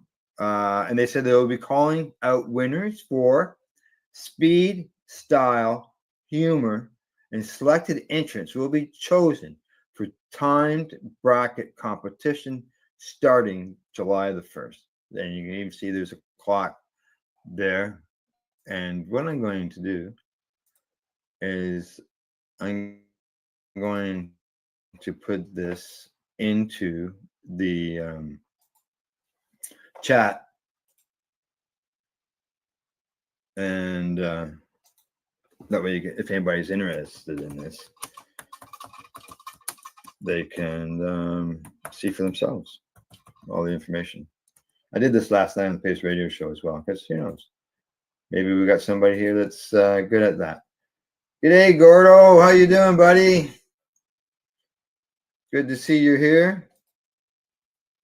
Just so you know, Rev Cindy, she's out doing animal rescues this morning. So, but yeah, there you go. First ever fastest joint rowing contest. All the information is there, and check. All right, on to the next story. This one's coming to me from the MJ Biz Daily, and the headline says U.S. Supreme Court is the next stop for challenge to federal marijuana prohibition. And it's got it. And come on.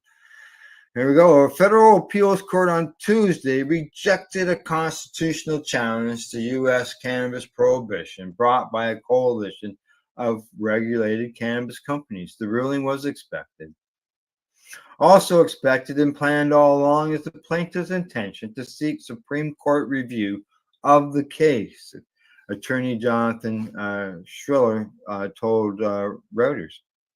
Now, Chicago-based multi-state operator Verano Holdings and 3 Massachusetts-based plaintiffs sued the U.S. Department of Justice in October 2023, alleging that federal marijuana prohibition under the Controlled Substances Act is no longer constitutional. As MJ Biz Daily reported, at that time, the plaintiff's goal from the beginning was to get the case before the U.S. Supreme Court, where justices in 2005 upheld Congress's power to outlaw cannabis federally, despite state-level reform. Now, it is a different court now, just so you know. To get that case back to the Supreme Court, the companies hired prominent law firm Boies Schriller, whose principals include litigator David Boies, who has argued other cases before the highest court. In addition to Verano, the applicants are Canada Provisions, a Massachusetts cannabis retailer, Gaius Sellers, the CEO of Tree Vet Delivery Service, and Wise Acre Farm, who is a cultivator. Now, the crux of their argument is that conditions have changed so much since the High Court's 2005 ruling. More than 24 states have legalized adult use cannabis, that the factual basis of that ruling no longer exists. The case also references comments made in a separate case in 2021 by Supreme Court Justice Clarence Thomas, who suggested federal marijuana law might not be necessary or proper. That's interesting. During oral arguments in December, Boies contended that congressional action since the 2005 ruling, including a budget rider protecting medical cannabis businesses from federal prosecution, means that federal lawmakers no longer intend to ban interstate cannabis commerce. But so far, that argument has failed in this case. First, in the U.S. District Court last year, and now at the First U.S. Circuit Court of Appeals on Tuesday. In their appeal, the companies argued that the U.S. Constitution affords them a right to cultivate and transact in cannabis that is deeply rooted in the nation's history and its legal traditions. The Controlled Substances Act violates the Fifth Amendment's rights to due process. Now, U.S. First Circuit Chief Judge David Barron's rejected both arguments, noting in part that adult use cannabis did not exist when the 2005 Supreme Court was considered. Well, it was going on, I can tell you that. Further, Barron added the judges know of no authority that affords constitutional protections to an activity that is not otherwise protected by the Fifth Amendment, solely because many states in recent times provided legislative protections for that activity. So let's hope that it can get to the Supreme Court. And it sounds like I think that it looks like the next step. Good to see you, Gordo. It's good to see you guys, Buddy and Gordo, talking back and forth there together, chatting away. All right. I am done the first half of the show, and it's time for me to take a break, for me to get some medication into me. And after that, we'll get into some more stories. What have we got next? There's a city that's fining for cannabis smells and how much cannabis has been sold here in the province of Ontario. We've got that going on too. So other than that, you're watching Psychedelics Cannabis Educational News. I'm live here at paceradio.net and 420pace.ca. You're listening to the Pace Radio Network here at paceradio.net. Camelford Lifestyle Shop, open Monday to Friday from 10 till 7 p.m. or by chance. Check out our flags, our t-shirts, plus our hats, and look of that supply of rolling papers, plus much more. We've got bongs and your favorite herbal vaporizers. Look at all the incense we have, as well as for those who collect knives, check out these knives in our collection. And while you're here, stop in to see Shay at the piercing room, where you can get poked by Shay. Daily deals, check them out. Camelford Lifestyle Shop, 17 Bridge Street West, Camelford, Ontario. What do you find at paceradio.net? People advocating cannabis education.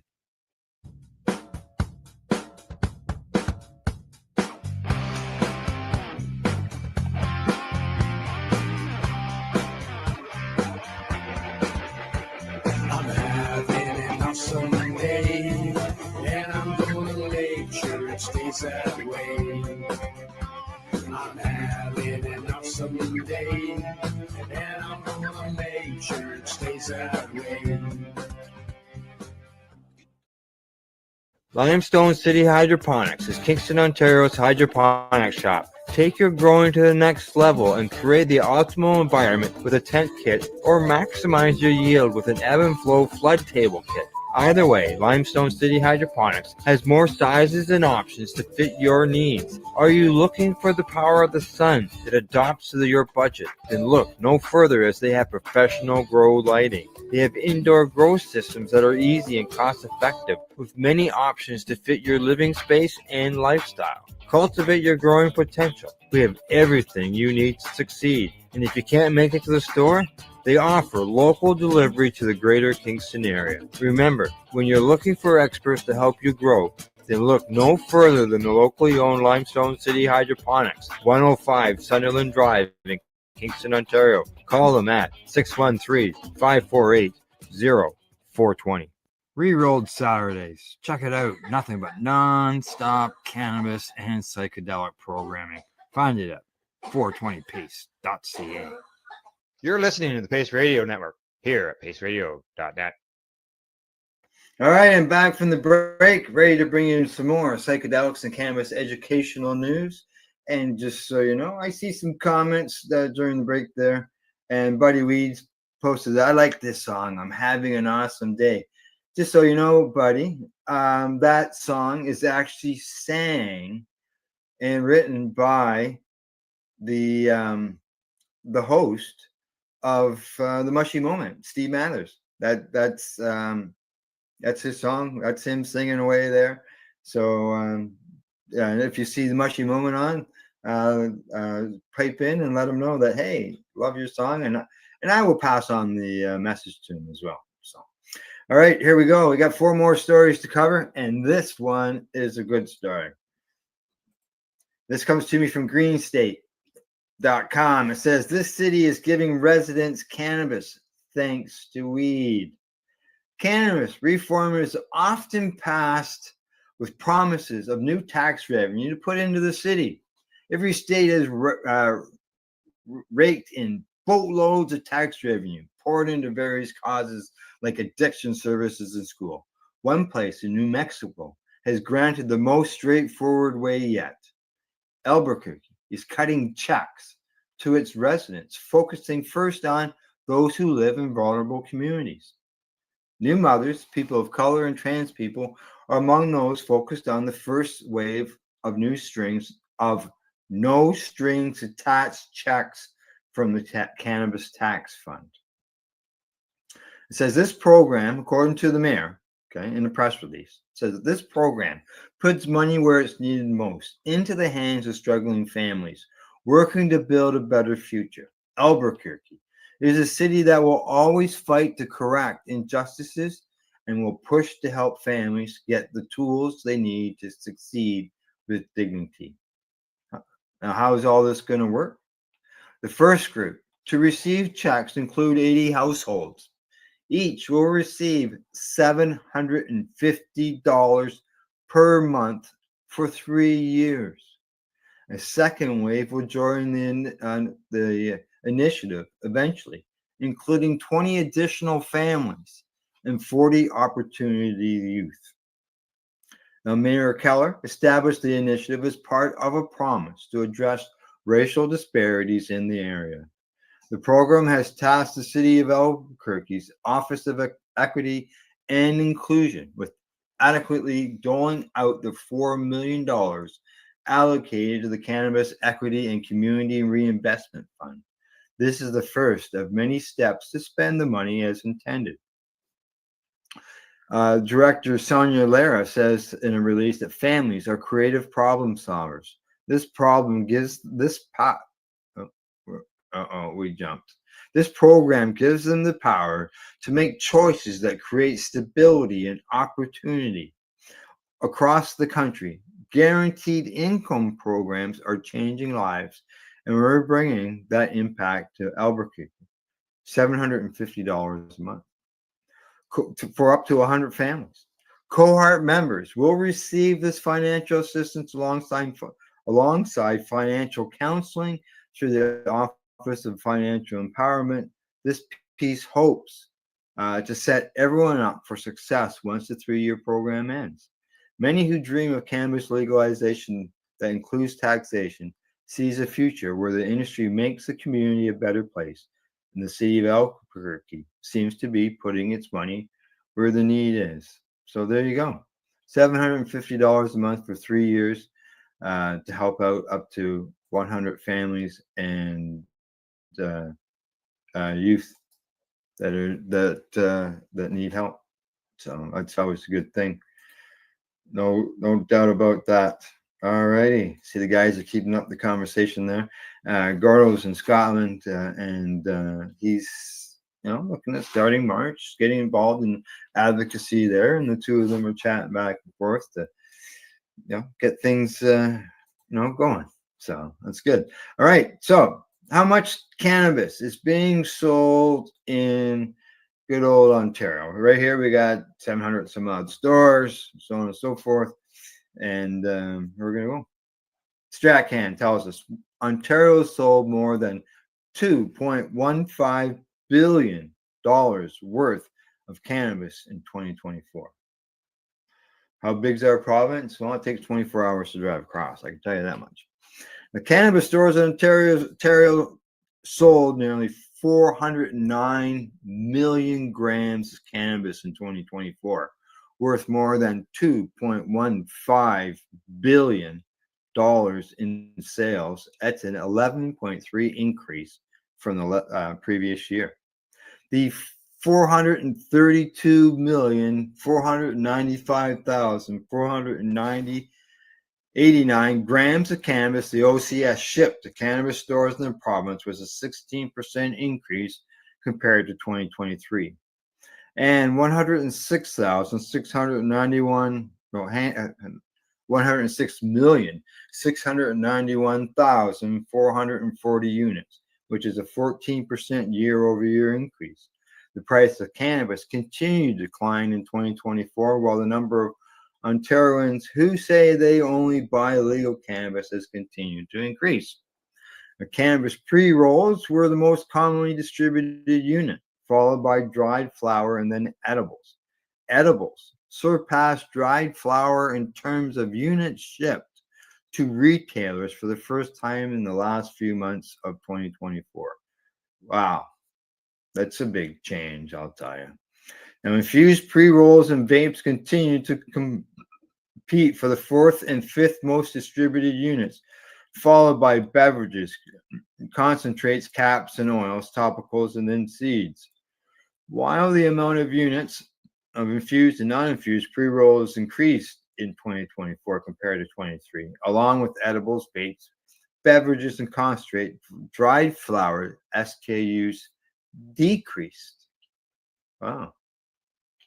You can see the charts going on there. Yeah. Okay. It says vapes once again received the most complaints by product category, with 71% of the 2,334 complaints received by the OCS. This was followed by dry flower at 16%, extracts at 9%, and edibles at 4%. The most commonly sold vape product was again the 510 thread vape carts, with 76% of vapes sold, while disposables were 22%, which is up from 12.7%. Now, as of December 31st, there was 5,192 active SKUs listed by the OCS, and there were 3,380 new ones added and 2,171 dropped. So that's a number of different products. One half of these active SKUs are dried flowers or pre-rolls. Another 15% were vapes, 11% were infused pre-rolls, 7% were edibles, 5% were concentrates, which includes distillate, hash, kiff, shatter, and wax. 4% were beverages, 4% were extracts, which were capsules, bottled oils, soft gels, and oral sprays, and 2% were topicals. Dried flower, pre-rolls, vapes, and infused pre-roll sales all increased year over year. And on average, the wholesale price per gram of dried flower, that's without the HST, including the dried flower and pre-rolls, was $3.81 in Ontario, which is down from $4.05. There was also an increase in the percentage of Ontarians reporting buying only legal cannabis in 2024. With 61% of Ontario cannabis consumers saying they only buy legal cannabis, which is up from 54%. I buy from all three markets. The number of cannabis stores increased by just 6 in 2024. That's totaling 720 right here in Ontario. The most significant change was in the Toronto area, which saw 40 new stores in this period. Well, Toronto itself had 43 fewer stores than previous years. So the GTA, which is the area around Toronto, so they increased. In the Toronto itself, it went down. Now, the Ontario portion of the federal cannabis excise duty, talking about taxes, from the 2022-2024 budget brought in $656 million. And the province projects another $376 million in 2024-2025. And the Ontario cannabis store income was $234 million in 2022-2023, and $244 the next year. Now they expect a decrease this year, whether it's because of the price reductions maybe that could be why. Who knows? So, but that's a lot of buds. There's no doubt about that are being sold. See, yeah, exactly. Even Buddy was shocked. He says edibles higher than flour. Wow. I guess that such low dose people have to consume more and buy more. You got her, buddy. You got her, exactly. All right. Okay, gonna move on to the next story. And this time we're gonna be talking about some magic mushrooms because in Varsity, headline there says, "What can magic mushrooms do for Parkinson's disease?" You know, every time we can find good studies like this or, information like this, get it out. Even if we might have repeated it, you might have had a story similar to this last week. It comes out in another news organization or another release someplace, and they could have some updated information in it. And who knows? Maybe somebody who missed the first time it was out will catch it on the second time. So, psilocybin mushrooms, better known as magic mushrooms or shrooms, have been widely known for the hallucinogenic property since as early as the 16th century, from their origins as the mysterious sacred mushrooms of Central America to their current status as prohibited but recreationally abused drugs in the UK. The history of magic mushrooms use has provided fascinating insights into their effects on the human brain, as unexpected revolution from a recent clinical trial has sparked great excitement for the clinical use of magic mushrooms in patients with Parkinson's disease. But how do magic mushrooms exert their magic effects on the brain and in potential treatments for neurodegenerative disease? The psilocybin is just part of magic mushrooms. Is thought to provide these recreational medicines with their magical properties through its conversion into psilocin, which binds to a specific receptor in the brain for serotonin, which is a hormone involved in mood boosting. Among many other functions, studies have suggested that psilocybin's impact on the brain is to disrupt the normal connections between neurons in brain hubs, which are critical for cognitive functions such as abstract thought, attention, and memory. The reduced ability or activity in these brain hubs during the use of psilocybin is thought to allow the users to enter into a state of unhindered cognition, leading to the sensory distortion and altered state of consciousness associated with psychedelic substance abuse. However, the aim of psilocybin administration in patients with Parkinson's disease is quite distinct with that of recreational drug users. The recent clinical trial investigating the use of psilocybin therapy in Parkinson's patients aimed to show a reversal of motor dysfunction characteristic of this neurodegenerative disease, while also treating the mood dysfunction, which often precedes the development of motor symptoms such as tremors and muscle stiffness. Although poorly understood, it is thought that once converted into psilocybin reduces the brain inflammation seen in disease sufferers, while also prohibiting or promoting a burst of nerve cell growth, restructuring the brain's architecture by forming new connections between nerve cells. This provides different outcomes to those of recreational drug users, because Parkinson's patients show a significant loss of nerve cells in the brain that produce dopamine, which is a chemical messenger involved in regulating our movements, emotions, and memories. Patients also tend to show an elevated amount of serotonin removal from the body, allowing for psilocybin to increase serotonin signaling in the brain through binding to its receptors, improving symptoms of depression. How likely is it that magic mushroom therapy will provide a breakthrough for the treatment of Parkinson's disease?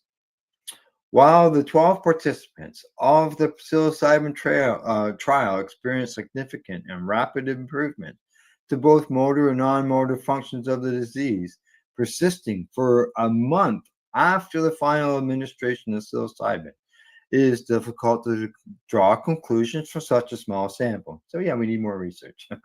Additionally, study participants were chosen for the absence of psychotic symptoms prior to psilocybin therapy, which raises the question, could magic mushrooms therapy induce further hallucinatory symptoms in Parkinson's patients already suffering from psychosis? Well, the only way to do it is to do testing.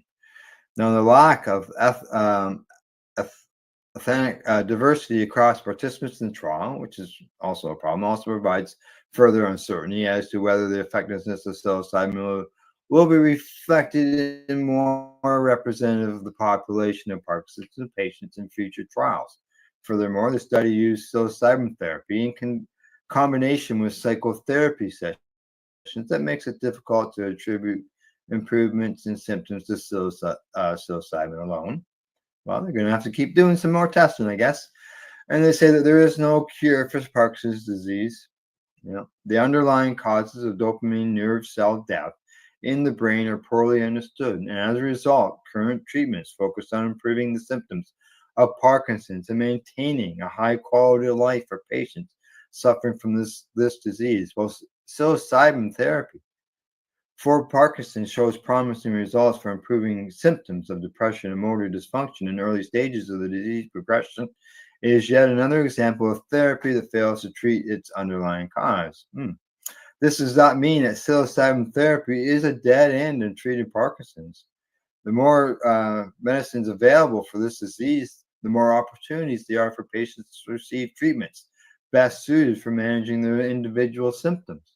The hope is that further clinical trials will continue to show the beneficial effects of psilocybin therapy in a wider presentation of Parkinson's patients, while the research progresses towards finding an eventual cure. Yeah, exactly. It may not work for everybody. We've said that about cannabis for years. Cannabis won't work for everybody.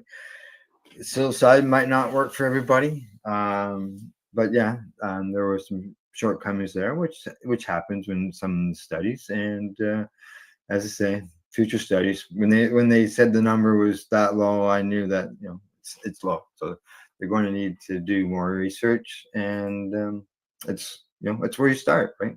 Find one good spot and then expand from there. So, all right, last story of the day coming up. This is someone's handing out fines for smelling like weed. Here we go. This is coming to me from Green State, and it says headline: smelling like weed gets you fined in this country.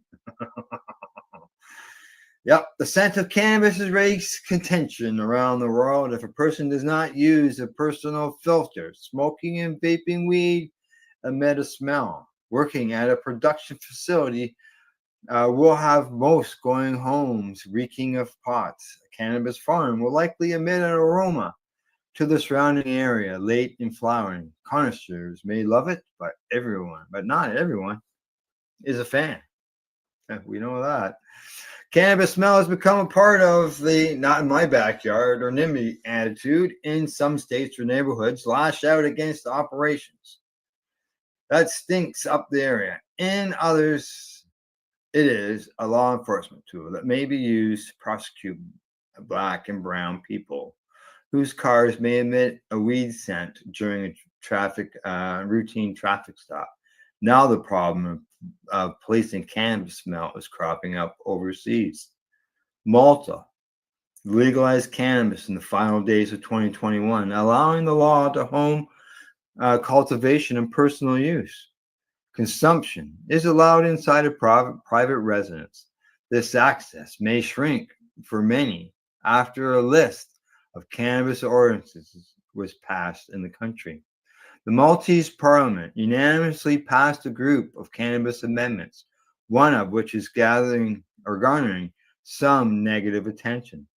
Malta Today reports any cannabis odor that causes a nuisance to third parties will now be liable to a penalty of about $256, which is 235 euros. It is unclear whether officials will define what is officially deemed a public nuisance. It appears this will be dictated by individual neighbors and responding law enforcement. The ordinance also sets new requirement distance from schools and parks for anyone growing cannabis. Those who live within 250 meters of a school or program will be stripped of their home grow rights. Stripped, because you just where you live. This is not the ordinance driving the amendments. The legal challenge, the changes define cannabis to set a line between psychoactive and non-psychoactive cannabinoids. It also increases fines for allowing minors into the premises. Those have not elicited the same arguments as the proposed smell and home grow changes, which advocates are certain violate promises made throughout the Maltese legalization process. And fines for allowing teens or minors into the premises. If you're growing in your house, or I don't know, maybe not allowed to grow in your house, who knows? Cannabis advocacy group Relief Malta and Movement Graffiti issued a joint statement expressing that the ordinances threaten privacy rights. They assert that someone should not worry that a joint they smoke in their home could result in a fine if their neighbors find it a nuisance. Yeah, exactly. Police Commissioner Angelo Gaffey shared his apprehensions about the pending odor violations with a Maltese television program called Extra. And she explained that enforcing this ordinance is very difficult. He admitted that he could not decipher the smell of a cigar, joint, or vape from one another. The official pointed out that the police force is not scent trained, and he iterated that the parliament must pass ordinances that can be logically enforced. Yep. A somewhat similar case was tried in the DC Court of Appeals in 2023. The court barred an elderly man for smoking cannabis in his basement apartment in perpetuity after a neighbor complained about the wafting smoke giving her headaches. A judge ruled that if he smoked in that space again, he would be held in contempt of court. This is similar to the situation playing out in Malta, where neighbors can now decide whether they are bothered by gathering smoke. The smell of cannabis has stirred up conversations overall. It is unknown how this law will be enforced, especially since the police commissioner remains unsure. As they figure it out, Maltese stoners may want to invest in some smoke-removing candles or air filters. Now, as far as this is, a country and putting that law in effect, but right here, it's legal in Canada. Can you imagine it's paying $1.5 million for a condo and finding out that in the condo contract that you're not allowed to smoke cannabis in your own home? Because that's what happens. It happens right here. People buy condos in Toronto, wherever. Condo board says that we don't like the smell, whether the smell is being coming through the door. There were some reports of it leaking through the walls, ventilation systems, all that stuff. And it's just not right. Yeah. I got some comments here from Gordo and Buddy Weeds. And Buddy says there's so many problems with the legal market. There are problems. And the only way that we can get those problems fixed is by people speaking up and saying something. And Gordo, he says our plant is the key to everything. Tree of life, right? And Buddy, I completely agree. lot of advancements in mushrooms therapy. Great to see. Yeah. Still prosecuting people for things cannabis related. They'll never learn. It'll never happen. I don't think it'll ever be like free like tomatoes, as so many people. And a message from Buddy to Gordo. He says, "This is why it's so important to change where you live, change things where you live." And yeah, so there you go, Gordo. Hopefully you get some momentum going up, and it doesn't happen overnight, but keep plugging away at things, and hopefully you can get something rolling there in Scotland. So, all right. Other than that, that's the news for today. And thanks to our buds, Camelford Lifestyle Shop at ease.ca and Limestone City Hydroponics.ca. In closing, I'd like to say thank you for watching or listening, because this does go out as an audio podcast after I'm done. And yeah, Gordo, you're right. Yeah, stay safe at all times, folks. And other than that, educate, do not incarcerate. I think I got the other half out. I don't know. Talk to you all next week. Bye-bye. Thanks, guys. You're listening to the Pace Radio Network here at paceradio.net. The opinions of the individuals during this broadcast are their own and may not be the opinions of their group or other organizations they may be involved with. All medical advice during our broadcast is not a medical opinion and should be checked with your medical physician.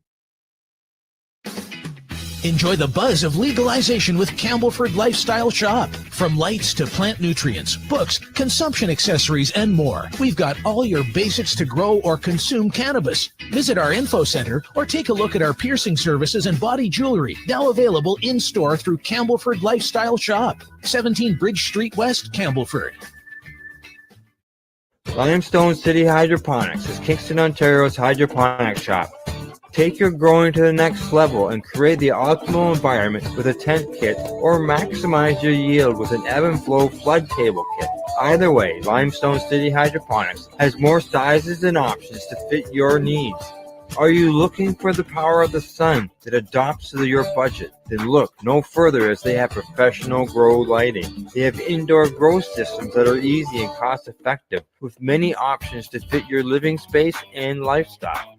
Cultivate your growing potential. We have everything you need to succeed. And if you can't make it to the store, they offer local delivery to the greater Kingston area. Remember, when you're looking for experts to help you grow, then look no further than the locally owned Limestone City Hydroponics, 105 Sunderland Drive in Kingston, Ontario. Call them at 613-548-0420.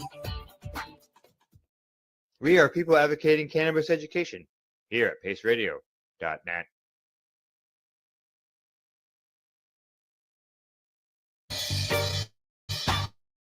You're watching the 420 Pace, found at 420 Pace.